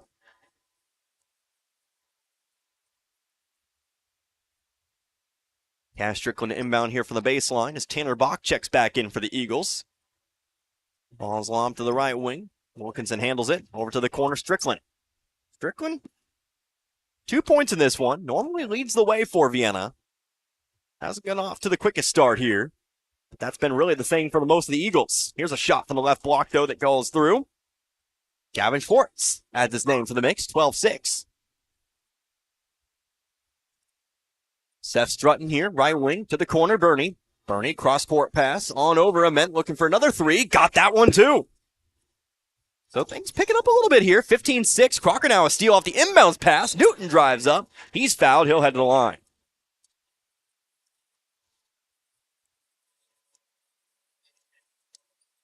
So Crocker starting to prey a little bit here on Vienna. That time the lazy inbounds pass immediately taken away. As the foul goes on Tanner Bach, his first, team first. Newton stands at the line, shooting 2. First one's up. First one's good. Newton again leads all scores with 7 now, 16-6. So we await number 2. Shots up and away. That one's also good. So Newton hits both here. 2 for 2 from the line tonight is Crocker, and that'll lead us to a timeout here taken by Vienna. So the Eagles going to talk things over here. Crocker, an 11-point lead, 17-6 our score. We'll come right back. You're listening to the Class 2 District 9 tournament right here, 97.9 The Source. The trucks are coming in and coming in. Lowe Chevrolet in Waynesville has vehicles on the lot with your name on it. Stop by and check out the selection. Take your pick and drive off the lot today with a new or pre-owned vehicle of your choice. Lowe Chevrolet can help you with financing, service, and so much more. Serving the community you live in for over 30 years. Lowe Chevrolet, off I-44, exit 156 in Waynesville.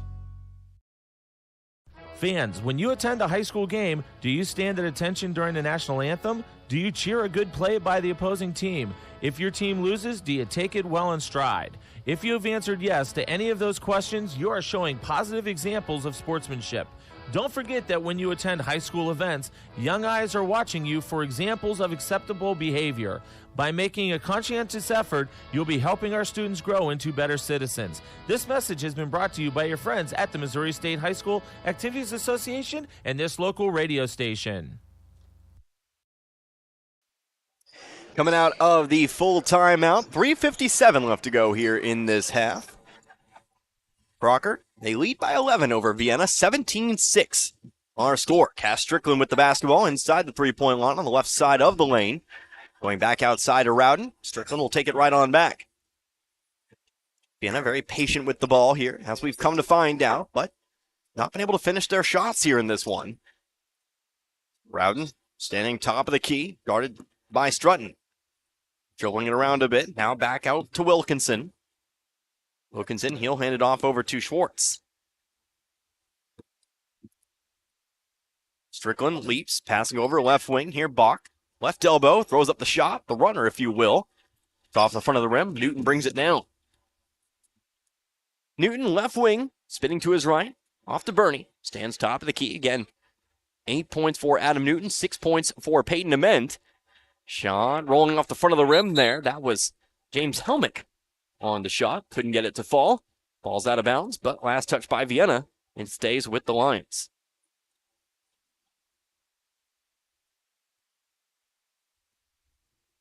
Ament pass inside here. Shot blocked. Newton's shot blocked away there. Ball ends up loose on the floor. Into the backcourt we go. Still loose. Eventually picked up by Schwartz. Schwartz will take the 6-footer. It's good. So Schwartz comes out of all the chaos with the basketball as he completes the 2-point play. 17-8 now. Leads back to single digits at 9. Newton to Ament on the left wing. Ament over to Helmick. Helmick pops the 3. Too far to the left. There on the offensive rebound, though, that's Bernie. He goes back outside to Ament. Driving in on the left block. Ball stripped away. Stolen by Vienna.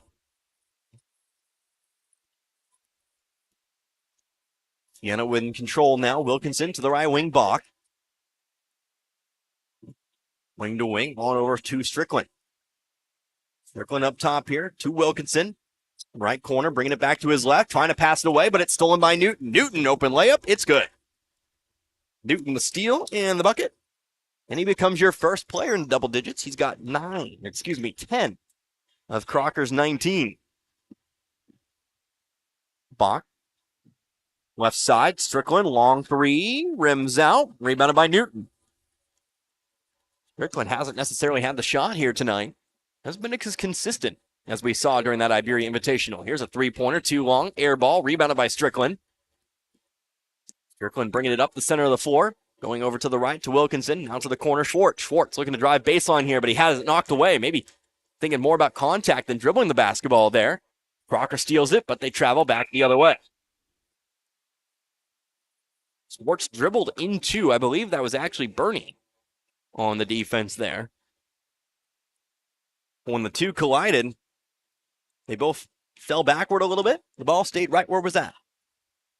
And Bernie was able to pick up the steal from there. Travel violation means Vienna takes control. Can they trail once more by 11, 19-8? Rowden giving it on over here. New player in the ball game. That's Waylon Lenny in the game now for the Eagles. His pass stolen away. Another open layup for Newton. And he's got two. Make that 12 now for Newton. 54 seconds left to go in the half. 21-8. Strickland. His pass stolen away by Newton. Newton maybe wanted to go coast to coast again. This time, though, no. Spinning to the right. Got himself another open layup. Adam Newton doing everything himself these last few plays. The steal, the bucket, and that time showing off his dribbling moves there. 23-8. Here's contact on the layup. No good. Rebounded by Newton. Does he go coast to coast again? We'll see.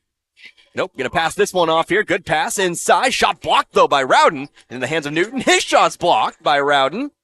But Newton gets it back once more. Underneath the basket. Out to the right baseline. Goldsmith. Goldsmith up top to Bush. He'll slow it down here. Crocker going to hang on, I think, for the final shot. Bush. Bernie. Left elbow. One dribble into the corner. Here's a high arcing shot, no good on the three. Picked up here by Crocker. 3 seconds on the clock. That one's stolen away. Wilkinson, open space here. The runner, no! Missed the layup. And if that doesn't sum up the Vienna half, I don't know what does. A wide open layup. Missed to end the half. It's a 15-point Crocker lead here at the break. 23-8 our score. 10 minutes up on the clock. We'll take 2 minutes for now. We'll come back. We'll talk over some numbers here. We'll get you all set up for the second half. You're listening to the Class 2 District 9 Tournament, 97.9 The Source. Congratulations, you're having a little girl. At that moment, everything changed. Our hopes and dreams for ourselves were instantly replaced by our hopes and dreams for her. We got life insurance policies from Shelter Insurance, so that regardless of what life throws at us, we'll still be able to provide the world to her. For a free insurance review, for auto, home, life, farm, or business insurance, see me, Dave Howlett, your Shelter Insurance agent in Richland. Or come see me, John Gregory, in Crocker.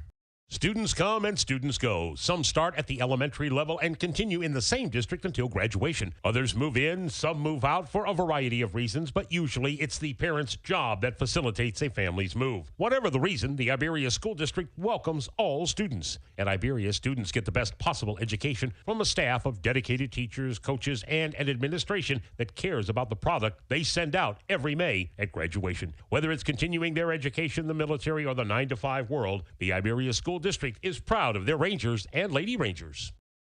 As the years go by, everything gets older, even the new seeds just planted. Getting older means getting wiser. And in the banking business, that means keeping up with the times. For 112 years, the Bank of Crocker has met the needs of the Fort Wood area and exceeded those needs with the most modern banking services available. With Android and Apple mobile banking apps, and at bankofcrocker.com, online banking is a click away no matter where you are. Personal hometown service, however, has not changed. That's one thing that's stayed the same as the Bank of Crocker turns 112. The Bank of Crocker, with 4 locations in Crocker, Richland, Waynesville, and St. Robert. Member FDIC and an equal housing lender.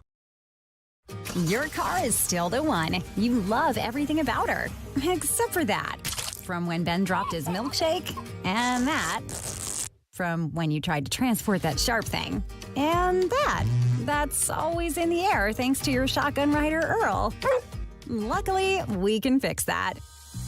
Reeves Auto Upholstery, serving both Lebanon and Richland with decades of experience. There's no job too big or too small, because they've seen it all. Back here once more at Richland High School. We are at the half of our final game of the evening. At the moment, a 15-point Crocker lead, 23-8.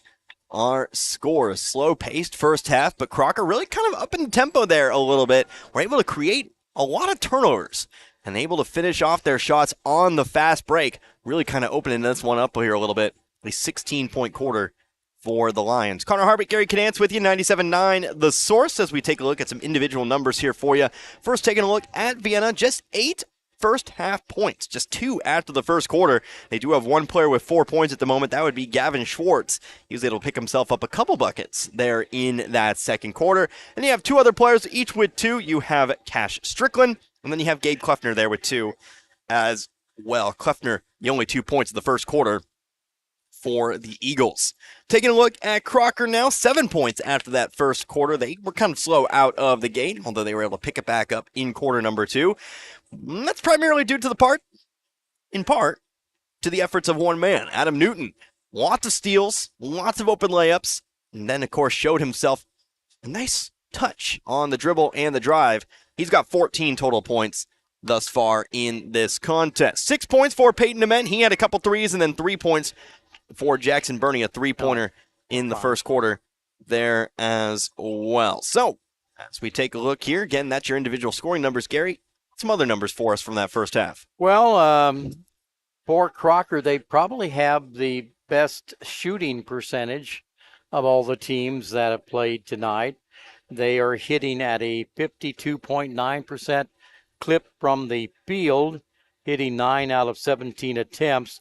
Meanwhile, Vienna is 4 for 20 for just 20% from the field. Free throw shooting, Crocker 2 for 2. They hit 100% of the free throws, but haven't been a lot of free throws in this ball game. Vienna's had 2 free throws. They failed to connect on any of those, so they're at 0%. Turnovers, it's pretty even. Crocker has turned the ball over 7 times and Vienna 10 times. Let's take a look at rebounding. Adam Newton getting his share and then some of the boards. He has 7 rebounds in the ball game. I have him listed at 6'2". Of course, we're at floor level, so players seem a little bit taller, but I think he's still taller than 6'2". I'll just make that statement. And for Vienna, Cash Strickland, a couple of rebounds. Alex Zimmer, a couple of rebounds. And Jackson Burney has a couple of rebounds for Crocker. So not a lot of rebounding. Not real good shooting from the field for Vienna. And Crocker's hitting at a 52.9% rate, which is good. Yeah, I mean, Crocker, their shooting percentage definitely helped in that second quarter just by their defensive play. Newton, several layups right in a row that basically were uncontested. The first quarter, obviously, like I said, kind of a slow start for both sides, but whereas Vienna's kind of just continued to really pass around with not much of a goal, I would say, and then eventually just kind of settling for maybe a shot that isn't the best, Crocker's been able to kind of create open shots, and I think that's why they're really leading here in this one by such a large margin. But either way, we still got 16 minutes of basketball left to be played. We got the third quarter, we got the fourth quarter. 15 points definitely would not be the largest comeback I have seen in this season. So it wasn't even the largest comeback in the Iberia tournament a few months ago there. So this one's certainly not set in stone. Crocker's going to have to continue to play their game, and Vienna, like I said, they've got an opportunity here to make some adjustments. Obviously, whatever they're looking for on offense here today just isn't working. I say they come outside. They can't afford to do what they were doing, which is just passing the ball around the perimeter with no real end goal in sight. You're taking too much time, and then you're not even settling for a good shot there. We'll see if they make those adjustments coming out of the break. So we've got about 3 minutes left to go in the half. We'll go ahead and take ourselves 3 minutes. We'll come back. We'll have opening tip. We'll get you going here for the second half. 23-8 our score. Crocker, they lead by 15. You're listening to the Class 2 District 9 basketball tournament, 97.9 The Source. Town & Country Supermarket is proud of the products and services and savings they offer their friends and families, like eClub. Sign up today and keep up to date on special promotions and events. Log on to tcmarkets.com and find every store's weekly ads right at your fingertips. Print off coupons to save even more money. Check them out on Facebook. Browse recipes too. Town & Country Supermarket is proud of the area youth and proud to be a part of their communities. It truly takes a lot to make a public school good, but Stoutland School is working on not just making it good, but making it great. They've implemented many things at the best interest of each and every student, like a 4-day school week, as well as making ongoing improvements to enhance the safety and security of each student, such as a single point of entry, security resource officers on hand. They have also implemented new programs to provide more opportunities for their students, such as accelerated courses and dual credits, just to name a few. So when you are looking at a public school, don't just appeal to the good, look for the great and partner with them to be a more viable part of your community. Stoutland School is just that, a great school. Good luck, Tigers. We are proud of you.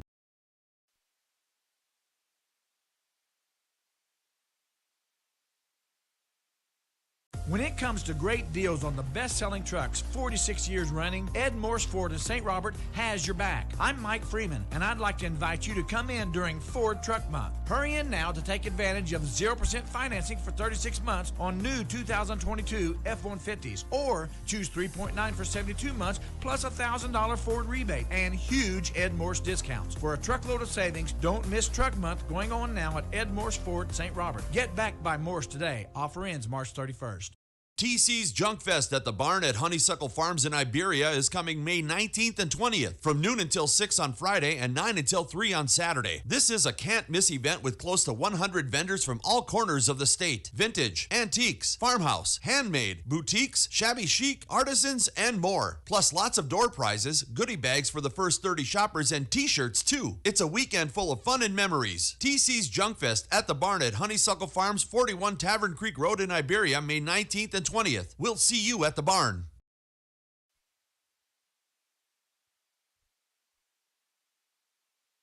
And once again, back here to Richland High School, where we are just about to get underway here with our second half. 23-8 our score.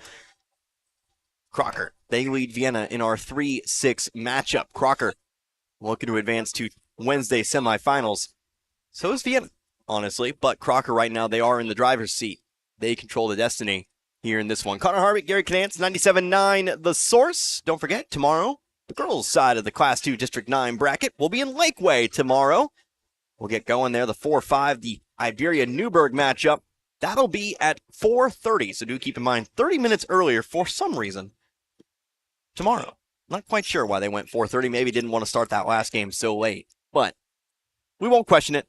We'll just kind of do it there tomorrow. So we get underway here. Vienna in control of the basketball. Duncan Wilkinson on the left wing. Going to throw up the three. Got it. Oh. And so there you go. That's what I really wanted to see from Vienna. Why pass it around the perimeter 6 or 7 times when you can do it once, get an open shot, and put it through? Wilkinson's first 3 of the game. Here's Strutton.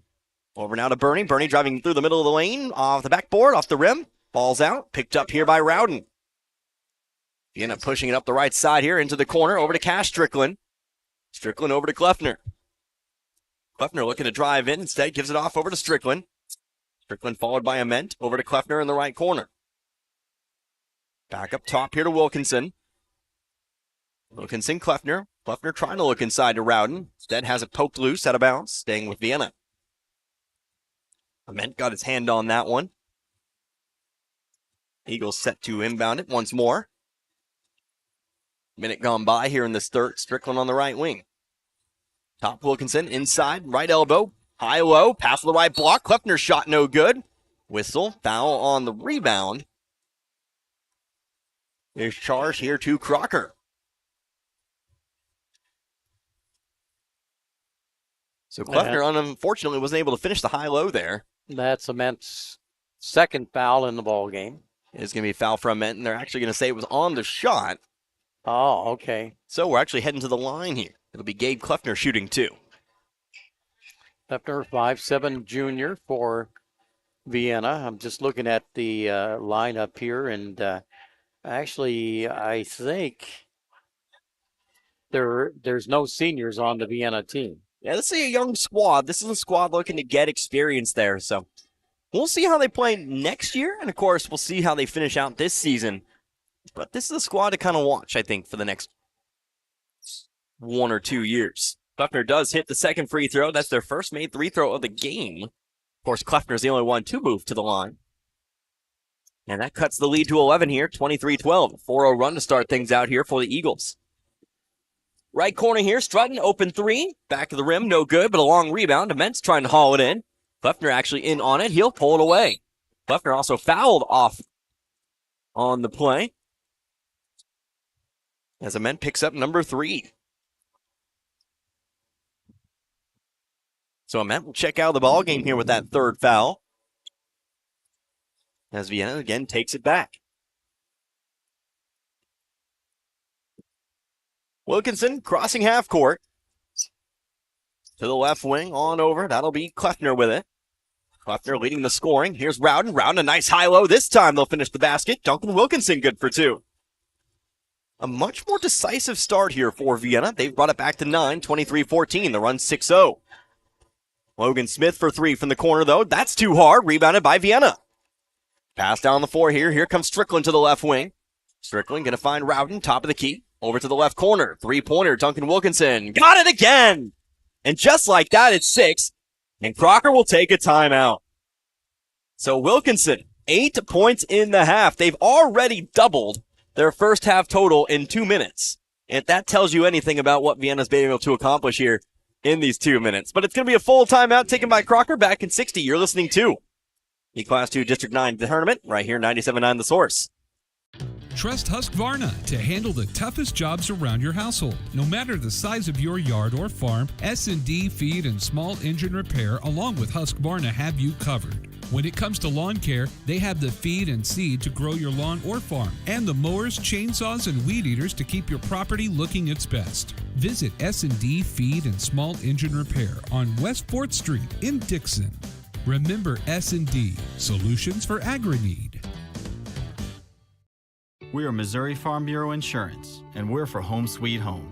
We're for condos, tutors, single wides, and studios. We're for ranches, houseboats, 2 stories or 20. Red cedar, bluebirds, white squirrels, black walnuts, whatever's out your back door, we're for that. We're for watching the sun rise over the Mississippi and set over the Missouri. We're for kicking off your heels in a high-rise or hanging up your hat in the boot heel. And if you have a home in Missouri, we have a policy for you. Hi, I'm Jim Anthony, and if you're in Laclede or Dallas County, I've got you covered. Run for Vienna to start the second half. They've brought it back to within 6. 23-17 our score. So we get back to action here. Crocker in control of the basketball. Connor Harbert here with you. 97.9 The Source alongside Gary Canance. Adam Newton in control of it. Passing it off here. Smith moving to his right. Inside over to Bernie. Bernie trying to turn around, but it's stolen away. This time by Cash Strickland. Strickland bringing it through. Mid-range jumper is good. What a comeback. Make it an 11-0 run for Vienna. We're already back to 4 here, just 2.5 minutes into the third. Ball knocked out of bounds, going to stay here with Crocker. Crocker finished off the second quarter with a flourish, but they have not gained that back to start the second half of the ball game. Yeah, I mean, Vienna clearly, I don't know what was said in that locker room, but whatever they said, here's an offensive foul charge to Adam Newton. So Vienna takes the charge. Gabe Kleffner. Again, Kleffner started this game on the bench. Tell you what, he's been very much a hustle player. I gave him a foul. Oops. It's actually Adam Newton who's charged for the foul, his second. But Kleffner's had himself a ball game since coming in off that bench. Obviously trusted with it here, starting out the third quarter. On the right wing, Cass Strickland over to Kleffner. Kleffner to the free throw line. Rowden leaps over, up and around, over to the right corner. Inside, Rowden, the catch and shoot. Nope, that one's too far to the right. Loose rebound here, last touched here by Vienna. Comes back over with the Lions.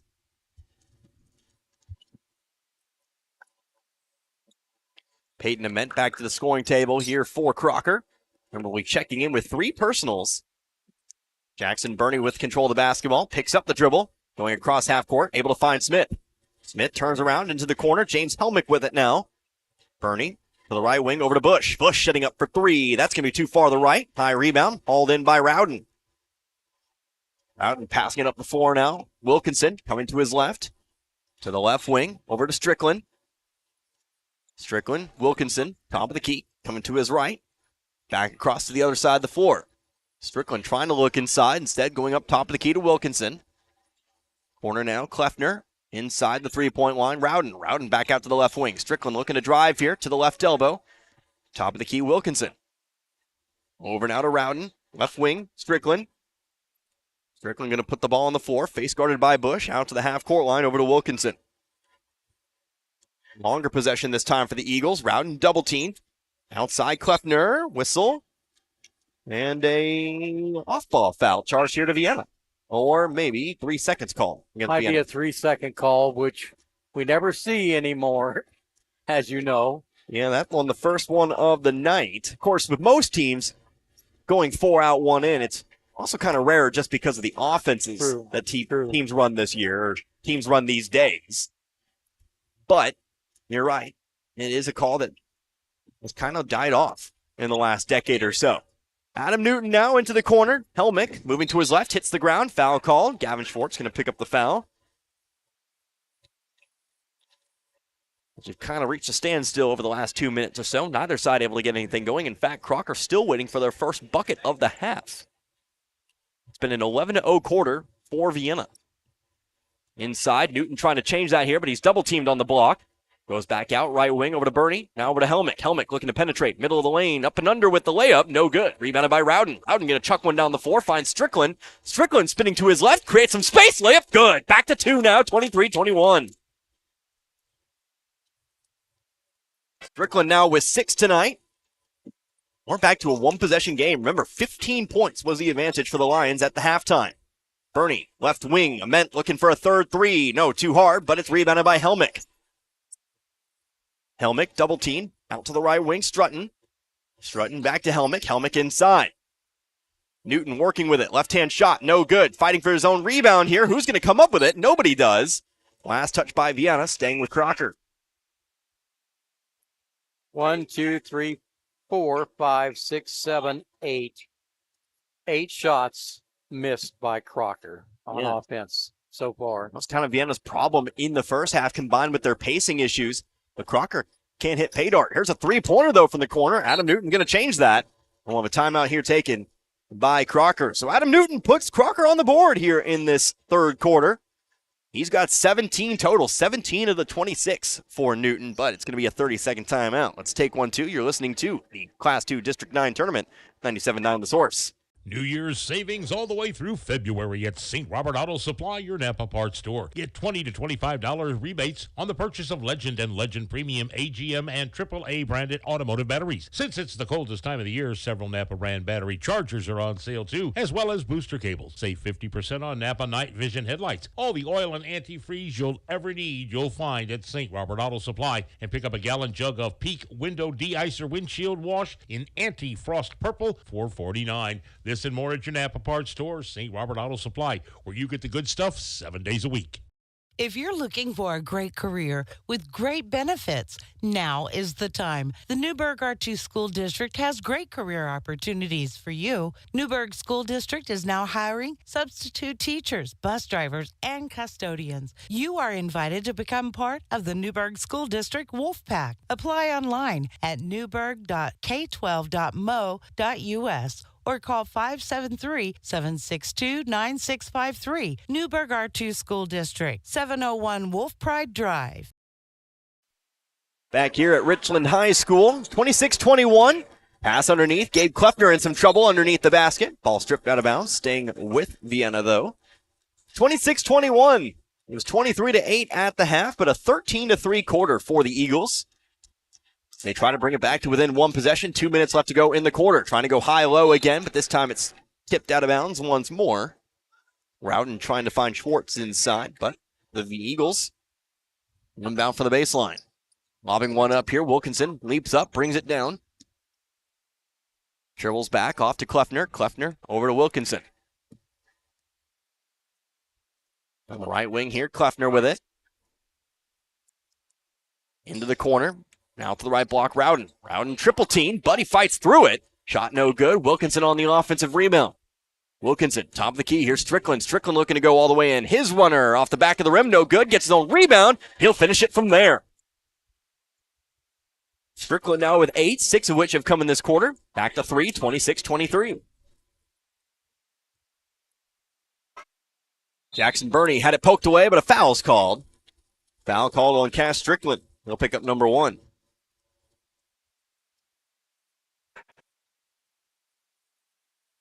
Burney to inbound from the sideline. Going to toss it into the backcourt over to Newton. Newton coming across to his left. Picked up by Strickland. Handing it off now over to Ament. Ament taking it left elbow, outside, left corner. Newton looking for another three. Got that one too. Tell you what, Newton's been a one-man wrecking crew tonight. 20 points now, 20 of the 29. Strickland, top of the key. Over to Kleffner. Kleffner, Wilkinson. Wilkinson, Strickland. Strickland on the left wing. Here is Kleffner. Directing traffic from the top of the key. Pass over to the left wing. Strickland going to move on into the corner now. Cutting back to his right. Floater, middle of the lane. The hook shot. Can't get it to fall. Out of bounds. They'll say last touch by Crocker. Vienna going to get another shot at it here. 42.9 seconds on the clock. Strickland to inbound. He'll toss it up. Wilkinson, top of the key to the left side of the floor. Over to Rowden now. Rowden spinning back to his right. Here is Wilkinson. Wilkinson, right elbow. Rowden squaring up to the basket. Looking to drive here on Goldsmith. Foul's called on the floor. Team foul number 4 incoming against the Lions. This one's charged to get into Jesse Goldsmith. That'll be Goldsmith's first. Vienna inbounds again for the baseline. Toss it in, right block. Schwartz fades away, puts it in off the glass. 29-25. 6 points for Schwartz. Ament over to Bernie. Bernie across half court. Guarded very closely there by Strickland. He'll hand it off over to Newton. Newton bringing it toward top of the key. Over to the left side. Ament has it knocked loose, but into the hands of Newton. Newton on the left baseline now, underneath the basket. Trying to go up with the shot, blocked away by Rowden. Loose on the floor. It's picked up here by Bernie. Bernie, awkward shot to end the quarter. That's no good. Or heading into the break with a 4-point deficit. 29-25. 17-3. Excuse me. 17-6 in favor of Vienna. We'll see what the final quarter holds. If Vienna keeps at that pace, they'll be the ones coming out on top. But we'll see if Crocker can hold firm. We'll come back in 60 seconds. You're listening to the Class 2 District 9 basketball tournament. 97.9 The Source. Hi, this is Brad Shelton at the Marys County Bank. Every day, the Marys County Bank touches every corner of your life and supports you as you turn your life's goals into accomplishments. Whether it's purchasing your first car, opening a small business, buying a home, planning a wedding, or preparing for retirement. From your first car to a new life after retirement, the Marys County Bank is there for all your life's milestones with our full line of products. Stop by one of our 10 locations and see how the Marys County Bank can support your dreams. Member FDIC, Equal Housing Lender. Mailbox It in St. Robert is now your complete shipping headquarters. Mailbox It is a UPS authorized shipping agent. They can ship your package UPS, accept UPS drop-offs, and can accept UPS returns with a shipping label. Add FedEx and the United States Postal Service, and why go anywhere else? Mailbox It is the go-to resource for packing, shipping, printing, and business service needs. Mailbox It is a copy, print, and document service center. They can even print your photos and canvases. Mailbox It, 213 Suite 3, St. Robert Boulevard. They inbound the ball to start the final quarter of play. 29-25. Here's Peyton Ament on the right wing, up top over to Newton. And 29-25, Crocker outscored 17-6 in that third quarter. Vienna certainly coming alive. Peyton Ament, though, a three-pointer from the corner. That shot's been working for Crocker. Ament's now got 9. 9 points in this second half. They've all come from the corner, in fact. 32-25, the lead's back to 7. Cass Strickland going to move to the right here, picks up the dribble, on over to Wilkinson. Wilkinson trying to go inside a route and can't hang on. It's stolen away by Crocker. Bernie coming up with the steal. Now here's a foul on Strickland. Trying to steal it away. His second, team third. Strutton takes the inbounds pass to Ament in the corner. Pump fake, brings it back down. Moving toward his right, they're going to call it carry. Tell you what, Gary, you're talking about calls you don't see every day. Carry violation, certainly one of them. Yeah. It's a very hard call to actually get called against yourself. It has to be blatant. That time it was. 7 o'clock, how about 7 minutes left to go here in this ball game. Cass Strickland, jumper from the right baseline, got it to go. Wow. So Strickland now in the double digits. He becomes your first Eagle to do so. Make that 10 for him tonight. 32-27. Vienna up in the pressure here, but Crocker able to bring it across. Jesse Goldsmith driving left baseline, spins one out for Bernie. Bernie driving in, back out to Strutton in the corner. Strutton one dribble, into traffic he goes, it's stolen away. Duncan Wilkinson with the steal for the right wing. Here is Strickland. James Helmick to the bench here for Crocker. He'll check in, next dead ball. Rowden swings it on over, left baseline. Schwartz takes the 4-footer, no good. Offensive rebound. Buffner kicks it out to the corner. Cash Strickland for three, got it to go. Back 2-2. Strickland now with 13 points, 32-30. Ooh, Ament almost over him back there. But able to find Newton, middle of the lane. Shot up, no good. Rebounded, though, by Goldsmith. One dribble, lost it, picked it back up on the floor, rolls back around. Might have been a traveling somewhere in there, but Crocker's going to get the timeout taken. They'll keep control of that basketball. But we've got a ball game brewing here. 6 minutes to go. 2 points the deficit, 32-30. We'll come back here in 60 seconds. You're listening to the Class 2 District 9 Tournament, 97.9 The Source. When the chaos is over and the dust settles, it's a relief to see that big old tree you've always loved still there, unharmed and confident. Confidence that brings about trust and comfort from a full-service bank right here in your own community. Your one stop for savings, checking, home equity and auto loans, and CDs and money markets. That's your protection from the storm. The Bank of Iberia in 2 locations, Iberia and Waynesville. Come on in to the Bank of Iberia. At Phelps Health Heart and Vascular Center, we're here to keep your heart healthy. Preventing, detecting, and caring for conditions like high cholesterol, high blood pressure, chest pain, and shortness of breath, the Phelps Health Heart and Vascular Center offers innovative care and cutting-edge technology designed to produce the best possible health outcomes for you and your loved ones. Visit phelpshealth.org to learn more. Phelps Health, your health, our mission.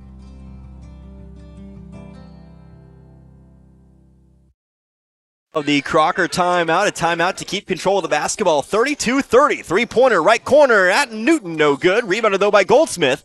Double team, whistle, foul called against Vienna. That corner's been there for Crocker all night long. Most of their three-pointers, that's come from that location. That time, though, it's a foul picked up by Gabe Kleffner, number 1 on him.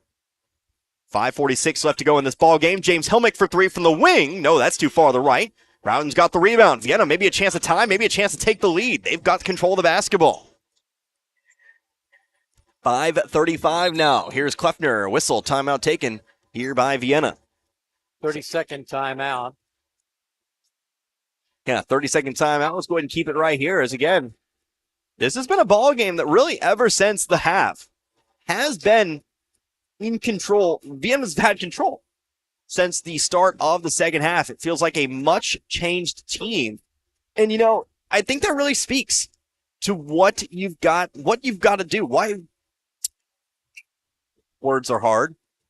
It really speaks to the necessity of making halftime adjustments. You can come out there, you can say, well, we as Vienna are going to play the same game. Maybe our shots are going to start falling. No, you got to look at what went wrong in that first half. And you got to change it. And that's what Vienna's done. They've looked much more aggressive. They've looked to take those shots. Of course, it does help that they've sunk those shots. But you can really tell that this game has been kind of turned on its head ever since coming out. Vienna seems like a much more confident basketball team. Here's a pass knocked out of bounds, though. Vienna will keep control. Well, Vienna was hitting only 20% from the field in the first half. And in the third quarter, they hit more than 50% of their shots. And that'll certainly help. 5:17 left to go now. Kleffner driving to his right, passing it off over to Wilkinson. Now Strickland driving right baseline here. Gets to the block. Ends up in a little bit of traffic here, trying to go to the left block. Throws it away. Jackson Burney on the steal. Burney going to hold things up here on the right wing. Moving to his left. Passing it off to Helmick. Helmick, cross-court pass here. Newton, one dribble to the left block. Back outside Ament. Ament has it stripped from behind, but another foul is charged.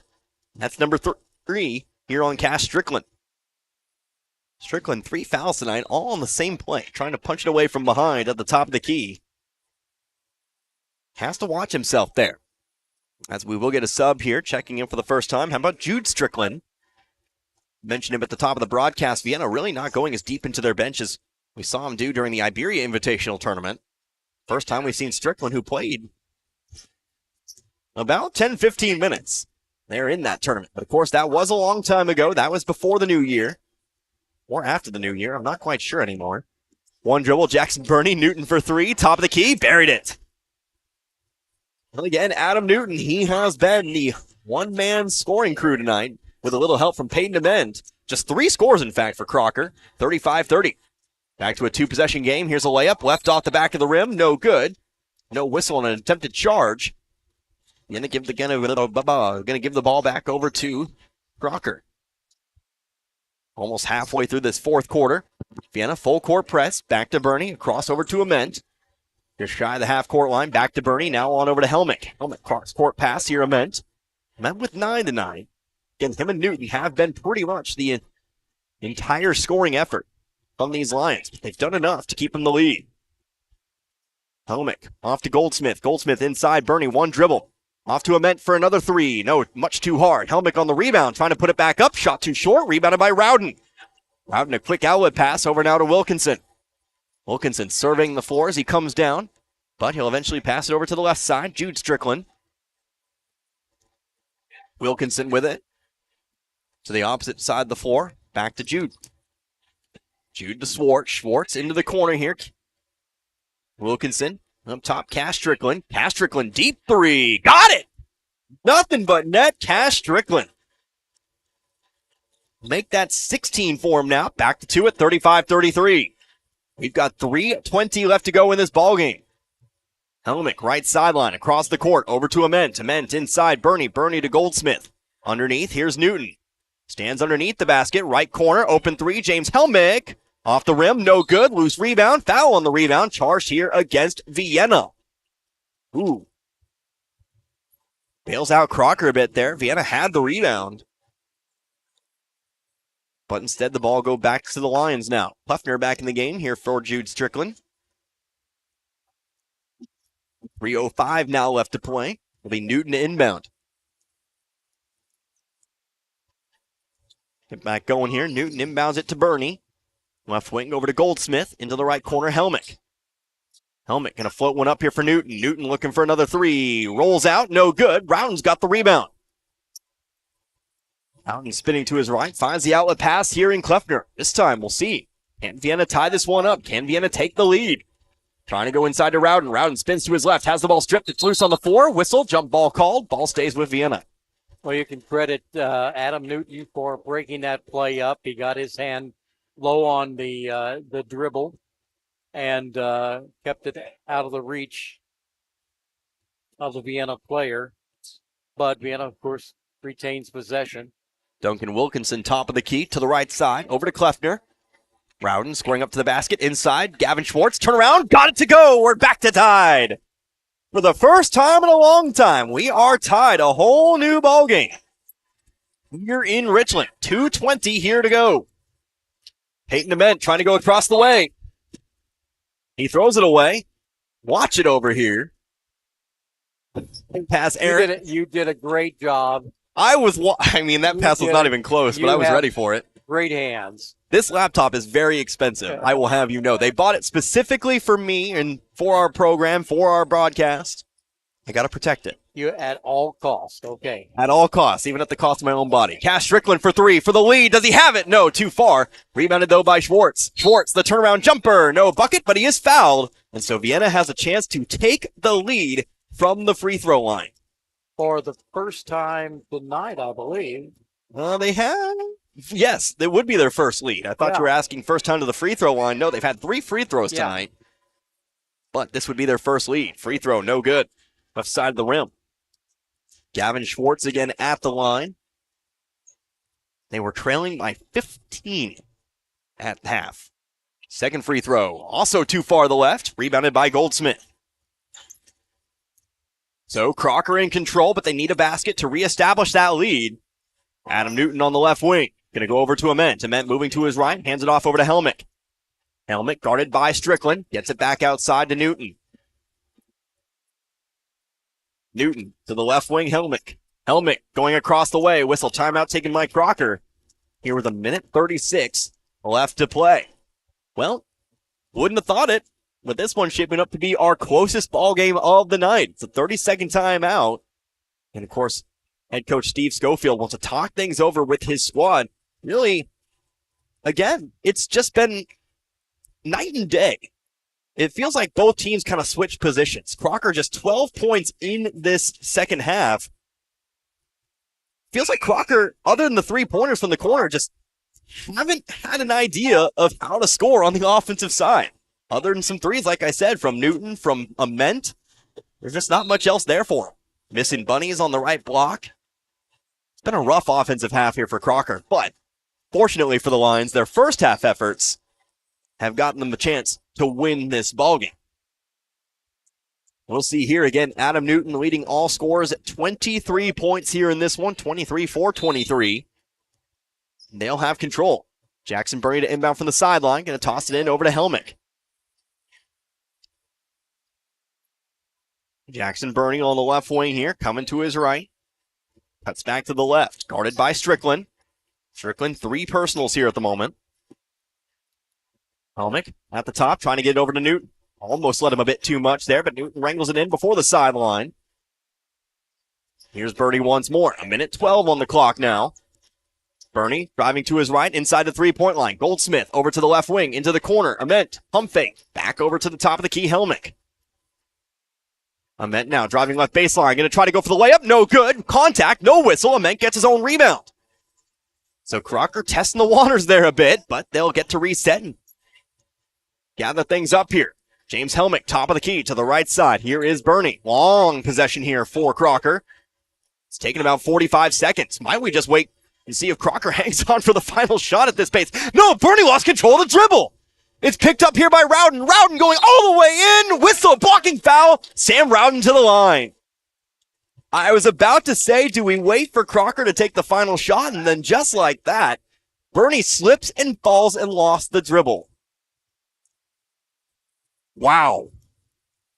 33.3. Sam Rowden now has a chance at the line to put Vienna on top. The Vienna bench up and ready to go, as Rowden does miss the first. I'll tell you what, Vienna's had some wolf free throw shooting down the line here. Yeah. Missed 2 with an opportunity to take the lead. Now Rowden misses the first. Rowden, no points here tonight. This could be the biggest point right here. Free throw away. Free throw good. Vienna for the first time leads. It's 36-35.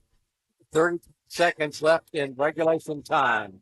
Well, what do we have here? Does Crocker hold on? Do they go for the win in one fell swoop? We will see. It's Helmick, top of the key to the left wing, Burney. Burney fakes the pass, makes the pass. Here's Ament. 3-pointer for the lead from the right wing. No, too far. Who's got the rebound? Newton does. He's fouled. He'll go to the line for 2. So Adam Newton will head to the line now. On the offensive rebound, it's a foul charge here to Cash Strickland. That'll be number 4 on him. 8th rebound in the game for Adam Newton, a big one right there. And perhaps 2 big free throws here. Newton setting up for the first. It's good. Tied up 36. Newton 3 for 3 from the free throw line here tonight. Now do keep in mind, on a make, 14.7 seconds on the clock. Vienna's got time. Second free throw. That one's good as well. 37-36. Crocker again leads. Vienna coming down the floor here. 12 seconds, 11 seconds. Timeout taken here by Vienna. Got it across the line. 11.2 seconds remaining in this ball game. 11.2 seconds to decide a winner. And head coach Chandler Harker wants to talk things over. It's a 60-second timeout. We're taking 30. Back in a moment. Maybe wrap this one up. You're listening to the Class 2 District 9 tournament right here, 97.9 The Source. An independent company, family-owned and operated. That's Frisco Fuel, LLC in Stoutland, bringing the fuel you need to the farm and the business to keep things running and the production moving forward. Frisco Fuel, LLC is a fuel delivery service located on Keepsake Road in the Frisco Lee community of Stoutland. Their high-quality products, reliable, on-time deliveries, competitive prices, and friendly customer service set them apart from all the competition. And with 24/7 service, Frisco Fuel is there when you need them, and they're just a phone call away at 417-763-3835. When the fuel on the farm or your business is running low, call Frisco Fuel, and the delivery trucks will be on their way. The timeout, 11.2 seconds remaining here in this one. Crocker 37, Vienna 36. The Eagles, they control the basketball. They control their destiny. 2-pointer would win it. 3-pointer would win it. Free throw would tie it if you're fouled.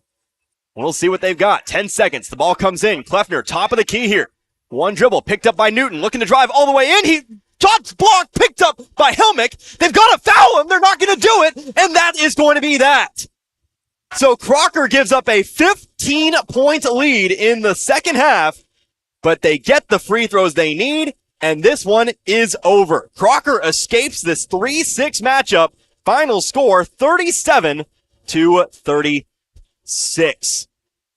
A heartbreaker for Vienna, but Crocker, they will move on. They will face Stoutland on Wednesday in the semifinal matchup. For us, though, we'll do what we always do. We're going to take 2 minutes. We'll come back. We'll wrap this one up, and we'll get you all set up for tomorrow and Wednesday. But again, your final, Crocker 37, Vienna 36. You're listening to the Class 2 District 9 basketball tournament, 97.9 The Source.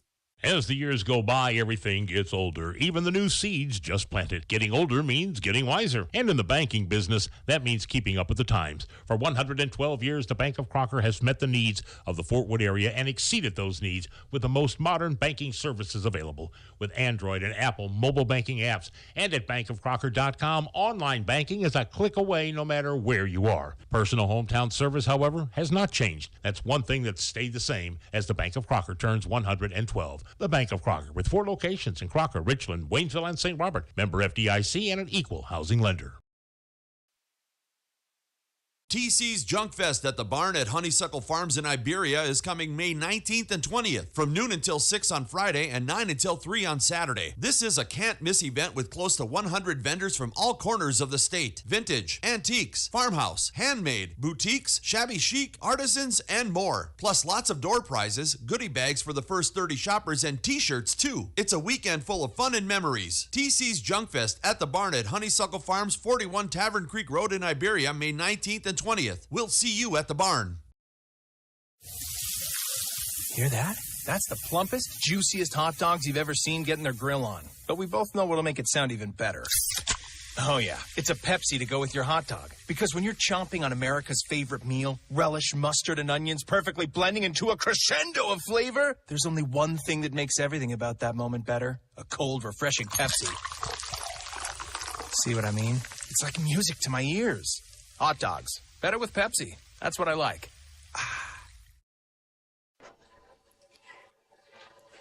Crocker wins this ball game by 1 when we have Coach Steve Schofield with us, who has reminded us that this is the first time that he has won a game when we have been calling the game for a while. I mean, come on. You won a lot of games that we've called ball games, but this one, it looked like it was going to slip through your fingers. The Crocker, what happened in the second half? Well, we just didn't want people to get bored and go home, so I have no idea. You've got to give Vienna a lot of credit. I was hoping that they would get down because they didn't have a very good offensive first half, and we were the ones that got down and had a very good offensive second half. We just had Adam Newton, and big difference in the game. Well, you got big scoring, of course, from Adam Newton. He was a big scorer for your team, and others contributed, but great to have that height and, his scoring ability. Yeah, he's such an athlete. He hasn't shot the ball real well this year, but when everybody is trying to guard you, it makes it tougher. And had one of his better shooting nights tonight from 3, which we needed every one. So you go on, and your next game here, what about that one? What do you see going into that ball game? Well, we it was a little bit like tonight, except for we led Stoutland after 3 quarters, and they just outplayed us in the fourth, and we struggled offensively. We've done that all year. We just battle, and we are just very inconsistent with our shooting. So I expect it to be something again like last night or like tonight, and we'll hope for the best. All right, well, congratulations for the win, and you get to continue another game here in the tournament. Yeah, maybe you guys are my good luck. Maybe it was Marv that was holding us back, you think? And so thank you, guys. You'll be happy with you saying that. Thank you. You guys have a great evening. All right, thanks, Coach. So the Crocker Lions advance further here in the Class 2 District 9 tournament. And they'll be taking on Stoutland, I guess it is, the next game. Yes, our semifinal matchups, they are set. We will have first game on Wednesday at 6 o'clock. That'll be your number 1 seed. We'll see the Eugene Eagles in action for the first time in this tournament. Of course, earned the bye, considered by many to be the wide favorites for this tournament. We'll see if they have it going on against the Newburgh Wolves. Newburgh pulling off the one upset of the first round. Again, Newburgh, a team that's catching fire at just the right time. Narrow victory over Iberia in the first round, but we'll see if they have another upset in them on Wednesday. But of course, our second semifinal, well, we've got Crocker survive in advance. We now know they will take on the number 2 seeded Stoutland Tigers. That should be a very fun matchup. We'll have that again for you 7:30 on Wednesday. But of course, that will be on Wednesday. Coming up next on Tuesday, tomorrow, in fact. Feels like a Monday, but maybe that's just because I had this morning off. But it will be Tuesday. It will be girls' side of things. The Class 2 District 9 girls basketball tournament will get started there. It all starts at 4:30. We will have for you there the, excuse me, out of breath, trying to run back and get back in here before you finished up your interview. But we'll have the 4 and the 5, Iberia and Newburgh, Part 2. Newburgh got the better of the boys matchup. We'll see if they can make it a twofer in the first round tomorrow. So again, that starts at 4:30. So we'll go live about 4:15 or so, live from Lakeway High School. And then after that, 2 more matchups there for you. You've got the 2 and the 7. That will be the Crocker Lady Lions. They will take on the Vienna Lady Eagles. So we'll get another Crocker and Vienna matchup there for you.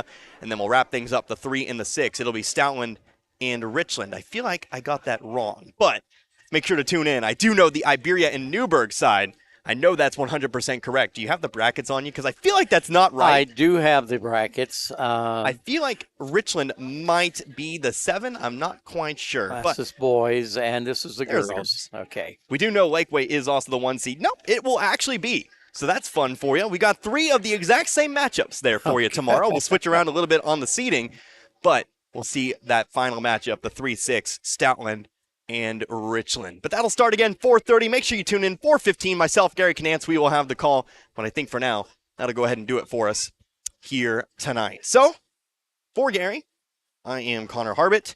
Hope you enjoyed listening to this one as much as I enjoy bringing it to you here tonight. Until Wednesday, you've been listening to the Class 2 District 9 Boys Basketball Tournament right here, 97.9 The Source. Good night, everybody. Be good people. You've been listening to Class 2 District 9 basketball on The Source, 97.9 FM.